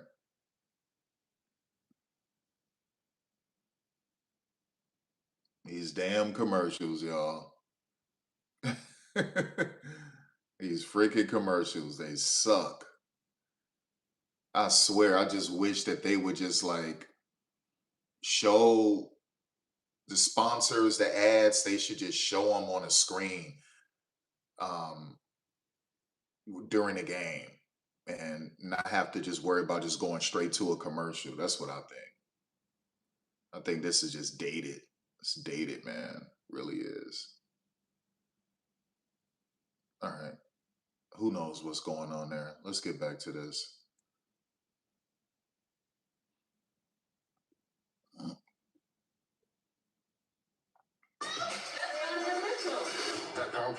This is the Undercovers.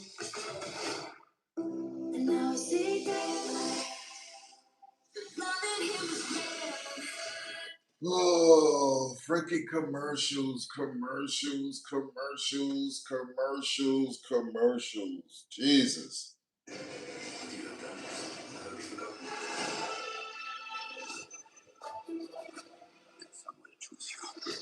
God chose me.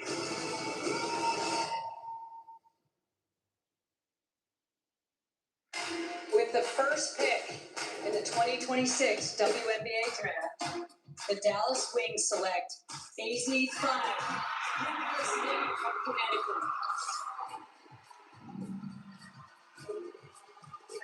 This boy is so good. I don't really have words. It is nothing I could have imagined. Hearing your name called me to walk up. The #1 overall pick is supposed to look like an all-star. You have to separate yourself from all other picks. You're supposed to look a little bit like a veteran, like you at least played 2 years already. So She had a rough first game. Right now she's 50%. I like what I saw. So let's go. Let's go. Many factors are incredible with the fans in the way. Yeah, and you can always tell how great a player is going to be by how much feedback they request from their coaches and teammates and how eager they are to collaborate in those situations. Had an incredible shot versus Indiana last Thursday. So let me tell you what's gonna happen. If she's keeping Kennedy on the roster, Kennedy is gonna end up taking one of their starting spots. That's just what Kennedy does. It's not an issue because she'll just move Stephanie Talbot to the bench and have Jackie Young to play that 3 spot. So Chelsea at the 1, Kennedy at the 2, Jackie Young at the 3, and Alyssa Smith at the 4, and Asia Wilson at the 5. Or sometimes she'll have Stephanie Talbot at the 4, Asia at the 5. That's how she's able to switch it up.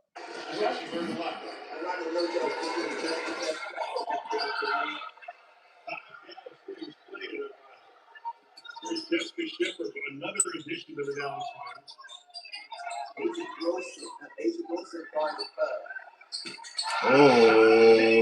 Oh, Kennedy. And that was the first time I see anyone be able to stay with Kennedy running up the court. Isaiah James was running with her stride for stride. They were 8 of 23 in game 1 versus Indiana. Yeah, that's bad vision. She was supposed to kick that to Kennedy. She's supposed to kick that to Kennedy, y'all. So that's bad vision. Bad vision. And 2K got the audacity to give Asia Wilson an A in passing. They gave Asia Wilson an A in passing, y'all. Stop listening to 2K. 2K terrible. Wings have the lead by 10. We saw it in the Indiana game. We're seeing it here early on. Last year, Dallas had trouble scoring in the first half. Oh, nasty. We're about to take away by 2-1. 6-time All-Star. 3-time All-WNBA. Oh, Jessica. They got Jessica in the game. Oh, hit her with the rondo. Let's go. A 9-0 run by Dallas, and they doubled up the Las Vegas Aces. Again, this is an exhibition game. That was a good pass, Jackie Young. Nice lead pass.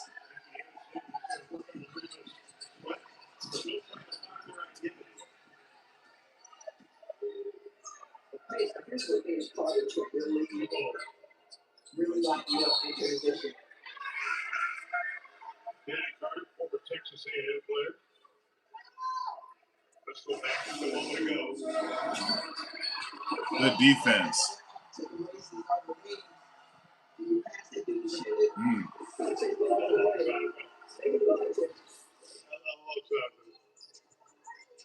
Working so hard in her game in the offseason and now.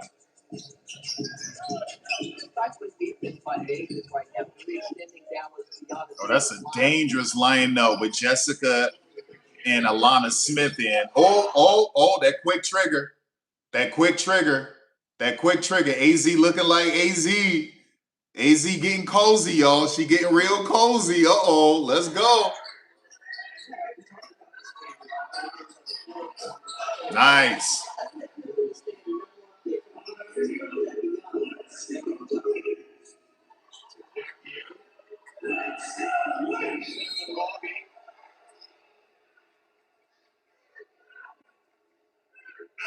Turner will check into the lineup for jersey 11.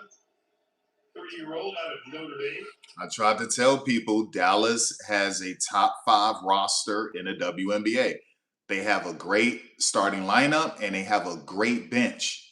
I'm trying to tell you, Dallas is going to make the playoffs and they'll be a top 5 seed in the playoffs, period. End of discussion.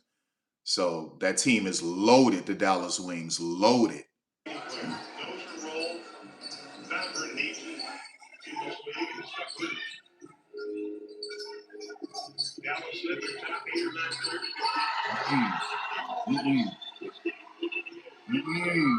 Kennedy, that vert on Kennedy, crazy. Kennedy can grab the rim with two hands. Kennedy could dunk, y'all. Kennedy could boom. That vert nasty. Isaiah James like, oh, she ain't number 5'8". No, that vert nasty.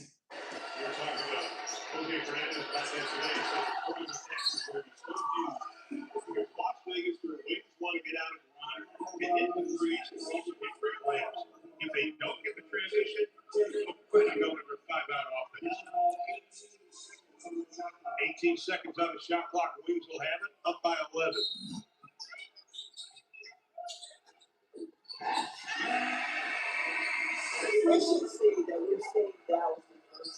Got J.J. Quinterly, Isaiah James, Jessica Shepard, Maddie Segrist.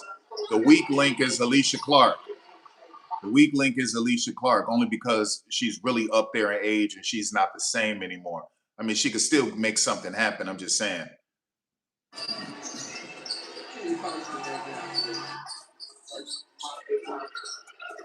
Oh! Oh! Filthy.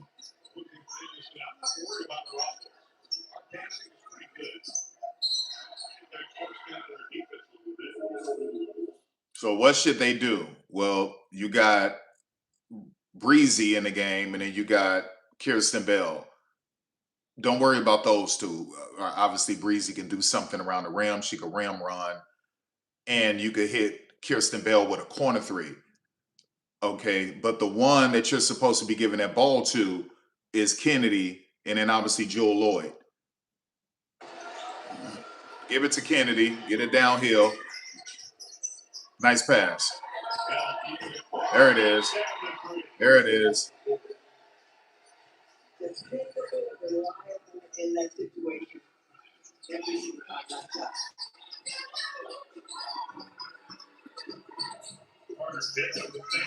Nasty.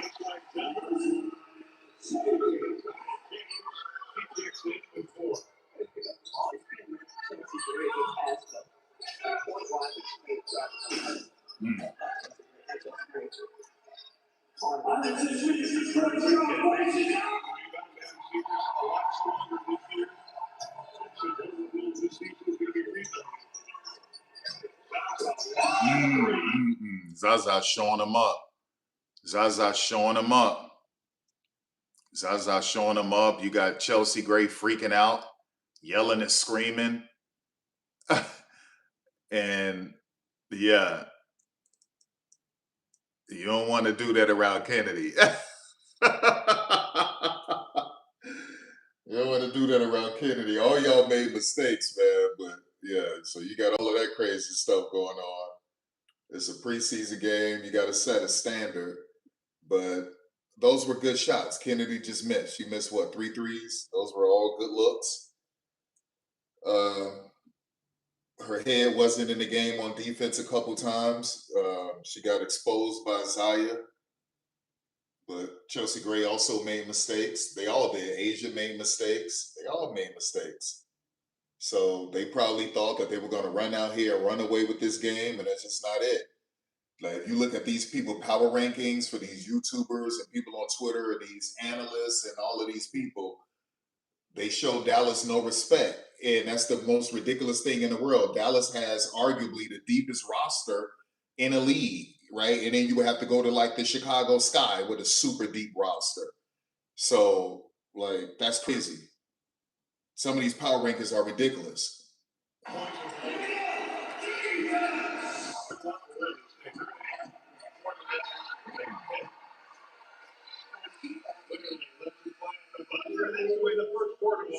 Yeah, so blow up on Jackie Young. She's not gonna do that, right? She's not gonna do that. So blow up on Jackie Young. Don't try to show up your teammate. That was unnecessary for Chelsea Gray to do that, just screaming and pounding her arm in the air. She's setting the standard. There's a way you communicate. That's a grown woman. That's a grown woman. Who taught you that? Those are bad habits. Kennedy Carter's a grown woman. There's another way to handle that stuff. You be respectful, right? You be respectful. You don't communicate like that. You don't communicate like that. You walk into the bench and start screaming and shouting and pounding your arms in the air. knowing Kennedy right next to you is a better way to communicate. Don't do that. That's a whole grown woman. Don't talk to people like that. I don't get any of that without my team. I don't get any of that. Yeah. You don't talk to people like that. Los Angeles today, perfect from the stripe, 6 for 6. Portland 1 for 2. So Ariel Atkins, the lefty, kind of squeezing for shooting hand. All right. So Portland, Coach Alex Samara, he runs a system using CLA. That's constraints-led approach. And constraints-led approach is doing everything unorthodox, outside the box. A lot of read and react, allowing them to make adjustments on the fly without a lot of input from coaches. They believe in high ball pressure, playing the passing lanes, active hands, not really letting you breathe, very chaotic. Constraints-led approach is also finishing in unique ways at the rim. It's taking contested shots off balanced. It's just doing everything outside of the box. Extremely unique, and that's essentially what constraints-led approach is. Some people call it messy, but it works. It normally helps a team become better scorers, just an overall better team. Any team that's used constraints-led approach, they've always had success. So that's what he does. It's a unique way that they train with constraints-led approach as well. They train in a really, really unique way. They'll pump in crowd noise so you can have better communication. They'll shrink the court and let you run 5x5 with all of the plays. They practice in full game speed. They defend an actual game speed so that when you get into a game, it's pretty much light work. They teach you how to shoot heavily contested shots. So when you get into a game, it's not difficult.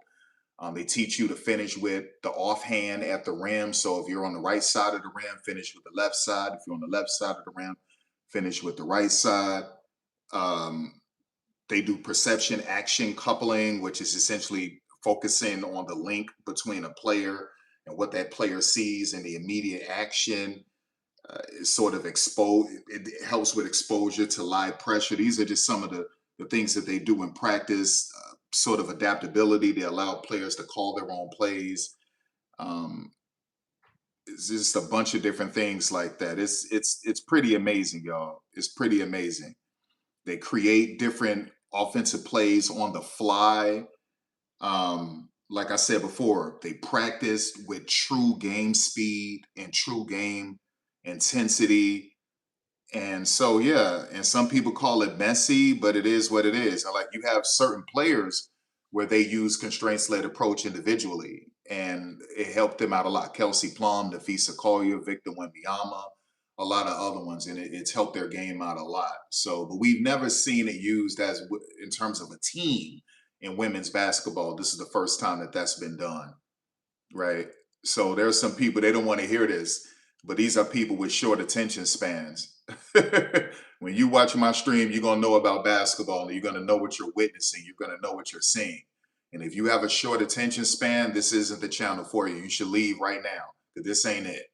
I'm going to teach you about basketball. You're going to learn, period. Let's go.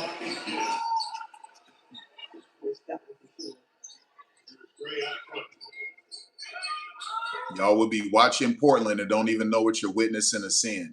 I swear to God, if you don't want to learn about basketball and you have a short attention span, then get the F out of my channel. Don't even watch this stream anymore, because I'm going to teach you about basketball. End of. Shut up, the long shot, the rebound by Zaza Lynn, veteran. Go back to last year, it was not a good year for the Dallas Queens, but DJ Fernandez and others talk about how last year's team really laid the foundation for this year in a sense. Last year's team, despite the trials they had in those losses, this team never practiced. They all got one. Good defense. Good defense, Breezy. Good defense, Breezy. Breezy is really athletic. The Indiana Fever will regret not keeping her. They will regret because she could defend 1 through 5, preferably 1 through 4. But that was the dumbest decision not keeping Breezy. Stupid. And they were listening to these dumb, stupid Caitlin Clark fans not wanting her around because they're saying she's an activist. Ridiculous.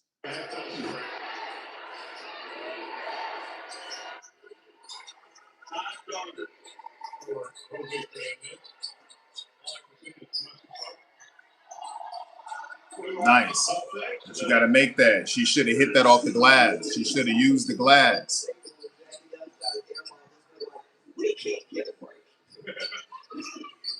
Here's Maddie. There you go. There you go.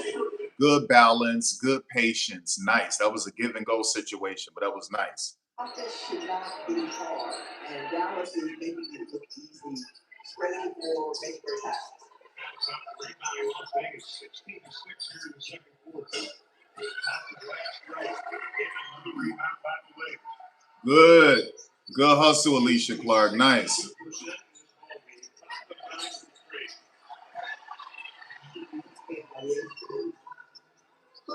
Oh, nice between the legs. Nice. I love it. Becky was handed that to Las Vegas and telling us kind of things about it last season. She put highlights together of every player to show them how good they really are. Maddie had her first miss. Rebound pulled away by Gray. Once we just do that too. Great body control by Chelsea Gray. Going on the right side. Yeah, or she will just do what Chelsea Gray does. Chelsea Gray has 7. And the lead is cut down to 12. Let's go back to the pass. Chelsea Gray again. You better make her give up the basketball because if you don't, you know, anything is Come coming on, son. How you not going to show it? Like, they didn't even show it. They showed Jackie. You got to show it when she put it between her legs. What are you doing? Pick and roll, but the strong dive to the basket.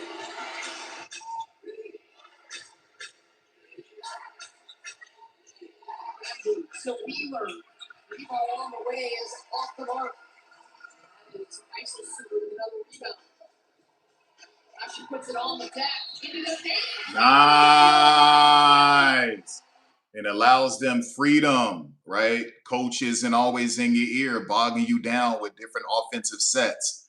It makes you call plays on the fly, read and react, feeling, seeing, all sorts of different things like that. Playing at full speed, versatility, finishing through contact, offhand, unorthodox. That's what it is. That's constraints-led approach, doing everything outside of the box.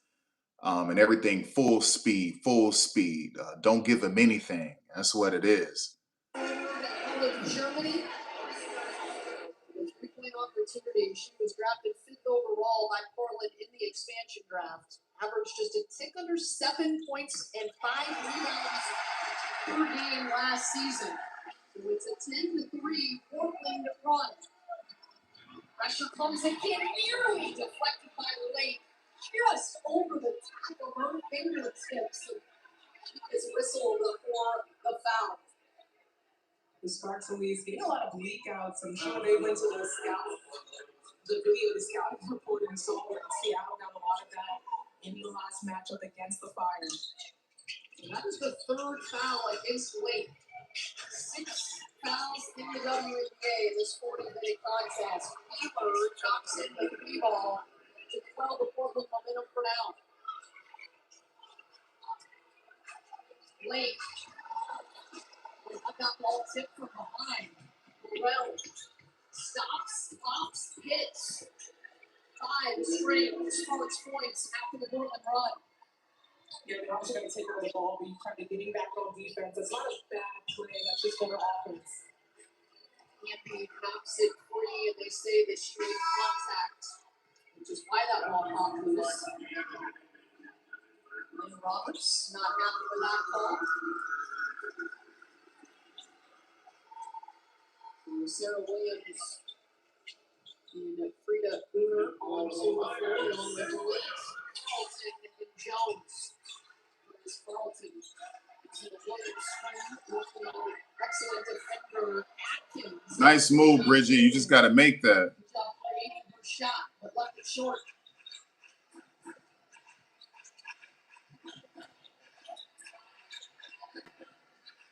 Picks up a dribble, gets it to Morel. On Booner. Let's go. Let's go. Let's go. Let's go.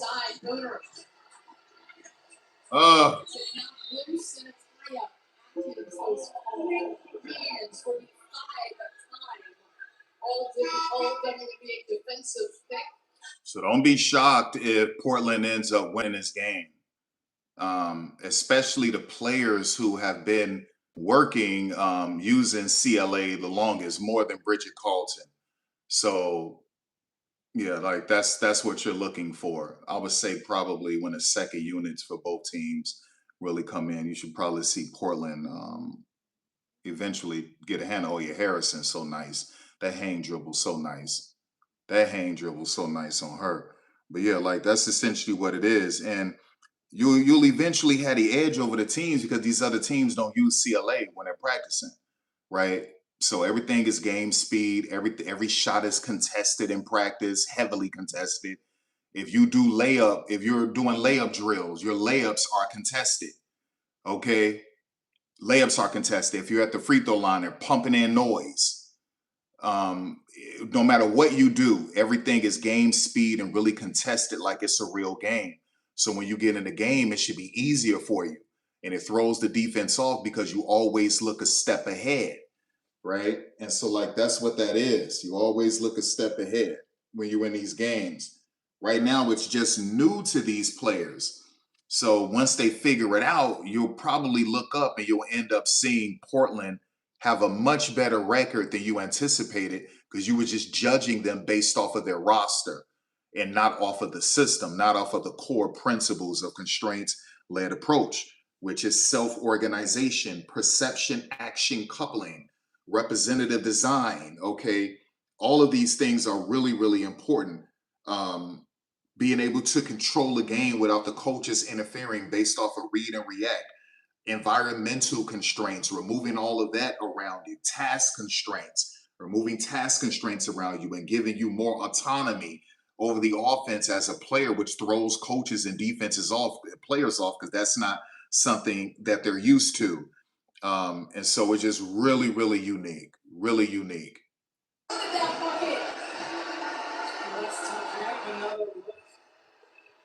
Nice. Nice clutch. Illegal play. Nice clutch. It's like one of those involuntary screens where you feel up to get your player that's ready to get to the back. I don't like that at all. I think if Booner, excuse me, would have used if she would have used her backside instead of a front and steal, you get away with it. But when you actively try to set that screen, I think it's a brilliant play. It's smart. This is very instinctual. No. What that's a Gortat screen. Now, you'll see that from time to time in the WNBA, but the NBA allows it more than the WNBA. You can get away with that overseas as well. That's called a Gortat screen. So the WNBA, you will see it from time to time, but it's not as prevalent. You don't see it as much as you would see it in the NBA or overseas. The free throw. Now, I know there's people watching this. Man, get back to the ACES game. This channel is about all WNBA teams. So I have both games in the title. So I'm going to show both games. I showed you a lot of the ACES. Now for these people from Portland and LA, you get to see Portland and LA. That's how it is. Okay.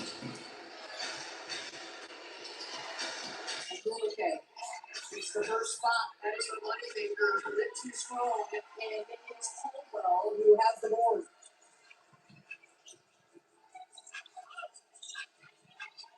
Whoever wants this team to push the pace. Harrison. Nice vision. Kicks it. Caldwell working working on Plum. Gets it to Williams. Nice. She spins around for the 2-1 points. And that was such a tough great catch. Trailblazers are so shocking. They work on all types of lopsided passes in their practices for this exact reason. And if they're trying to feed it to Plum. All right, that was a good play, and that was a nice little 45-degree cut from Kelsey Plum. And so she faked to the left, did a diagonal cut to the right, which is a 45-degree cut. Nice. Nice. All right, now we can get back to the other game. So when there's a commercial break, we'll go back. Understand? These people think I don't have people from Portland watching this game. They only want it to be about the more popular teams, and that's not how it is on this channel. I'm showing every WNBA team, all of them. Let's go.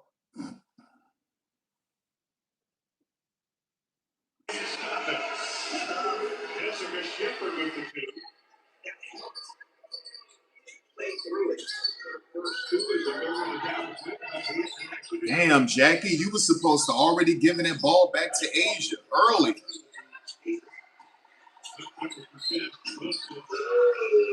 Nice.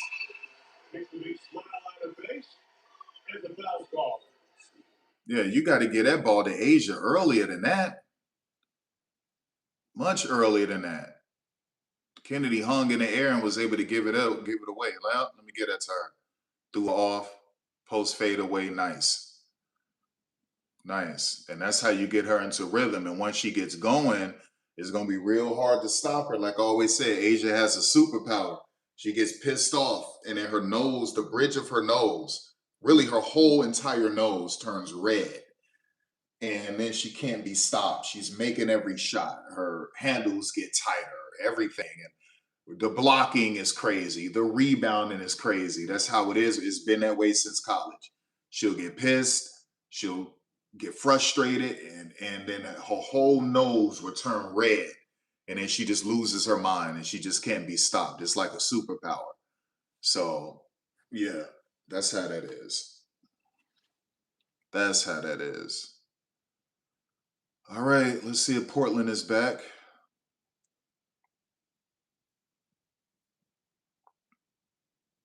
Not yet. A lot of commercials, y'all. I don't think that was necessary to go to a commercial when she was shooting a free throw. You could have stayed on that game, and whatever ad you needed to show, you could have just had it on the screen. It could have looked like a watermark. You could have just had it branded on the screen. Simple. It's ridiculous, man. It's absolutely ridiculous. Or it could have been a picture-in-picture ad. A nice little picture-in-picture ad. Simple. Crazy. There's a lot of stuff you got to deal with.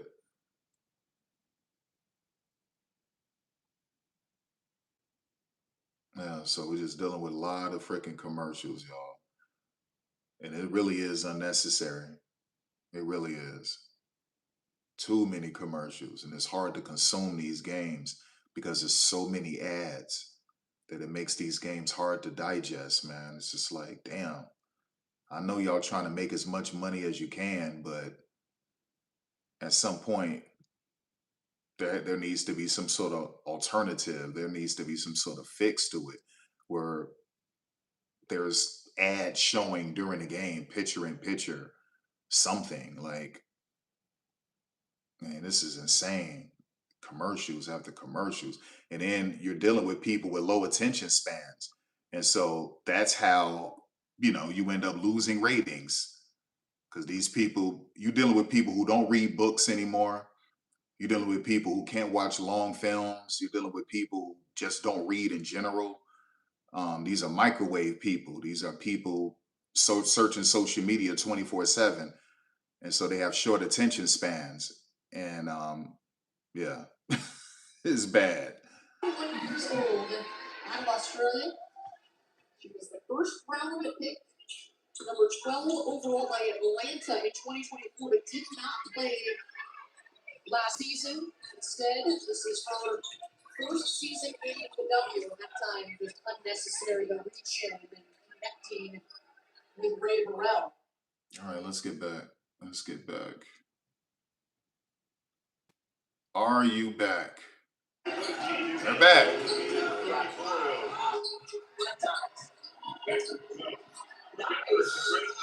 Nice. Nice, Jessica. Nice. Dallas 15 assists on 21 field goals made. That's unselfish basketball. Absolutely, absolutely. Love playing on teams where nobody cares who gets the shot, nobody cares who gets the basketball. Nice. Nice. Set the high ball screen for a nice curl cut from Jewel Lloyd. Get that thing right back to Asia Wilson.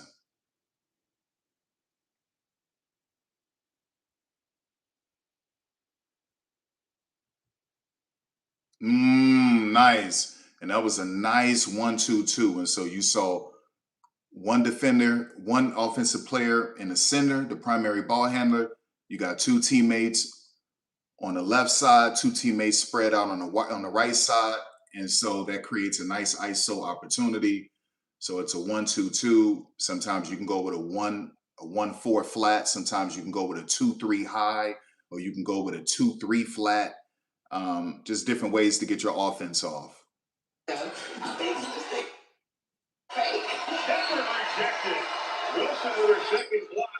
Nah, you should know better than that, Jessica Shepard. You should know better than that. You knew she was going to block that layup. Maybe she was trying to get fouled. Let me see. Oh, no, that was clean. Now, unless they're saying her lower body got her, that was clean. I didn't see her lower body get her. Becky might have to challenge that.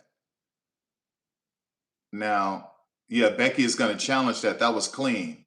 That was clean. Now, maybe Asia did a little bit extra by landing on her like that. She could have hurt her. So I don't know if they're going to check for that, because that was a little bit extra landing on Jessica like that. But I don't know. We'll see. We'll see. Let's go.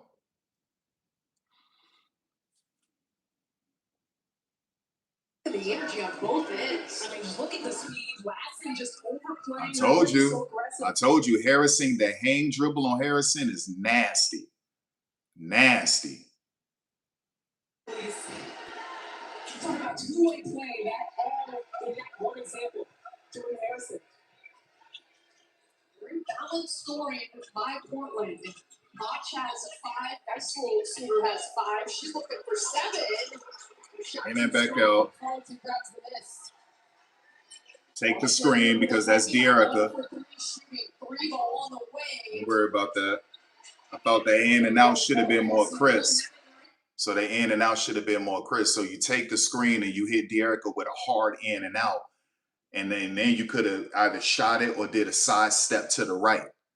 So you take the screen, a hard in and out, shoot it, or hard side step to the right, and that would have gave you a lot of clean room, right? You will take every single time 2 players chasing after, hustling down a loose ball, and it's off of one of you. It's not ideal, but that's the kind of hustle that you will take every time. So the Sparks. All right, so they're in the bonus. Let's go.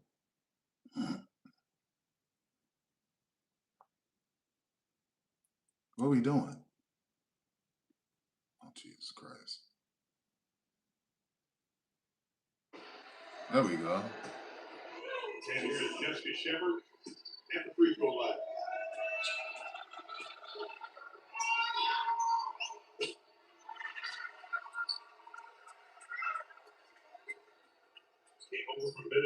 They know Asia didn't foul her, but they gave it to her anyway because Asia yelled at the referee.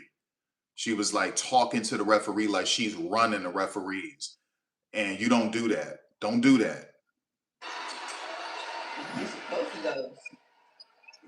Standing corner, 1-3, signing. Kind of a training camp contract. Pick up on the agency right there. That was a great pick up. Right place. They don't lose anything. Yep.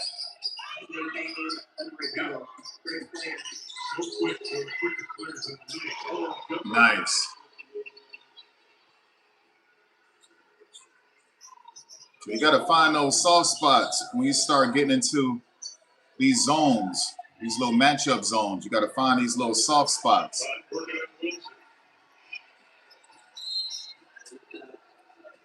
How about if you're a rookie like Easy Flood and all of a sudden you look up and you go, oh, MVP. This guarding me Right in my face. Nah, that's then you eat your food because Asia is a terrible on-ball defender. She has poor lateral movement. She has poor balance on defense on the perimeter and poor backpedaling. And so you got to eat your food. You got to eat your food. And you know, I got so many videos of Asia Wilson getting chopped to pieces on the perimeter. That's not her thing. She's an interior defender. Now she could defend a bunch of lame wings or lame fours, but you eat your food. AZ should have ate her food, man.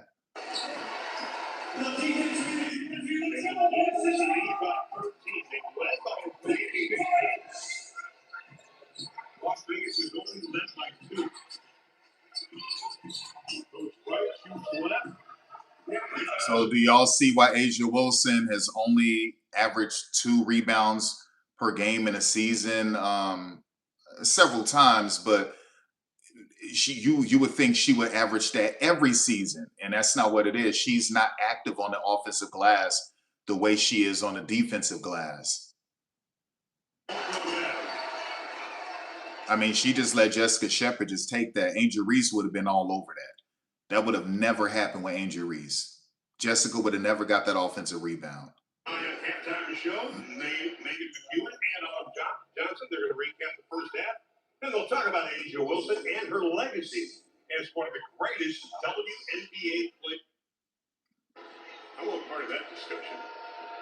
One of the great players in Texas on the free throw. And once again, Alyssa Smith, terrible at the free throw line. Once again, that's all she played in Athletes Unlimited, but she was bad in Athletes Unlimited. She wasn't good in Athletes Unlimited. And Alyssa need to just be working on her free throws, man. Yeah, work on your free throws.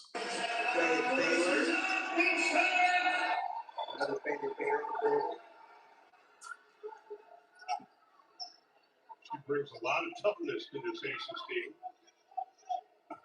And you know, I'm just really good.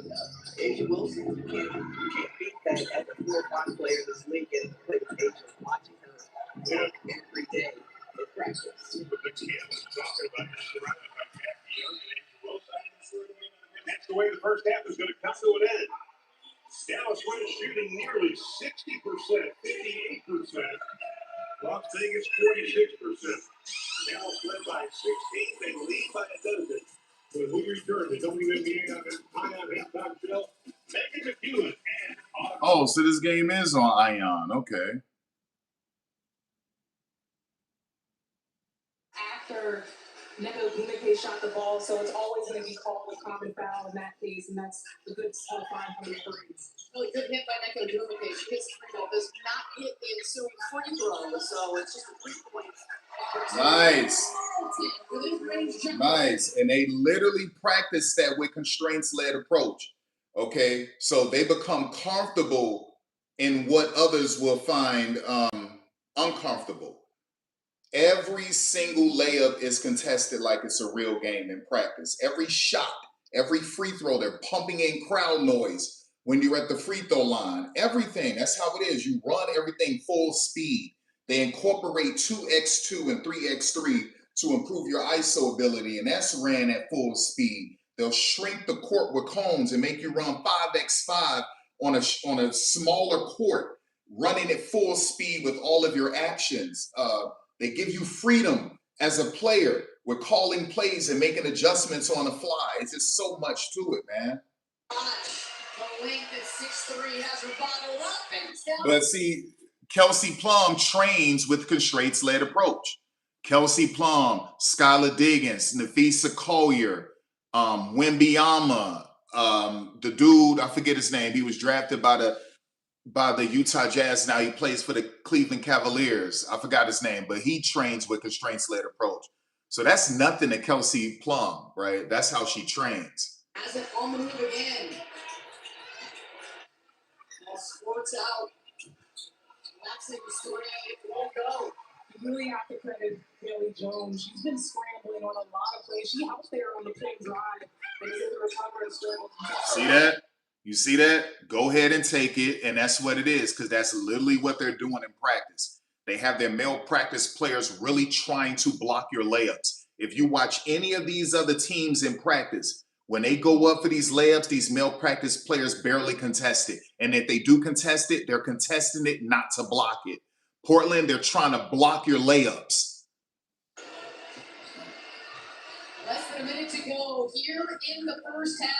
Back and forth action here in the second quarter, but Los Angeles has stretched the lead to 16. Late at the good take. This time she kicks it to Geiselsuter. And Brink pushing through the screen, and she'll pick up the personal. And that is going to be foul number 4 on Cam right here in the first half. Working off the ball. And see, Cameron Brink, for whatever reason, she just can't stay out of foul trouble. And it's been that way at Stanford. All her years at Stanford, she stayed in foul trouble. Okay? And they lost some big games because Cameron Brink had to sit out because of fouling out or getting into foul trouble early, and it allowed the team to get a lead where Stanford couldn't come back from. And her rookie year, before she went down to injury, foul trouble. She comes back from recovering from her injury, foul trouble. That's Cameron Brink. Cameron Brink is always in foul trouble for whatever reason. As a veteran presence of honor and shoulder breather with 22 seconds to go.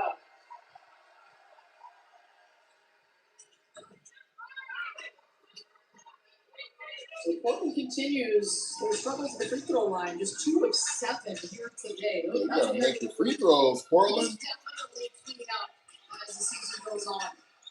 Morrell open after the trap. The corner pocket 3, no good, and they'll call Geiselsuter with the hole on the weak side rebound.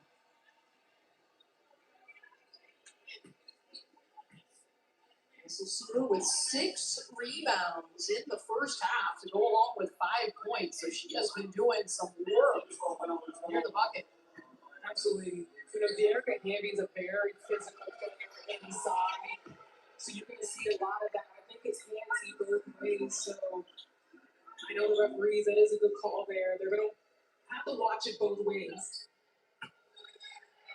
She was an incredible offensive rebounder last season, set the all-time Sparks record for most offensive boards. She is just a problem trying to block her out. Harrison, just a couple ticks and she goes all the way to the rim. And that will do it for the first half. Jordan Harrison with a little punch. And the Fire feel a little better after the bucket by Harrison in the first 20 minutes. She remind me of Odyssey Sims, but a younger Odyssey Sims, man. That chick, I'm just speaking about on offense. That chick hang dribble. Odyssey got a nasty hang dribble too, but Jordan, her hang dribble is next level. Next level. Damn.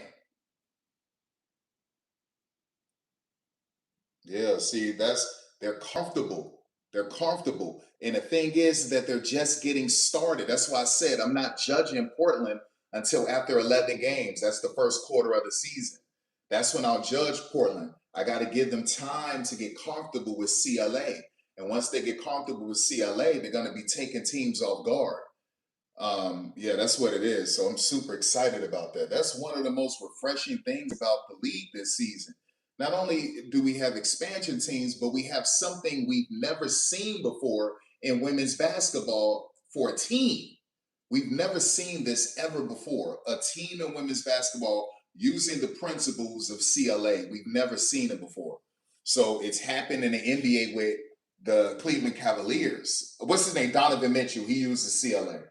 But it happened with Cleveland, and they, I believe, led the NBA in scoring, or they were top 3 in scoring the first time they used constraints-led approach as a team. And so, yeah, let me look that up. I think Cleveland, I know Cleveland was either top 3 in scoring that year, or they were number 1 in the NBA in scoring. Let me see.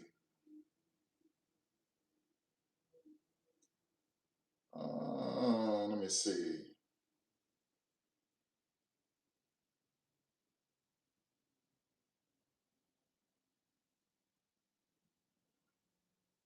Let me see. Let me find. I want to make sure I get this right. They were either top 3. They led the league in scoring their first year using. Yeah, there it is. Yes, the Cleveland Cavaliers successfully implemented constraints-led approach under head coach Kenny Atkinson and led the NBA in scoring during the 2024-2025 season. Right, the Cavaliers integrated CLA primarily through Alex Sarama. He was the team's director of player development, who he's now the head coach of Portland. The methodology, rather than traditional if X then Y instruction, the coaching staff used task constraints such as small-sided games and specific rule manipulations to force players to figure out game-like solutions independently. So that's what I was telling you, how they would shrink the court. In practice, they'll shrink the court with cones and will still make you run 5x5 on a shrunken court, full speed, full game-like intensity. So when you get into a real game and it's 50 feet wide, 90 feet long, and no other team in the NBA is training like this to defend or anything, it's sort of like you spread your wings and you're in the air flying and soaring. You're a step ahead of everyone because they don't train like this. That's why I'm telling, like, just wait for Portland. Wait for them to get comfortable with CLA, and it's going to be like trying to catch an oiled up football in the rain because you never did this before. So they're still figuring it out. The Atkinson system, Atkinson combined these CLA principles with a high-tempo offensive philosophy that emphasized purposeful cutting and spacing, leading to him being named the 2024-2025 NBA Coach of the Year. So the first year they've ever used CLA in the NBA with the Cleveland Cavaliers, it was run by Alex Sarama, and their head coach was Kenny Atkinson. They led the league in scoring, and Kenny Atkinson won Coach of the Year. Think about that, okay?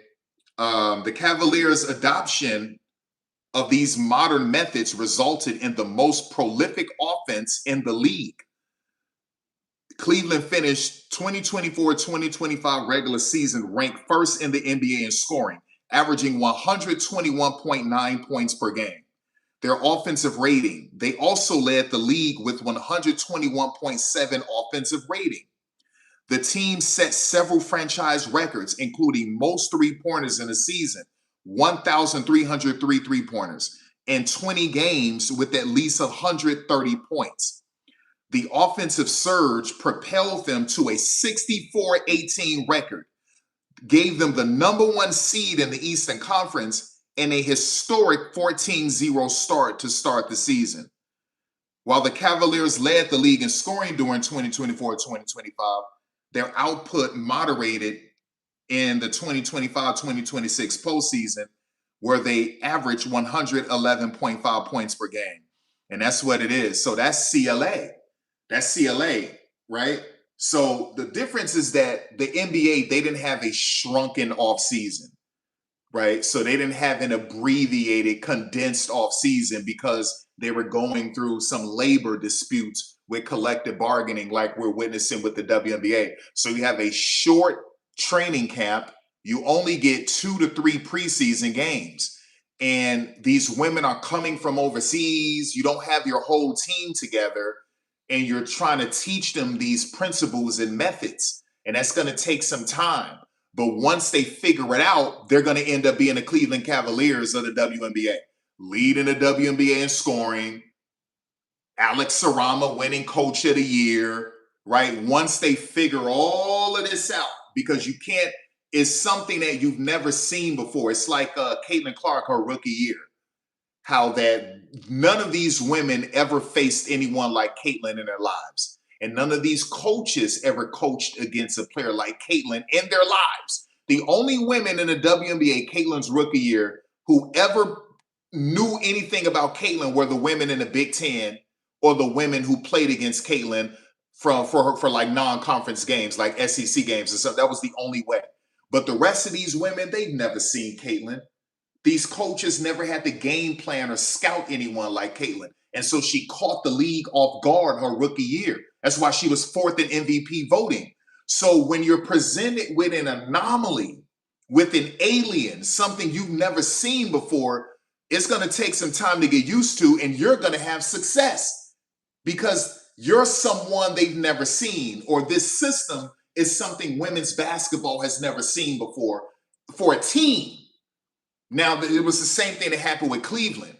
So everyone in their power rankings, they have Portland finishing dead last, or the Mystics. And these are these people who don't understand CLA. They don't know what constraints-led approach is. And so their calculations are wrong. Their assessment is way off. That's why I said I'm not judging them until after 11 games. I'm going to wait until I judge Portland because I want them to get comfortable with CLA before I make my judgments on them. Right? And that's how it is. That's how it is. You know, all these other teams, they just go through the motions, right? The basic stuff. Okay, 3-woman weave. 3-woman weave. And they're just weaving and all right, layup line. And they're doing the basic layup lines. And they're doing the basic threes. And there's no one contesting it. The male practice players, they just put their hands up and they're not trying to really block these threes. They're not trying to really block these mid-range shots. They're not really trying to block these layups that you're doing in practice when you're scrimmaging against the male practice players. But Portland is. These male practice players are trying to block your layups. They're trying to block your threes. They're trying to block your mid-range shots. For real, for real. And they're running everything game action, game intensity, and full game speed.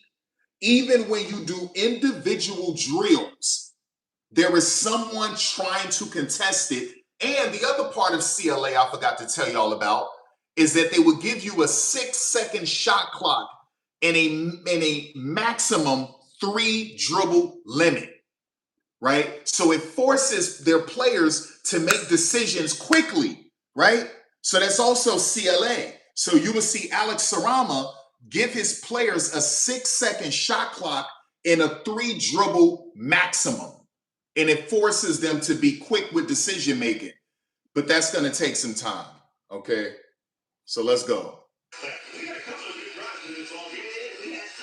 basketball in the first half, especially by the Dodgers. The new and improved salary, Craig Checker at the helm of his offense. The hesitation moves, drive right there, he stepped back. Strengthen the defense to free yourself up for the open layup. And then just the force of speed, the next play. This is Brock Brett, David's greatest asset. Of course, that beautiful job. So look at the first half stats. Dallas shooting 57.9%. To put that in perspective, their best last year was 46.8. That was versus the Chicago Sky. That's pretty good. 57.9, 60% off the street. You know what stands out for me? The assists. 15 assists. That's shooting 57%. And then their three-point shooting was also outstanding early in the first half.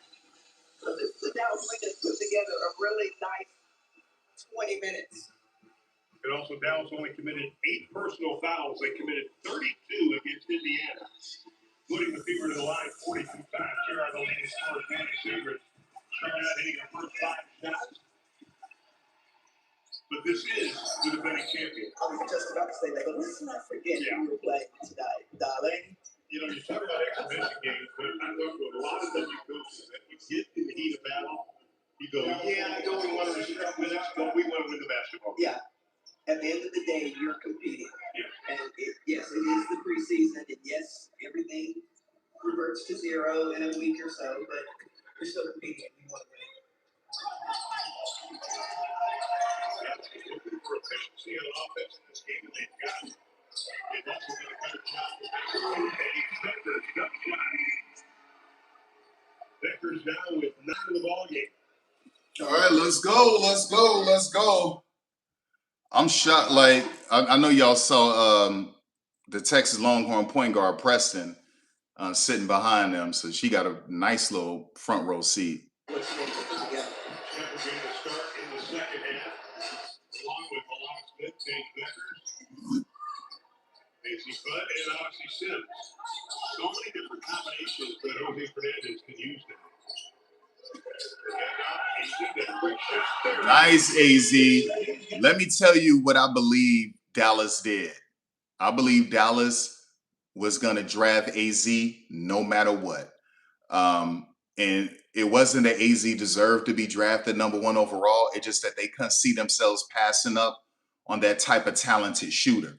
And they had to have her because it was going to make their offense that much more lethal. And so you take her #1. Take her #1. And if everyone is saying you took her because she's Paige Becker's girlfriend, so be it. If people believe she doesn't deserve to be the #1 pick, so be it. But we were going to get her no matter what. I don't give a damn. And that's what it was. You can't pass up on a shooter like that. She's too good when she gets hot.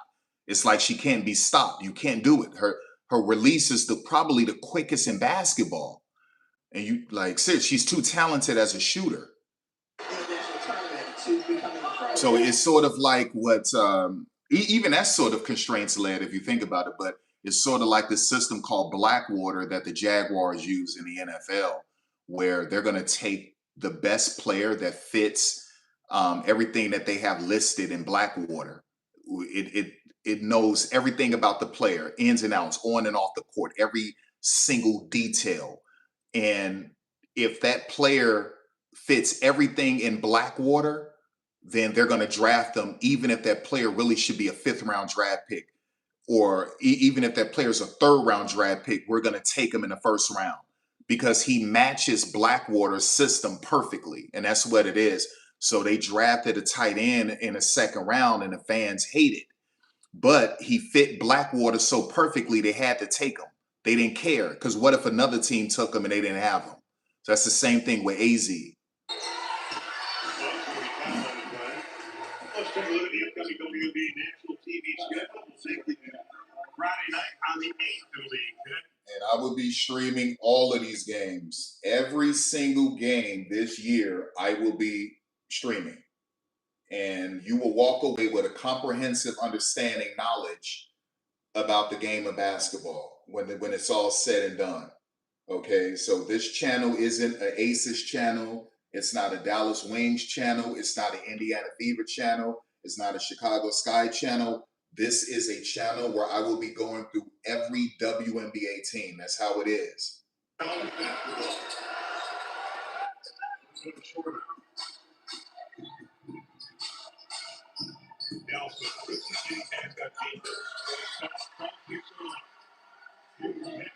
Nice. Oh, there it is. Let's go.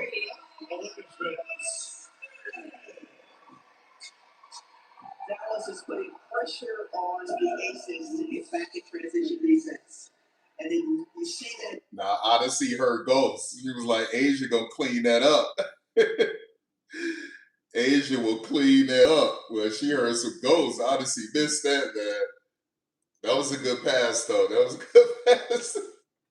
You know, Asia is an elite chase down blocker, so Odyssey was freaking out, man. That chick started freaking out. Don't mess with Asia with them block shots. She'll get it. Like LeBron James will kill you with them chase down blocks. Number of players out there on the floor that can get it from outside, but again, it's first and goal inside the paint.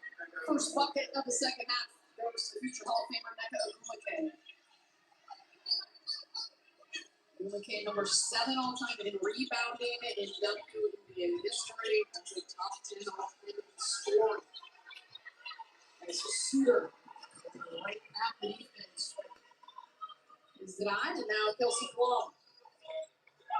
And shake watch. Morrell gets right to the rim, though. Straight line drive for 2.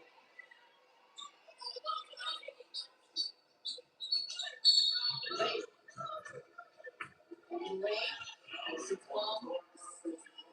Up the first ball, that is her 3rd. I like the aggressiveness from Carla Lake. They are not winning that foul battle. They got outscored. No, and that's good. And Carla Lake came a little bit late too. No pun intended, but she came a little bit late as well.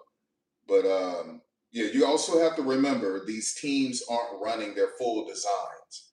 Okay, so they're freestyling, spitballing, and then you might see some sophistication here and there. So they're not running everything. Both teams, and that's the same with ACES in Dallas. Same with Indiana when they played Dallas. That's just in New York. That's the way it is. But that just shows you how impressive Dallas is. That they destroyed Indiana and they're going to destroy the ACES. That shows you how impressive they are, that they're not even showing you all of their designs. And they're destroying them like that. It's crazy. Nice, Nneka, nice. All right, let's get back.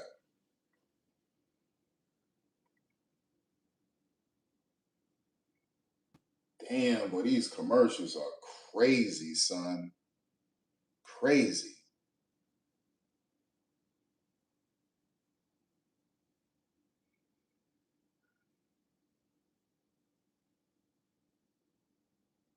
Come on, what are we doing? Hurry up.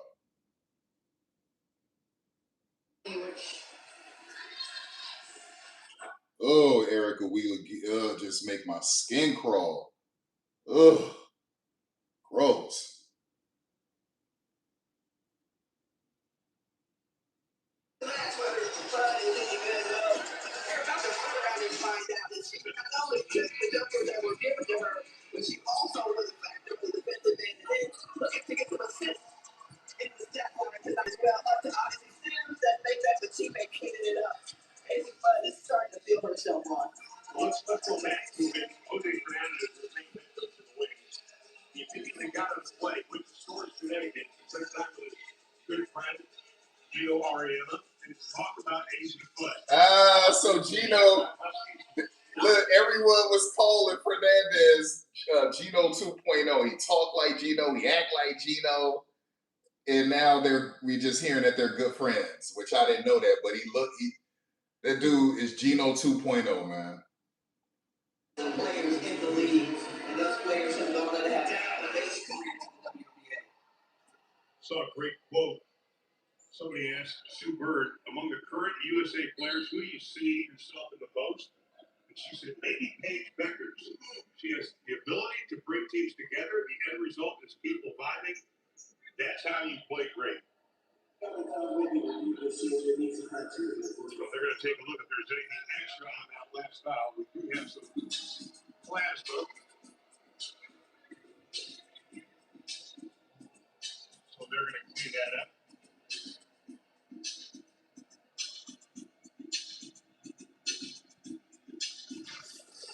Here it is once again.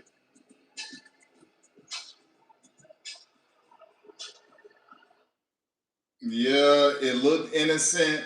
Let's see. Was there any? Nah, that looked innocent. That looked innocent. That didn't look malicious. I mean, maybe she put a little bit of extra mustard on it. Maybe it's pretty difficult. But y'all got to be careful because you can break people's nose, man. That's not fair. So when something bad happened to you on a basketball court, where karma and God is going to judge you on the basketball court, if Asia twists her ankle, has a high ankle sprain, remember when, let's say that was intentional in some weird way, like some slick, clandestine way. If Asia gets a high ankle sprain, that's just judgment. That's karma, right? And so that's what it is. Like, don't break people's nose. It's not that deep. It's not that deep. Don't break people's nose. Don't try to knock out their teeth. Don't try to break their windpipe. It's like, what are you doing? So when something bad happens to you on a basketball court and your knee gets blown up, or you have a high ankle sprain, or you're like Nafisa Collier and you shatter your ankle ligaments, okay? That's just karma. That's just judgment. You out here trying to break people's nose, trying to knock out their teeth. And what are you doing? It may be a flagrant one, Yeah, I mean, if you look at the second replay of it, she put a little extra mustard on it. She put a little extra on it when she landed that arm on her face. It was a little bit extra on it. And you could have broke her nose. You could have knocked out her teeth. Like, come on. Like, watch this. She put a little extra on it. Now watch. See that? She put a little extra on it and then played it off. Like, what are you doing? Now she has to go to the locker room potentially with a broken nose. So when Asia knees blow up, when she gets a high ankle sprain and she breaks her foot, or if her nose gets broken, just remember this game right here when she put a little extra on it. leading it 61-45.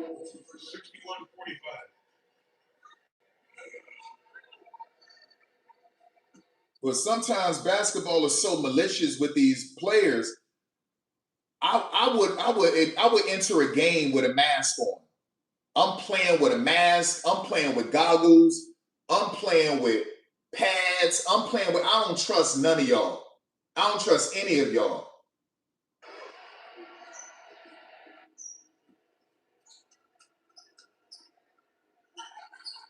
We will also have the biggest lead of the ball game at 18. Now, 24 seconds left.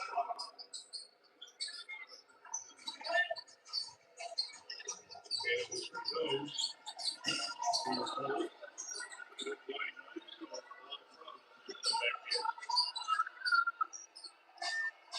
Long shot, no. It was a slip back down the rebound, stepped out of bounds. We will have it. Damn, I would like to see Lee Yarou get in the game. And Dallas doesn't even have their whole roster because Awak Kior isn't even playing. So just wait till Awak Kior is there. Like, that's pretty serious.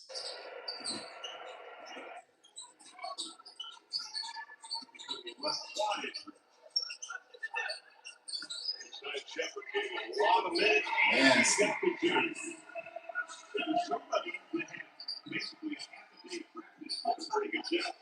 Great pickup for the win. Just starting to really figure out who's going to be on this team. And both these teams are going to have to make some decisions about transitions and transactions.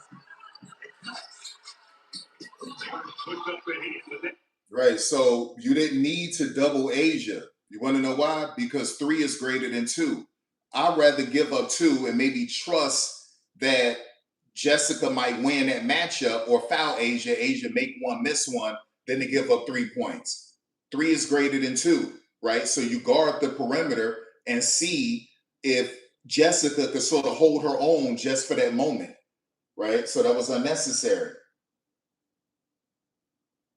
For the Dallas Wings. And now a word from State Farm. See, this is the way the ad should be. The ad should be like this all game long. All game long. This is how it should go. So that's a no then. Stop living on a prayer and get State Farm. See that? So that was a good foul. That was a good foul. That's why I said you didn't need the help on Asia. Guard the perimeter where Chelsea was and make Asia get fouled and make 1 at the free throw line. Make 2. That's how it is. 3 is greater than 2. If you know your opponents are really good shooting 3s, then you guard the perimeter before you help out on a woman that's only going to get 2 points. Perfect. Well, what a difference she made. That was fun. That was a fun one. The Valkyries did amazing there, and then the free agency wars. That like great too. Yeah, what are you doing? Like, both of those women are terrible with on-ball defense. So the worst one is Asia. So she decided to try to take Nalissa off the dribble. Nalissa is bad with on-ball defense, but she's better than Asia. So she should have stuck with Asia and ISO'd Asia, right? So that's crazy. That's crazy. Yeah, Paige got to learn, man. Let me get this done right here. Let me get this done. Post player to post player. And that's the one you want to foul, Melissa. Foul Melissa. That's the one you want to foul. Melissa should have been attempting 500 free throws a day. Maybe rest on Sunday. In some cases, you might want to attempt 1,000, but she has a life. So, you know, in terms of doing other things, she needs to work on other things. I would say 500 free throws a day. 500 free throws a day Melissa should be doing, right?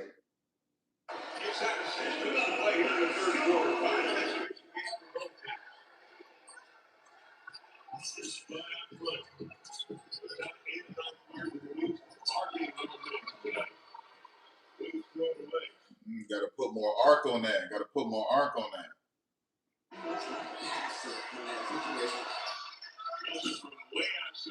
No. That's too much of a distance from her. She's much better in the corner. She can make those wing ones, but she's much better in the corner. You always know Chelsea Gray is always looking to do a trick pass. That's what she loves to do, right? So you just have to be aware of that. That's why you have to have active hands. She's always trying to look to do something freaky with that basketball, right?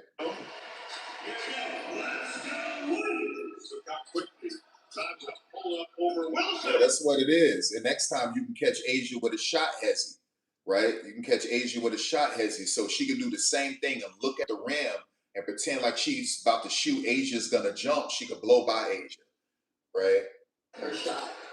Nice jump. Nice floater. Nice floater. We go inside of 5 minutes to play in the third.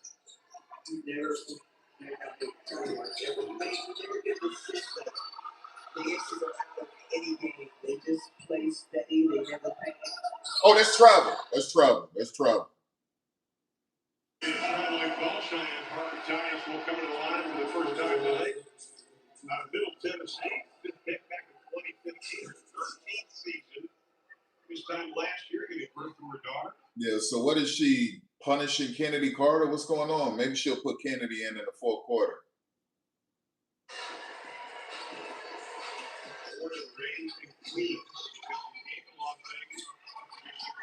Nice. She is so patient. She is so patient, Maddie.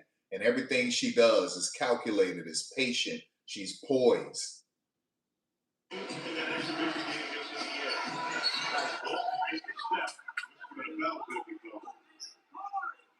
No, Dulcie knows she didn't foul her, but the referees are going to give it. Asia engages in this exaggeration, these histrionics, and she engages in it. She flops and she flails and she screams and she works the officials. It's a part of the game, but it turns people off. It's what turns you off. And you look up at the end of the game, Asia has 30 points, 35, 40 points, but she went to the free throw line 15 times, 17 times. When she scored that 50, what was it, 50 or 53, something like that, she went to the free throw line over 20 times. I think she shot 23 free throws, right? And so it turns people off unless you're an Asia fan, unless you're an ACES fan. It's a huge turnoff.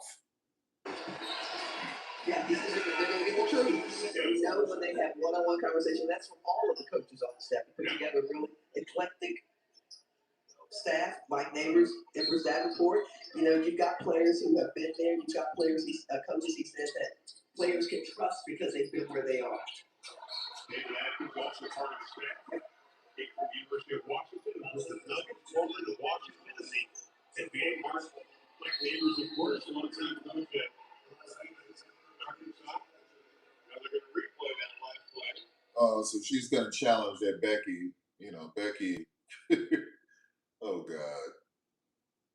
You're gonna lose, Becky. When you have the foot speed advantage, you have great coming over to block the shot off balance. It's a great team.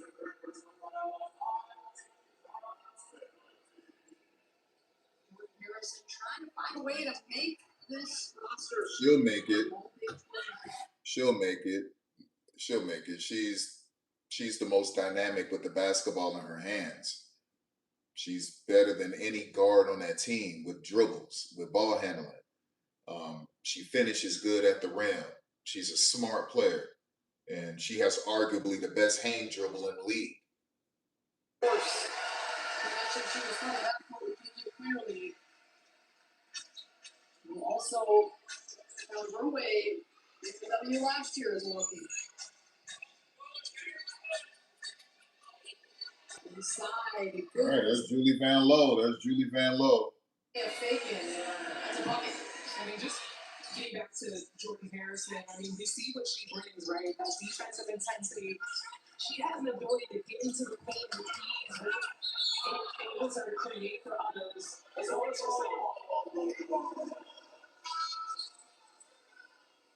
So Sanaya Fagan, she gained weight, and she was pretty solid overseas. Pretty solid.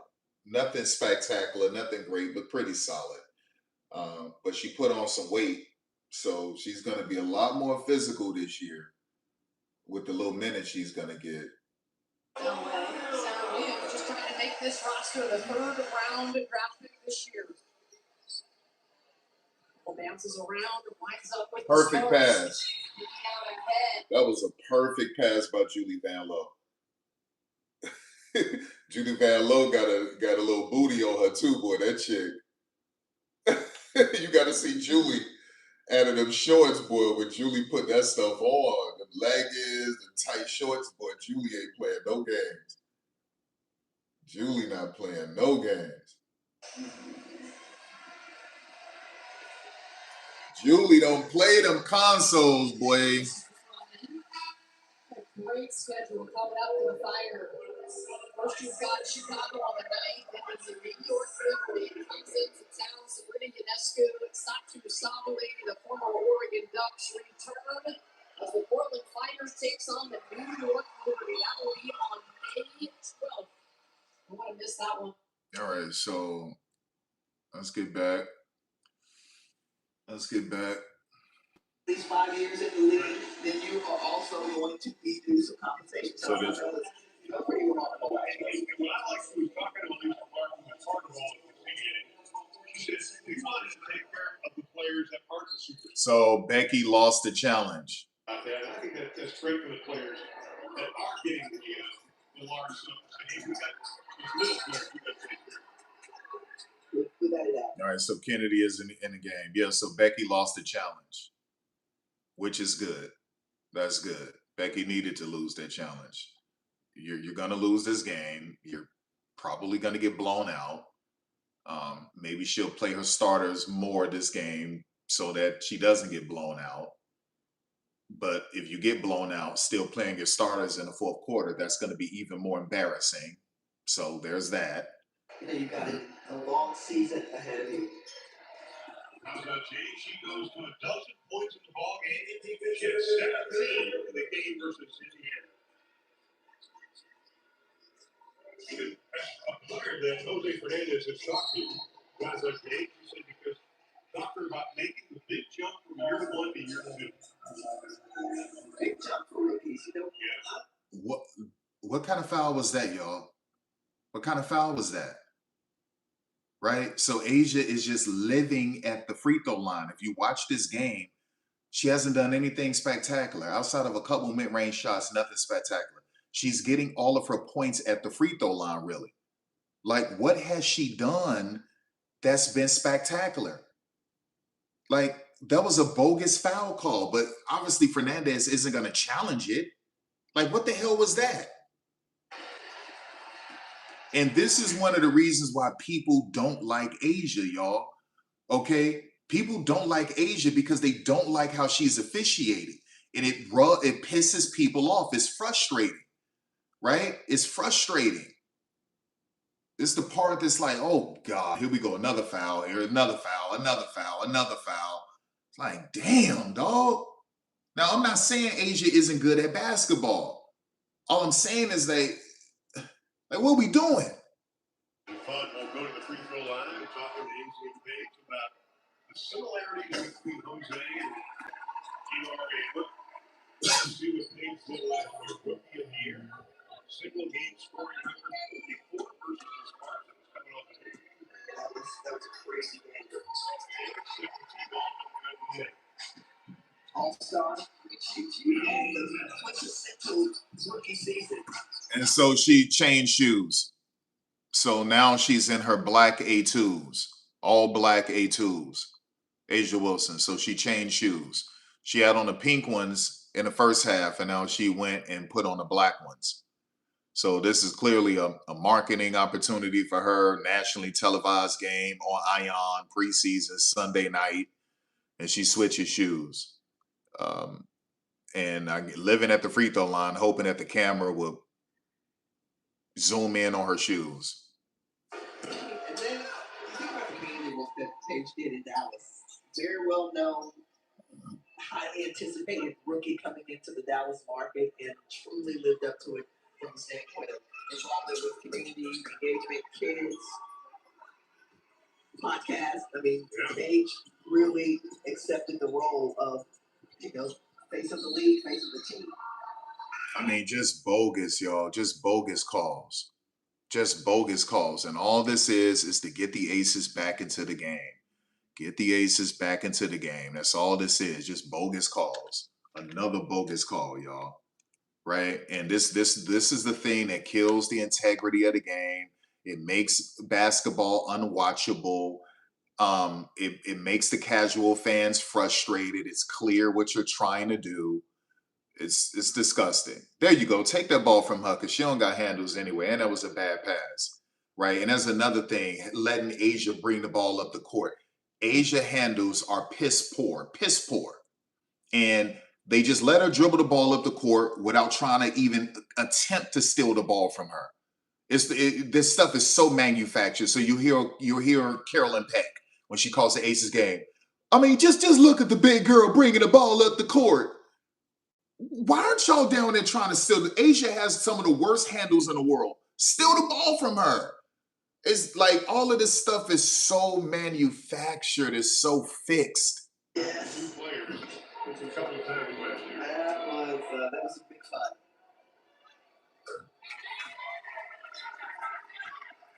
So next time, tell NBA 2K to calm down with the grades and the ratings. They got Asia with an A passing. They got Asia with an A in ball handling, y'all. They got Asia with an A in three-point shooting. Come on, y'all. We'll be doing 2K so fake.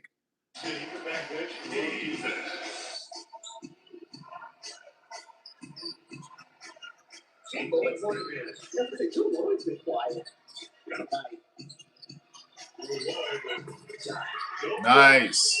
Nice. Oops.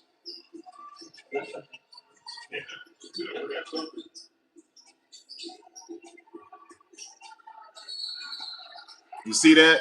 Bogus. Bogus. Bogus. Bogus. And that's just natural. All that is a reverse drag in a half court. Bogus, bogus, bogus, bogus, bogus, y'all. Right? And you see Jackie smiling because they're trying to get the Aces back in the game. That's all this is about. I mean, you're witnessing cheating right in front of your eyes in real time by the officials. That's like, seriously, you're literally witnessing cheating in front of your eyes in real time. She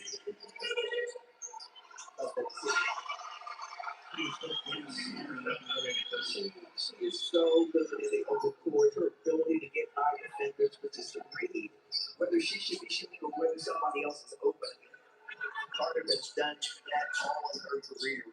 She started at Texas A&M, was amazing there, and has had some good years. That's a foul. She was in a landing space. All right, go ahead because it's going to be real. They're going to go to the free throw line and get the ball back. That's what that is. Yeah, Kennedy is frustrated. Kennedy is absolutely frustrated. I know when Kennedy is frustrated. She's going to try to do what's right this year. She's not going to blow up the way she want to blow up, but she's frustrated. That's a fact. That is a fact. Kennedy is frustrated. It's difficult trying to be who you aren't, which is, they keep treating Kennedy Carter like she's not the best player on offense on the team, and she just is. She can't be stopped. And yeah, you got her come. You got the best player on your team coming off the bench in terms of offensive ability. And, you know, you're running offensive plays that's not designed for her, really. You understand what I'm saying? Can you imagine if that were who's supposed to be the best player in the NBA? Can you imagine the best player in the NBA coming off the bench, and when he's on the court, they're running plays for another player on the court who can't even sniff this dude? Like what are we talking about? And so it's frustrating, y'all. It's frustrating. No one on earth can guard Kennedy Carter. It's impossible, at least in women's basketball. No one. She's better than all of her teammates on her team. Not a single teammate on her team is better than Kennedy Carter on offense. Listen, outside of passing, yeah, Chelsea is a better facilitator. Pure and simple. Pure and simple. But that's it. That's all you get. That's all you get. Maybe you could say Jackie is a better three-point shooter, but not off the dribble. Not off the dribble. And so it's frustrating. Damn, I'm better than my teammates on offense, except for passing. And she's being treated like she's not. She's being all because of some BS narratives. Like, it's crazy, man. It's crazy. Crazy. Come on, son. What are we doing? Hurry up. Look at the call. That'll be the fifth foul on Geisler. All right, so we got a Chloe Bibby sighting. We have a Chloe Bibby sighting. So that turned out to be a good foul. They're only down by 17, so they're fighting back. They're fighting back. Let's see what this fourth quarter. See how this fourth quarter will play out. So Megan isn't playing. Shug Sutton isn't playing. Carly Samuelson isn't playing. To the floor in top playing shape. Shug Sutton and Taya Oblak as well. So a lot of Portland Fire players that who played big roles unable to go today. And also just not being able to play a sub the way that looks from the West sub because they're short-handed. All right, come on.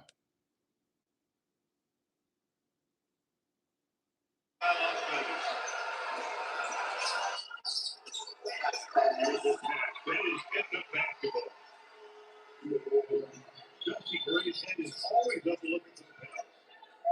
She never understood what Chelsea's forcing anything. She's waiting for her to develop.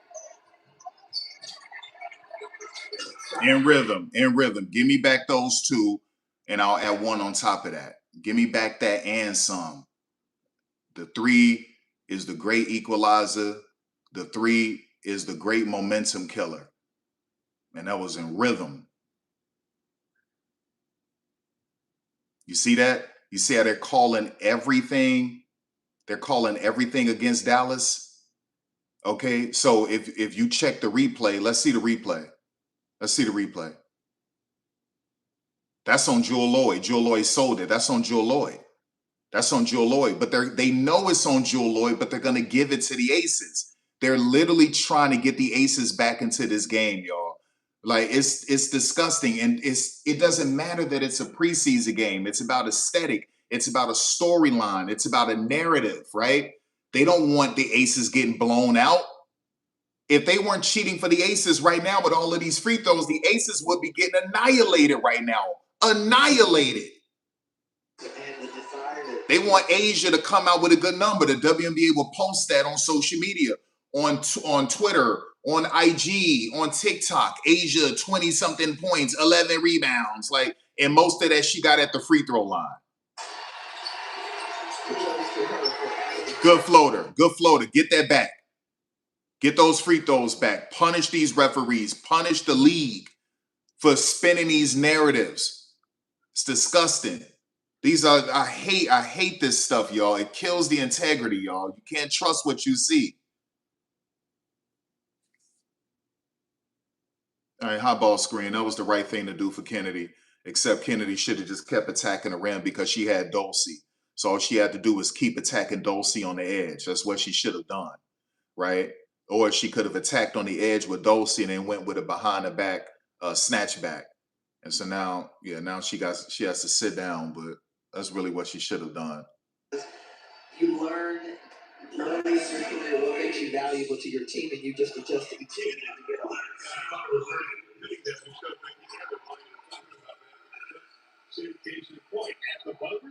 And that was a foul, but they're not going to give it to her, right? So like, this is why it's difficult watching when you watch the Aces. Get ready for cheating. Get ready for cheating when you watch the Aces, y'all. That's the way it is. It's the way it is, man. You know, they cheated for the Aces against the Indiana Fever in the 5th game of the Western, of the semifinals. And bogus foul call they called on Aaliyah Boston. Indiana was going to win that game without Kelsey Mitchell. They called that bogus foul on Aaliyah Boston, and it wasn't a foul at all. And so the Aces end up winning that game. So, yeah, that's what it is. That's what it is, man. It's crazy. Absolutely crazy. Damn, is this the Portland one? Get out of here. Where's Portland at? Come on now.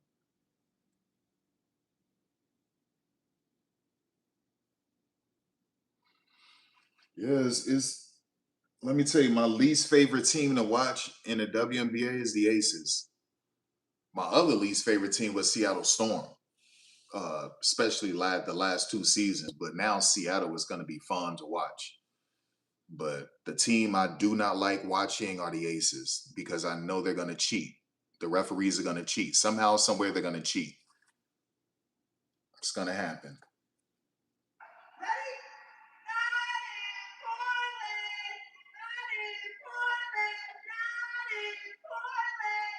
I like that. I got my brother live in Portland. But I got family all over. I got family in Portland. I got family in Wisconsin. I got family in Minnesota. I got family in Baltimore. I got family in New York. I got family in Chicago. I got family in Indiana. I got family in Florida. I got family in Texas. Like, boy, listen, I got family all over. I got family all over. I got family in Nigeria. I got family in Philly. I got family in North Carolina. I got family in ATL. I got family all over, boy. All over. Oh, whoa. Wait a second. I got family in Connecticut. Well, I got family all over. Chicago, get your tickets at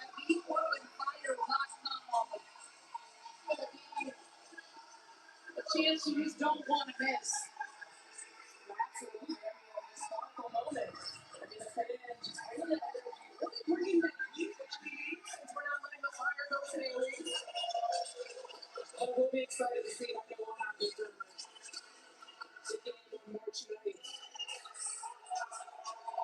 Portland continuing their full court pressure led by Carlton.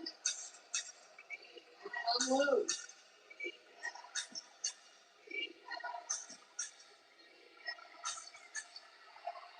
The stop and the rebound. Williams kicks it to Carlton.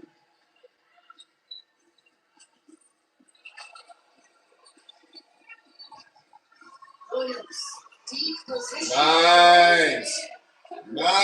Nice old school hook shot. Nice little old school hook shot. Let's go. Fire forced the turnover, so good energy to start the 4th quarter here. That's crazy. She didn't even need to put that type of velocity on her. All you had to do was throw it straight at her chest. Throw it straight at her chest. Arms raised up, hands ready to go. Just throw it straight to her. And you don't even need to add that type of velocity because literally no one was next to her. So why are you throwing it so hard? Rookie. Diddy has it, spins away, kicks it inside. And one. Let's go. Let's go. Fight back. That's what I'm talking about. What are we doing? Let's go.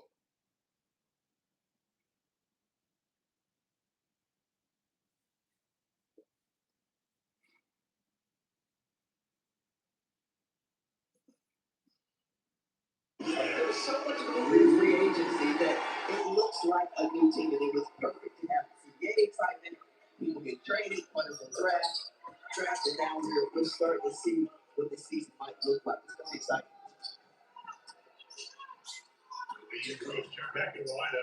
Grace Berger got a nice handle.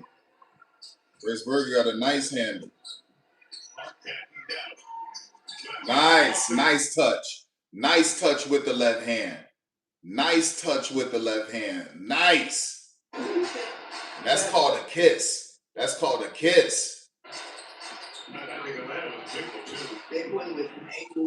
gotta understand something. Even though Alicia Clark getting up there in age, for some of you who don't know, Alicia Clark, all-time leading scorer in Middle Tennessee history, Middle Tennessee State history. She was once the best on-ball defender in the WNBA, lockdown defender. Confident in their skills, in their role on their team, but we're seeing that with offense. Look at the liberty, man. It's not too solid. They kept their 4 players on the team, obviously, Jonquel Stewart and Sabrina. Yep. Atlanta held out their 4 players. Perfect pass by Grace. Grace Berger is a probing point guard. She's a probing point guard, right? Mid-range shooter, a physical slasher. And if you think she don't got a handle, she'll embarrass you. That chick got a nasty handle. That's Grace Berger, a probing point guard. And then if she misses them, she's a little upset with herself that she's not feeling like she does. Good patience, Lee. You just got to hold on to it. That was good patience. Nice. But that's a good foul because Nalissa Smith she's terrible. She's a terrible free throw shooter, right? So that's like old school Shaquille O'Neal. I don't know who y'all watch these days in the NBA when they're piss poor shooting free throws, but that's Nalissa Smith. Nalissa Smith, I appreciate her playing in Athletes Unlimited. She was terrible in Athletes Unlimited. But after Athletes Unlimited, rest for like 2 weeks or a week, and then just go work on your free throws. You see how she missed that one? Nalissa should be shooting 500 free throws a day. She's a liability.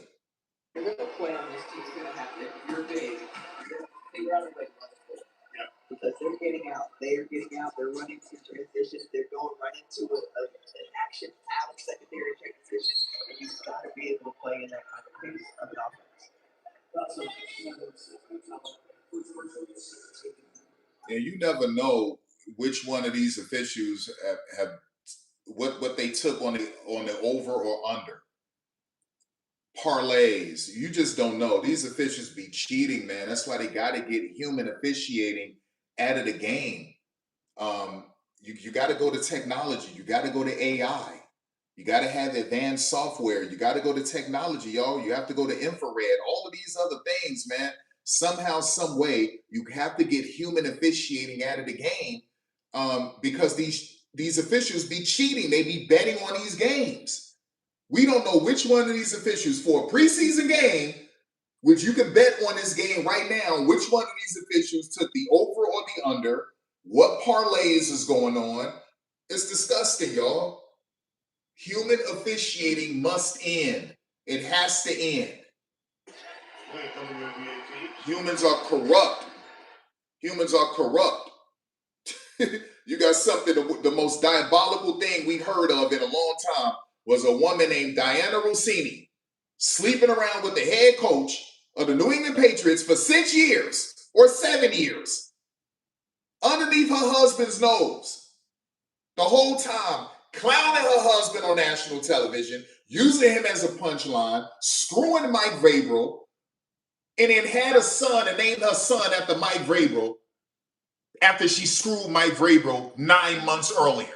So you check the date. She screwed Mike Vrabel. She was in Tennessee, screwed Mike Vrabel, calling the game in Tennessee. 9 months later, had that boy and named her son Michael, and then ran to Twitter and said, I'm looking at my son Michael, 4 days old, and I'm wondering who's the best coach and player in NFL history named Michael. Diabolical. So what I'm saying, you can't trust human beings? Get these people land of officiating, man. Time to go to full technology, AI, sensors.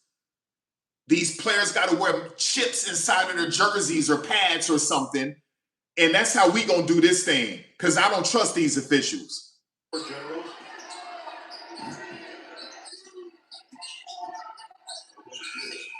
Oh, that's nice, Stephanie. That's nice. That's nice, Steph. That's a nice one, Steph. A lot of these players are still auditioning, trying to make the team. So tonight, performances, his signature is important. Kickball. She realized she should have went high with that because she's 6'7", so she should have went high with that. Yeah.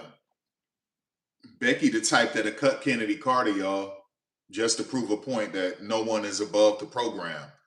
Becky that type. Becky the type to cut Kennedy. That's why they gave her a training camp contract.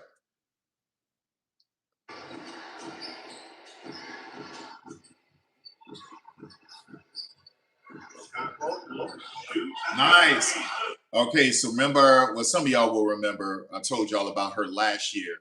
She's one of the best three-point shooters in the world, percentage-wise. Literally one of the best in the world, y'all. And Connecticut got rid of her. And I told you they got rid of her so they could make room for freaking Bria Hartley, which is Morgan Tuck's best friend and the godmother of her child. So she ended up waiving Yvonne Anderson and Amy and Madison Hayes. It was disgusting what Morgan Tuck did last year. No shot, gonna be a foul. Look at them, and they got blown out anyway. That's what it makes me believe that two of those officials potentially somehow took the over or the under. I don't know what they did. Who knows? That's what it looked like to me, because they did everything they could to try to fix something with the score. They was doing something to get the score a certain number, because it was way too many fouls being called. Way too many.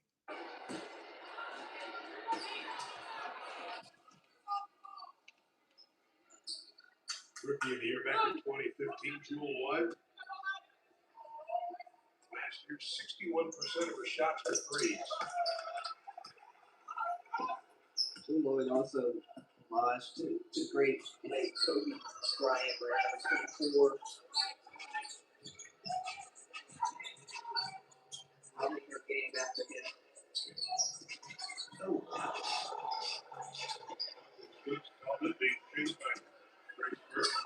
Good defense, Grace. Good defense, Grace. Didn't give up.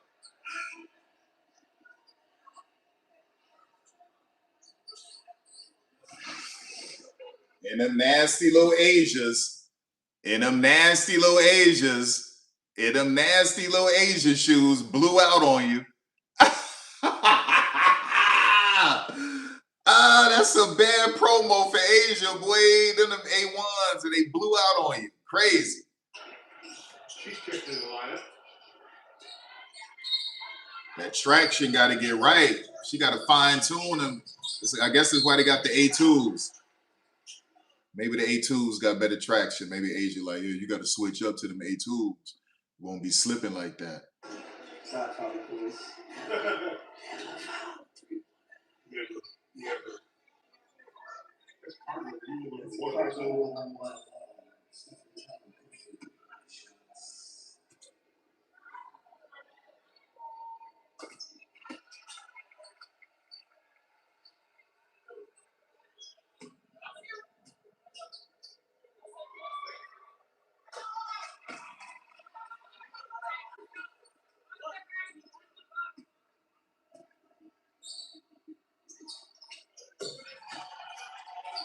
Just about 6 minutes left. Dallas with a 20-point advantage. Biggest lead has been 24.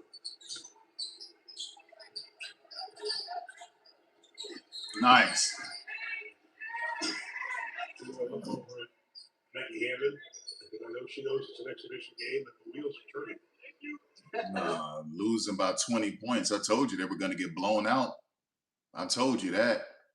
Listen, I tried to tell y'all when I broke down every team I said Dallas is gonna at least be the 5th seed. That roster is way too talented, way too talented. You know, but you're dealing with people doing these power rankings, and they're just like, oh, it's Dallas. They have young players on the team. Yeah, Dallas is gonna be terrible. It's just the dumbest thing in the world. It's lazy. Just lazy stuff, man. We're up the fire with the latest gear. All the New Jersey's tees, hats, and more shop now at PortlandFireTeamShop.com. There is some great looking gear. You need to be all dialed in, supporting Portland Fire WNBA team. Owner from the corner, has a look. Nothing short.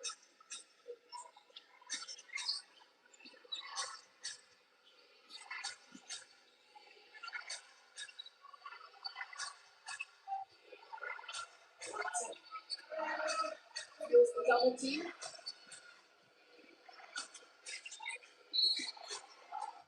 Yeah, I felt like Latson should have shot the 3. She got to the free throw line, but I felt she should have shot the 3.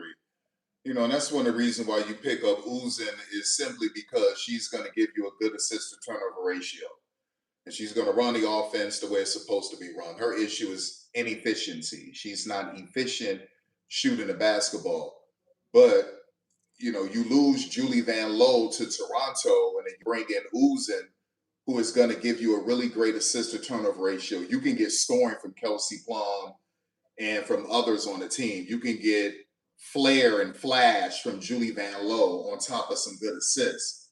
But bringing in Uzin was a good idea.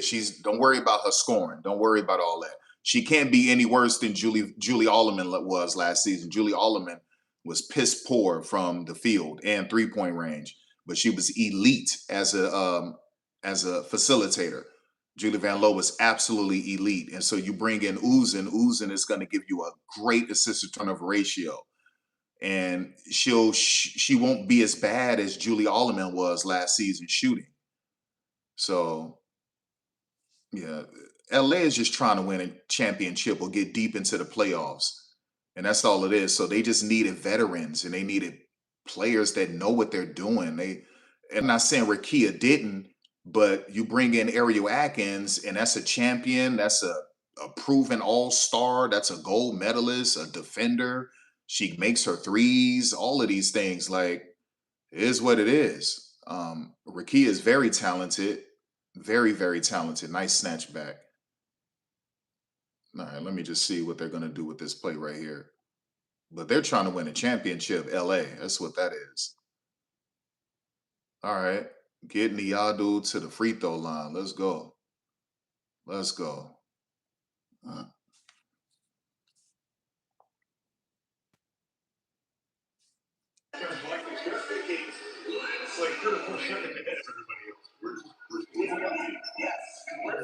Where's the defense going to move? All that you have to factor in so many different options.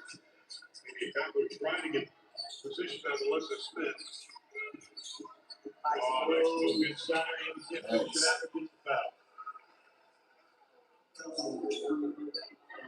That'll be on Smith. I like seeing maybe you can kick her back out and then all after the repost. That's a Hubie Brown issue. Kick it back out, let it repost, get it back out. And as a scorer, I love exactly what she did. Go score. First time, go do it. Don't pass it back out. You might not. That's what most players say. The reason we don't pass it back out is that we don't think we're going to get it back.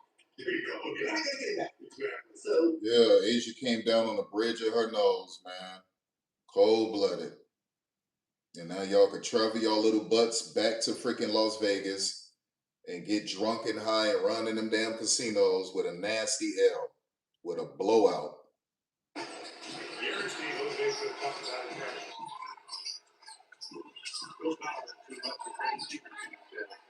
Good defense, Grace. Good defense, Grace. Oh, no. Hell no. Hell no, Lindsay.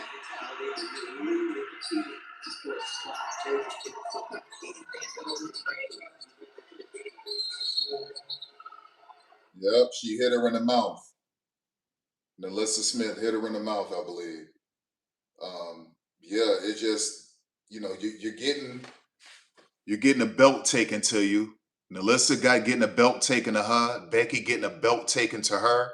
Asia got a belt taken to her. They all got belts on them. Belt action. You understand? BTA, everything. Just chop that chick like that. That's not what you do. And now y'all got to travel all the way back to Vegas with an L, with a blowout L, looking stupid right now. You understand? Looking real dumb. Looking real dumb. Because that's what it is. That was unnecessary. Completely unnecessary. Asia damn near breaking Alana Smith's nose. This chick trying to chop this chick throat out. Like, what are y'all doing? Just dumb. Stupid. Things can happen faster, then we're looking at a different complexion of the ball game. So I like to call my defense just keep getting it. Coaches, officials, players, talk about roles and how teams can be appreciated this year. It's always a point to finish it.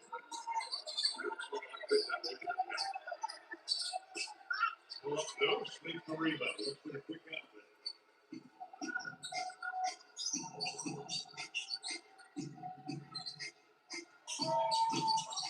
Now, she thought she was about to get a foul called on her.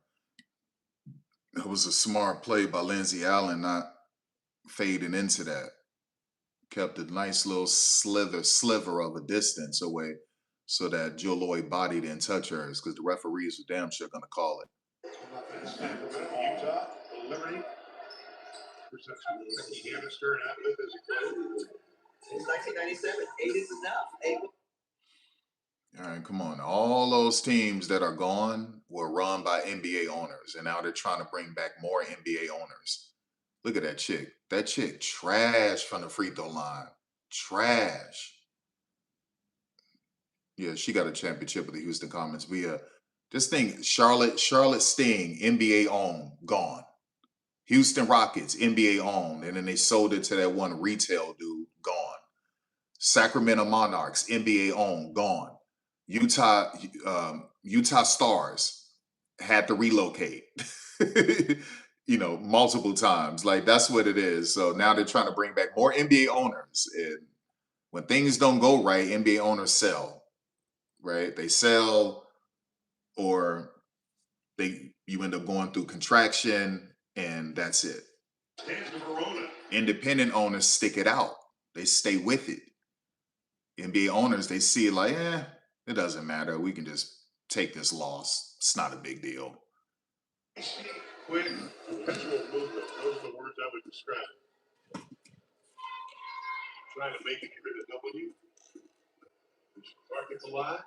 It was one of the first places, early places when we used to go overseas to play basketball in the outfit, because there was no WNBA, there was no NBL, there was no WBL. Italy was the desirable location, destination. Not only was the food amazing, but you could be in the gym with 3,000 Italians and felt like 50,000. It was incredible to play there. I played there my first year overseas, and it was just fantastic how they appreciated the game. You could only have 1 or 2 foreigners on the team. That's great style of basketball. Playing in the A1 League 2018. Nice shot from Lindsey Allen.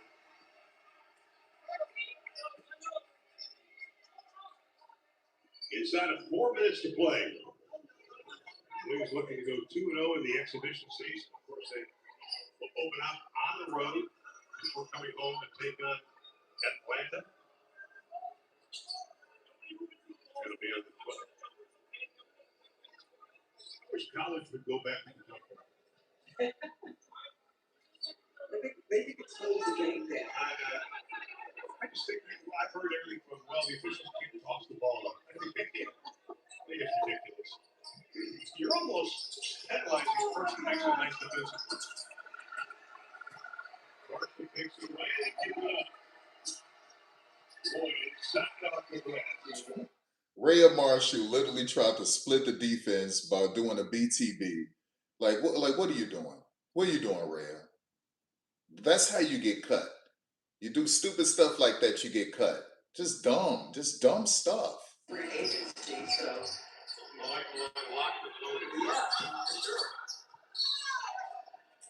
Marshall comes over the top. Right, so they pay attention to these things. Chick, you tried to split the defense with a moving BTB, got it stolen, and then you do a dumb over the back. That's how you get waived. That's how you get waived. That's how you get waived. And then you looking for overseas or hoping that Upshot League got a few extra spots open for you. Like, that's what happens. Just stupid stuff, man. By my count, 16 Dallas Wings have played this ballgame. Las Vegas is, their roster's pretty much set. And Bill's Dreesberger will come back to the lineup.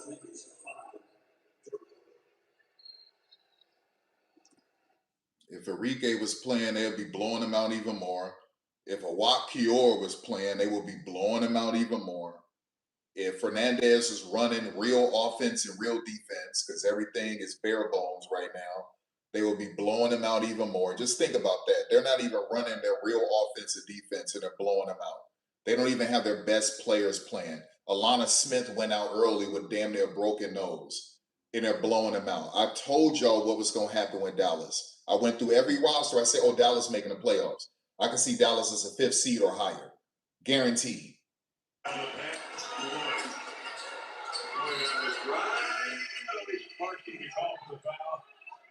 we're going to have a timeout. Yeah, good. Because that's embarrassing. If you're a coach and you're building an expansion team, you have to lay your foundation, and I think it all starts with the. At least Portland can say we're only down by 15. Now we're only down by 14 and potentially 13. At least they can say that. At least they can say we didn't get blown out like the Aces. The Fire Shop, the latest player jerseys now at PortlandFireTeamShop.com. Pick your favorite player out. A lot to choose from. I'm talking about the energy, Jordan Harrison. We got Sarah Williams. We're certainly putting in a lot of heart and hustle today.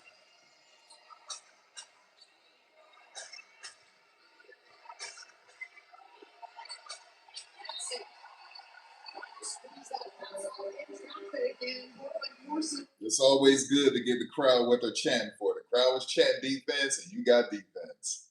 On that play, keeping legal body position the entire time. 20 turnovers forced by the Portland defense against a veteran, the LA squad. One of the good signs here in the preseason. There's a big slip for her third ball. Yeah, I like that. He told her to ISO because she was on Sanaya Fagan was on her. I think she should have just kept it, but they give them that type of freedom to make those decisions. I think she should have kept it and went up with a layup. So. Like, okay, let me calm down, but just disrupt them on every single play.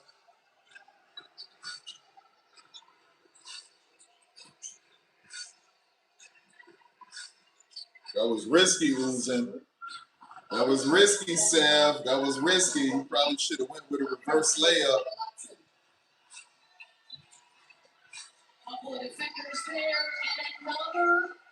Oh, there you go.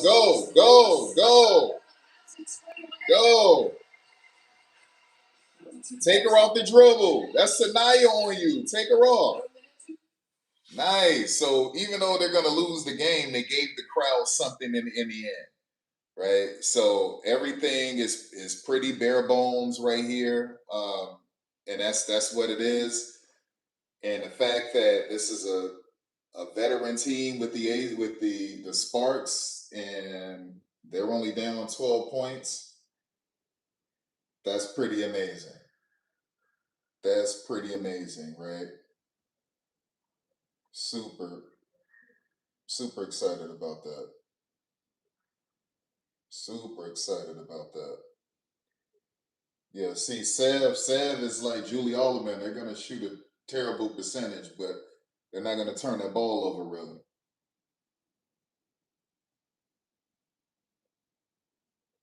Yeah. That's what that is, baby. That's what that is. That's what that is.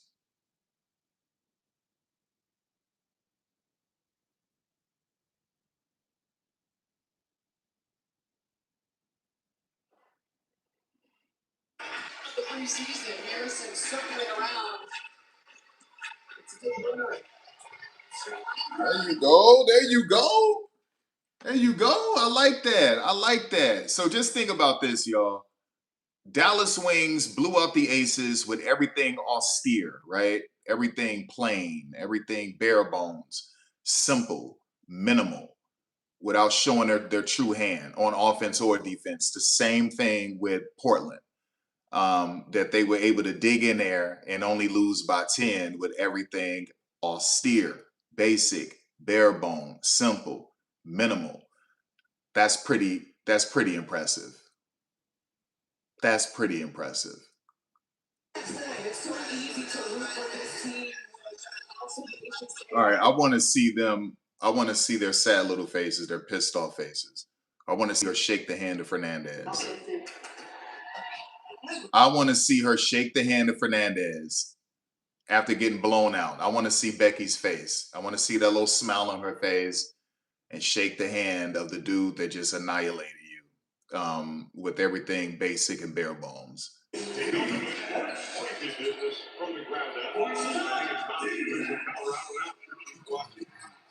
what a great story of work ethic. And part of his making this team that he's doing this a lot. Nobody will work harder or play harder than the Dallas Wings this season. I have always believed, Lonnie Wilkins used to say, the Hall of Famer, teams take on the personality of their coach.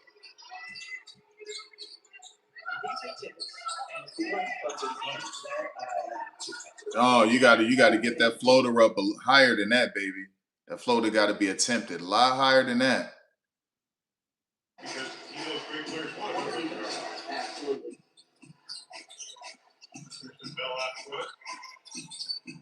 Get that back. Little Bill Russell block. Little Bill Russell block. Keep it in play. Keep it in play. That was a little volleyball block, but you keep it in play.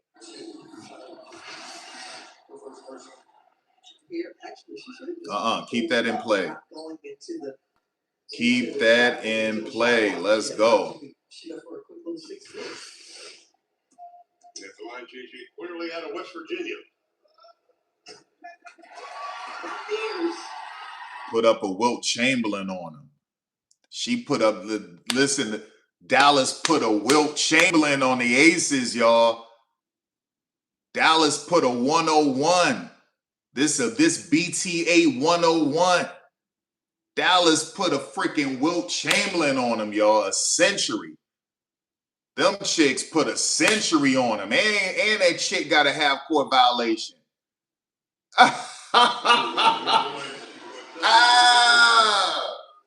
Them chicks put a century on him. Nasty.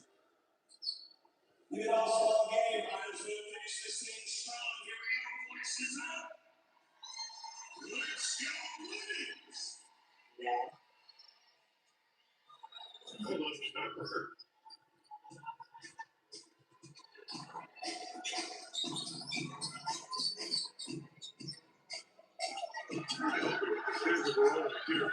Yeah, that's one thing Cheyenne can do. Cheyenne is a 3-level threat. She got a nice handle on her too. Ooh, dirty. High off the glass. You just got to make it. Good defense. Good defense.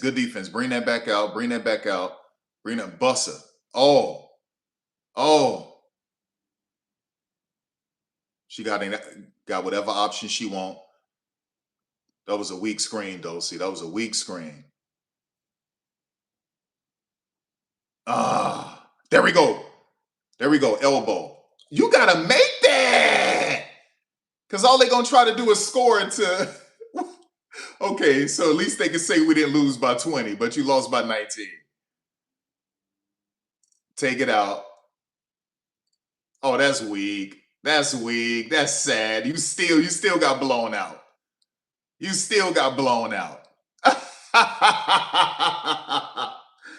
You still got blown. They didn't want to lose by 20, but you still got blown out. And they put up a Wilt Chamberlain on you. And they put up a Wilt on you. They put up a Wilt on you. You looking stupid right now. Yeah, shake them hands in your A2s. Get out of there cheating. That score shouldn't even been that high with them bogus foul calls the referees is putting out there. It's always a good day when the Aces lose, y'all. Always a good day. Always a good day. And the only reason why I say that is because these referees be cheating left and right. So you celebrate anytime them chicks lose. Anytime. They're improving over the last year. Once again, the top score, the Dallas Wings winning. For Fred Harrison, our entire crew, I'm Ron Dooley.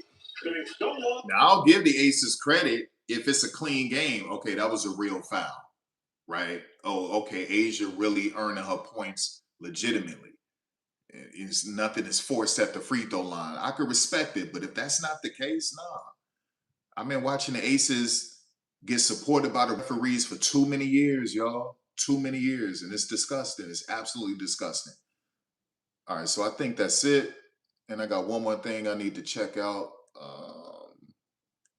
I just need to go to, no. I need to go here. I just need to go to WNBA. And I need to see what game's coming on. Let's go here. What can we expect? Friday, that's it. That's the real deal. And that's a prime game too, which is great. So the Sun and Liberty in New York, it should be packed.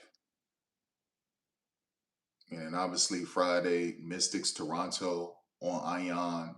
That should be a really good one. That should be good. Full rosters, everyone ready to go. Prime got 2 games. Wow, Prime got 2 games. So Ion got 1, Prime has 2. Oh, if only she would have kept Marta Suarez. So Marta Suarez going up against Flau'jae, but she decided to waive Marta. Ridiculous, but Flau'jae about to destroy freaking Golden State for trading her. So that'd be serious. Man, Saturday it is what it is. I'm not sure what channels these will be on, but that's it. That probably is an ESPN game or an ABC game or an NBC game. I gotta check the TV schedule. But this is how the NBC or ABC or ESPN. So the Wings and the Fever, the Wings blew the Fever out, destroyed the Fever the first time. Had the Fever looking crazy. And so we'll see what happens this time. So I think everyone will have to do their power rankings all over with. The Dallas Wings destroyed the Fever and they destroyed the Las Vegas Aces. And they would have blew out the Aces by 28 or 30 points if the referees weren't cheating, putting the Aces at the free throw line. So just think about that. They would have beat the Aces by 30. By 30. So, like, that's serious. And Alana Smith didn't even really play much because Asia took that cheap shot at her nose. I don't know. I'm not sure who's going to win this game, but I know the Mercury are going to try to put up at least 63s. So Nafisa isn't playing, and so because of that, I'm giving that win to Atlanta. Only because if Nafisa was playing, I would give that win to Minnesota, even though Minnesota don't have a deep roster. But Nafisa is not playing, so I'm giving that to Atlanta. Obviously, I'm giving that to Chicago only because Portland, they're not truly comfortable with CLA just yet. So I got to give them a little chance to really get CLA right. And once they figure it out, then I'll start picking Portland more. So I'm going to get that to, and on top of that, Chicago has one of the best rosters in the league, period. It's not even close, right? I mean, it just isn't. They have one of the best rosters in the league, one of the best. So, yeah. I should go to Fire Stick so I can look at the roster real quick. Let me see that. I can paint a clear picture.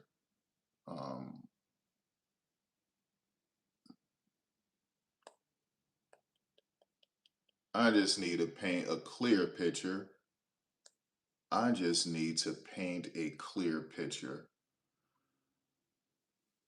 So let me just do this real quick and go to the little internet.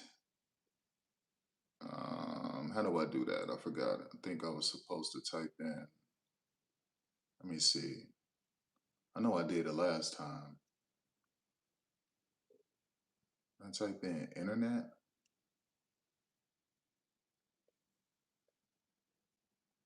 Oh, there it is. There it is. All right. All right. So let me just go to WNBA. I'm going to go to the Chicago Sky, and you're going to see, like, oh my gosh, that roster is amazing. That freaking roster is amazing. Bro, what are we doing? Okay. Whoa. Okay. All right. Clear. Clear. Let's go to WNBA. WNBA. I can't see. I can't see. That thing is in the way. All right, so there we go. No, no. Let's go here. Down. Let's click. Nope, nope. I didn't want to do that. I didn't want to do that. How do I go back? Oh, gosh. All right, here. Let's go here. There we go. No, leave page.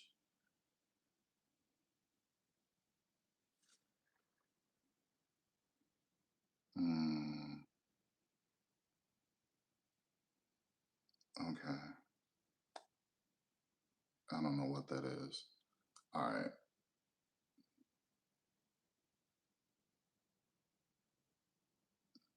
There we go. All right. So let me go to, where are we at? Let me go to, we got to go over here. I think so. Come on, baby. Come on, come on, come on. There we go. Let's go here. Let's go down to teams. Right here. Oops, right there. Right. Oh, God. All right, there we go. Let's go to teams. And let's go down to Chicago. There we go. There we go. Let's scoot over to the roster. Roster. Right there. Freaking screen is in blue. Ridiculous.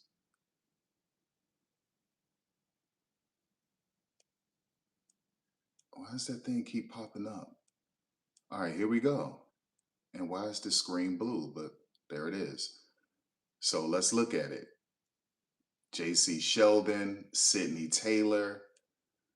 I don't think they're going to keep Koulibaly, Gabriela Jaquez, Elizabeth Williams, Haley Van Lith, Dejanay Carrington, Skylar Diggins, Rakia Jackson, Camila Cardoso, Maddie Westbeld, Courtney Vandersloot, Azara Stevens, Rachel Badham. That's crazy. Did they cut Haley Van Lith already? Did I see Haley? Oh, there's Haley. I think they cut somebody. Whoa, is someone missing? Who's missing from this roster? Is someone missing?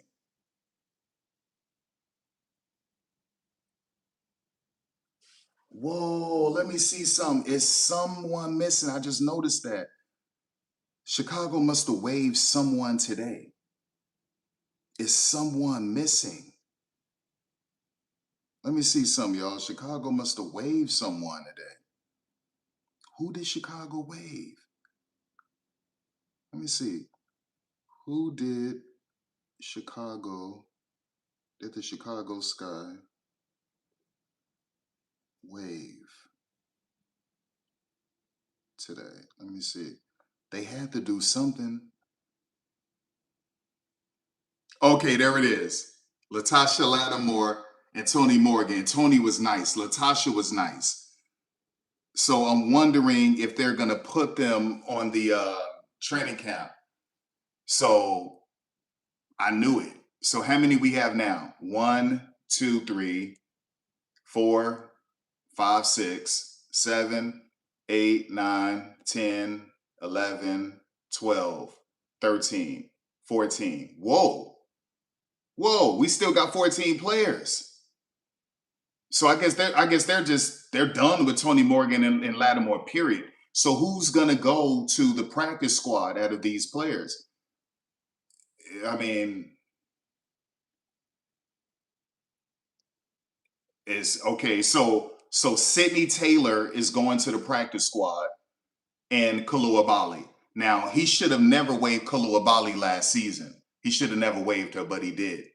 But anyway, so Koulibaly and Sydney Taylor will be the developmental players, and this is your roster: JC, Gabriella, Elizabeth, Haley Van Lith, Dejanay, Skylar Diggins, Rakia Jackson, Camila Cardoso, Maddie Westbell, Courtney Vandersloot, Azura Stevens, Rachel Banham.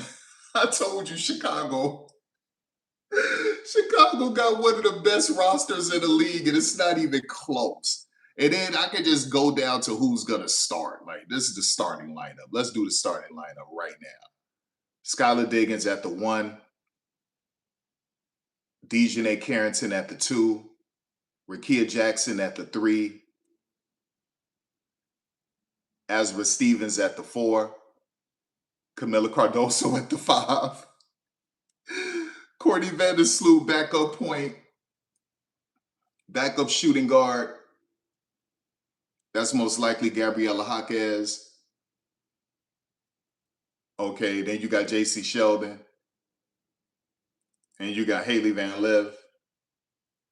And then you got your little backup center and freaking Elizabeth Williams. Jesus. And then you got your wing, and she could play the power forward, Maddie Westbell. And Rachel Banner could play the 1 and the 2.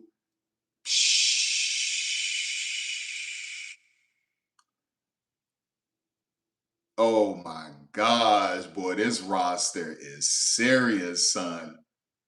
This roster is, and then if you need Sydney Taylor, you just call her up from the practice squad. Call up Koulibaly from the practice squad. It's serious, man. It's serious. This roster is so serious. And then the other team that have the best roster is the Dallas Wings. Period. Right? So how do I do this? Let's look at Dallas, and then I'll end the video. Let's look at Dallas. Damn, son. How do I do this? All right. Crazy, man. Man, I ain't want to do all that. Get me out of that.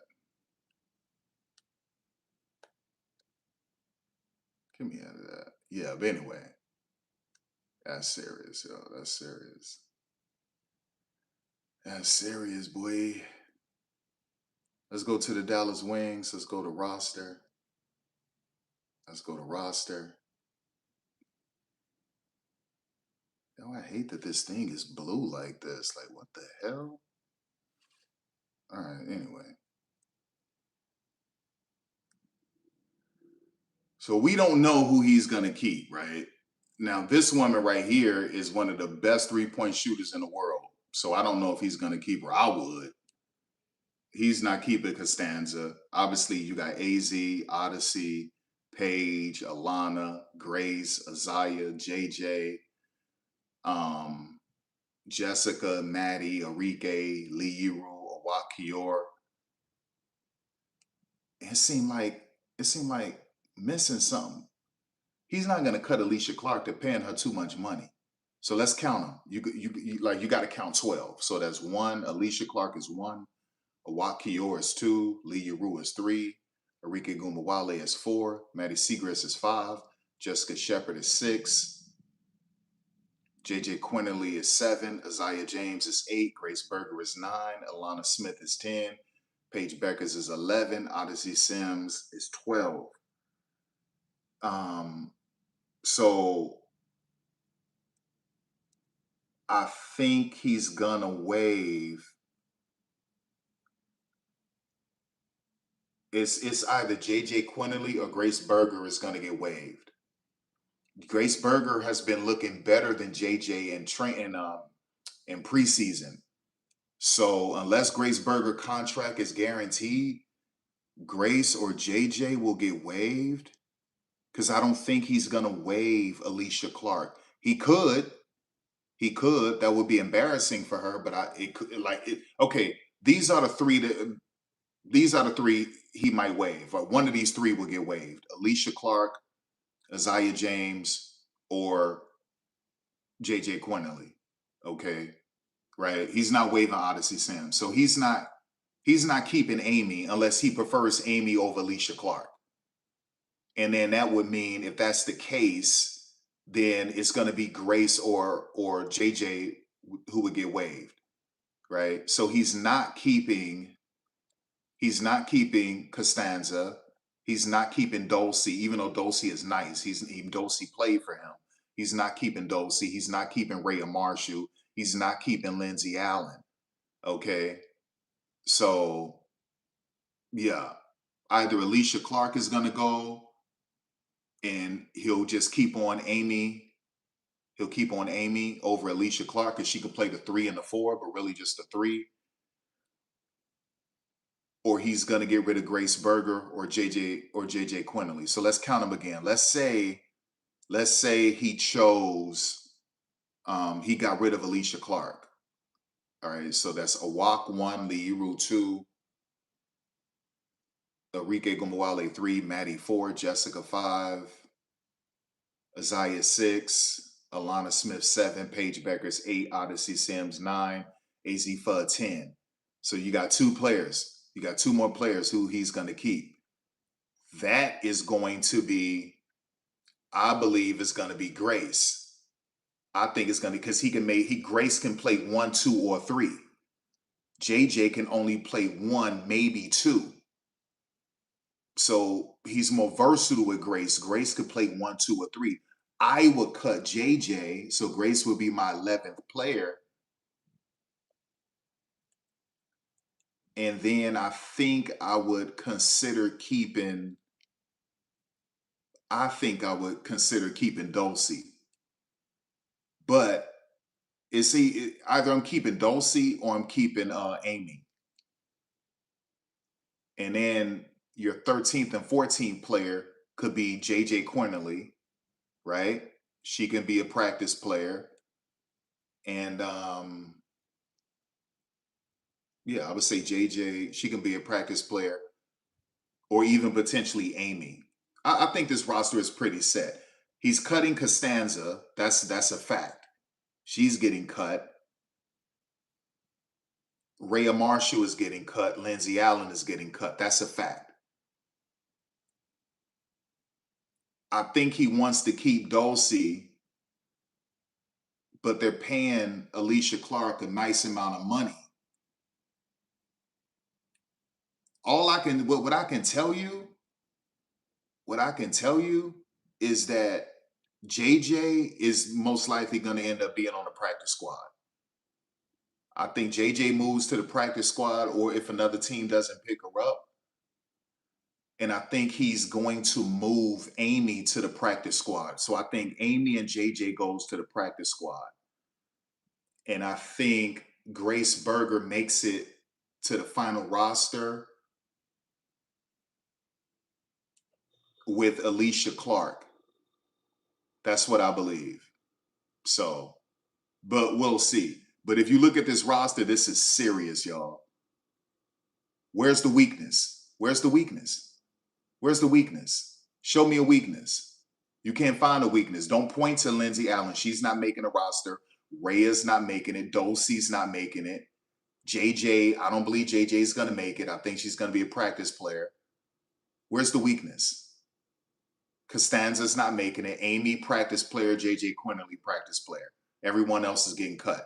Like, you can't find a weakness on this team. If you want bigs, we got some of the best. Alana, Jessica, Lee, Yuru. What are you talking about? Right? We got Maddie. You want guards? We got Arige. What you talking about? Oh, don't forget we got a Wat Kior. She can play what? 3 positions.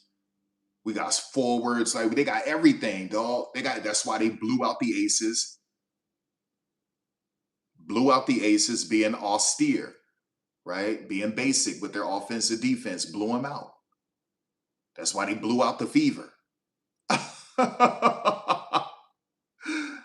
Fever's silly, man. They didn't bring back Odyssey Sims. I swear to God, Fever are silly. They are silly. Do y'all know the Fever cut Alana Smith like idiots? They got rid of Grace Berger like idiots. They didn't keep Odyssey Sims like idiots. Who else did the Fever screw up on? Like the Fever is just wild, man. Just freaking wild. Wild. Yeah, that's crazy. Boy, this dude's staff is nice, son. From Mike Neighbors to Camille Smith, David Atkins, Jose Fernandez. Like, this is crazy. That's a nice coaching staff. Nice. I told y'all better watch out for Dallas, boy. Now y'all want to see the worst roster in the league? I'll end the video after this. Y'all want to see the worst roster in the entire league? The worst roster in the league?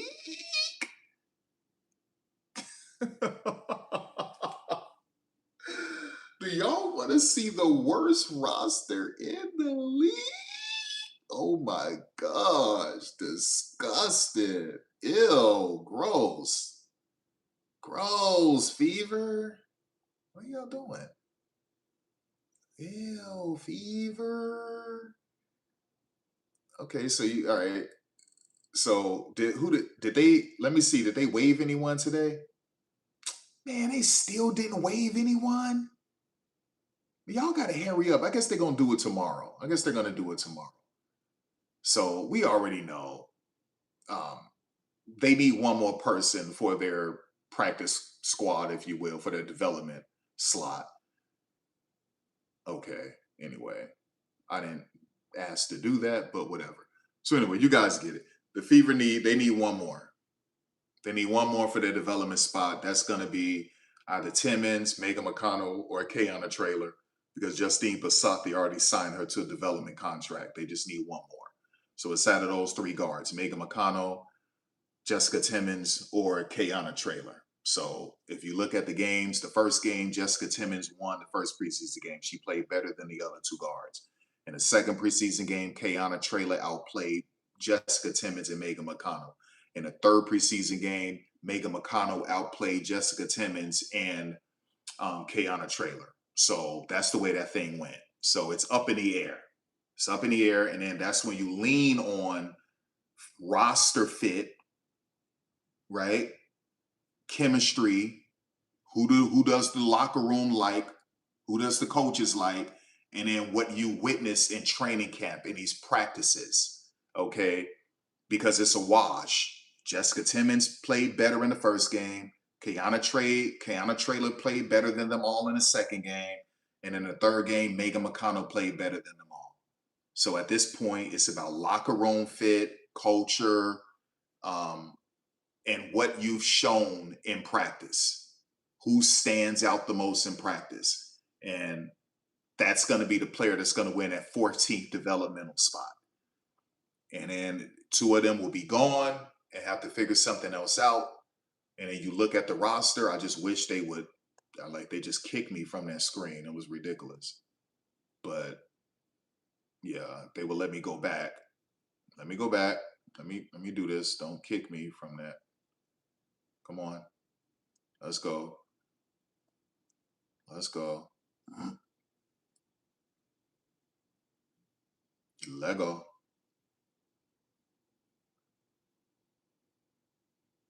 All right. So let's do that starting 5, right? Let's do the starting 5. I'm going to show you how this is one of the worst rosters in WNBA history. Caitlin Clark, point guard. Kelsey Mitchell, 2 guard. Sophie Cunningham or Lexi Hall is the 3.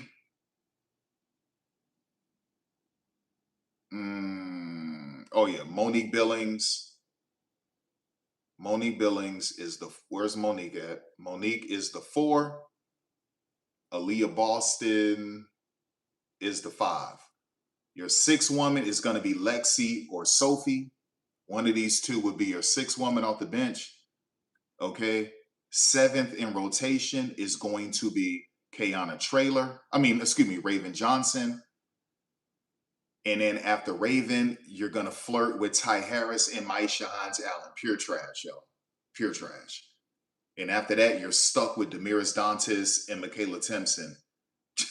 Oh my gosh, y'all. Do y'all see how disgusting this roster is?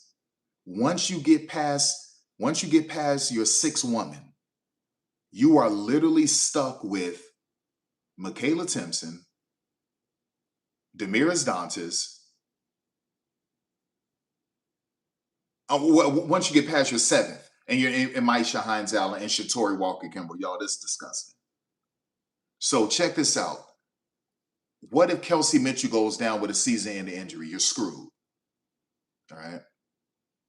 Okay, let's just say, what if Aaliyah Boston goes down? You're screwed. What if Caitlyn goes down again? You're really screwed, right? Now, Raven could make up for it in terms of assist to turnover ratio, but she won't give you the volume of assists Caitlyn will. You see those 8 assists right there? See those 8 assists? See, Raven won't do that for you, but she will give you a good assist turnover ratio. Raven will play better defense, but Raven could never give you 16 points or 19 points. So you're going to lose that point production. You know who else won't give you this point production? Ty Harris, or this assist volume, or this rebounding. You know who else won't do that for you? Shatori Walker-Kimbrough. She's not going to give you anything like that. So you're screwed. If Caitlyn goes down, you're screwed, because no one will give you her assist volume, her point production, or her rebounds, right? If Kelsey Mitchell goes down, no, you have no one on this roster at that guard or wing spot who can give you 20 points. Won't happen. Will not happen. If Aaliyah Boston goes down, no one on this roster can sniff 15 and 8. They can't even sniff 11 and 8. It's not going to happen. You're screwed. You're screwed. Okay? You're screwed. And so get ready for Juju Watkins in the Indiana Fever uniform. If 2 of these starters go out, the Fever are absolutely finished. Finished. Now they got $311,000 left. That's enough to bring in Sedona Prince, or Tierra McCowan, or Kalani Brown, or Betty Hattar, or Anastasia Bodareva, or Jessica Carter. If they're serious about winning. If they're not, they're going to stick with this trash roster, and 2 of the starters go out. Guess what's going to happen in 2027? You see this woman right here? She'll be the point guard, and Juju Watkins will be at the 3 spot. And I'm not sure if they're going to keep Kelsey. If they keep Kelsey, it'll be Caitlyn at the 1, Kelsey at the 2, Juju Watkins at the 3. Aaliyah Boston at the 5. I'm not sure who's going to be at the 4. I guarantee you that's going to happen.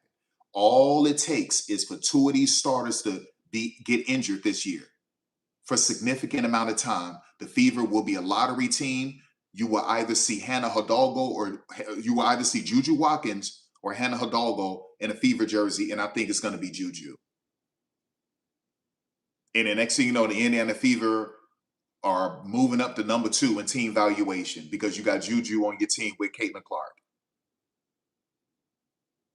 Get ready, y'all. Who's going to make up her point production and assist volume? Who? Which guard is going to get 5 rebounds? None. None. And this was a light season for Caitlin. You really need a guard who can get 19 or 20. And then you don't have anyone who can get you 20 like Kelsey Mitchell. And you don't have a big who can give you 15 and 8 like Aaliyah. Right? So you're done. You're done. So you have to ask your question, was this set up on purpose like this? Knowing that injuries happen and knowing that you positioned yourself to be a lottery team, you surreptitiously tanked. There's no way you could tell me that this isn't a surreptitious tank.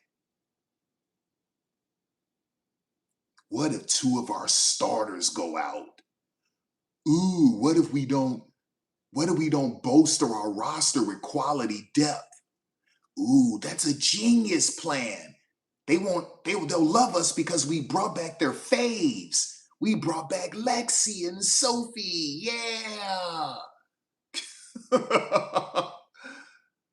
we got the 3 milks together. Lexi, Sophie, and Caitlin. Yay.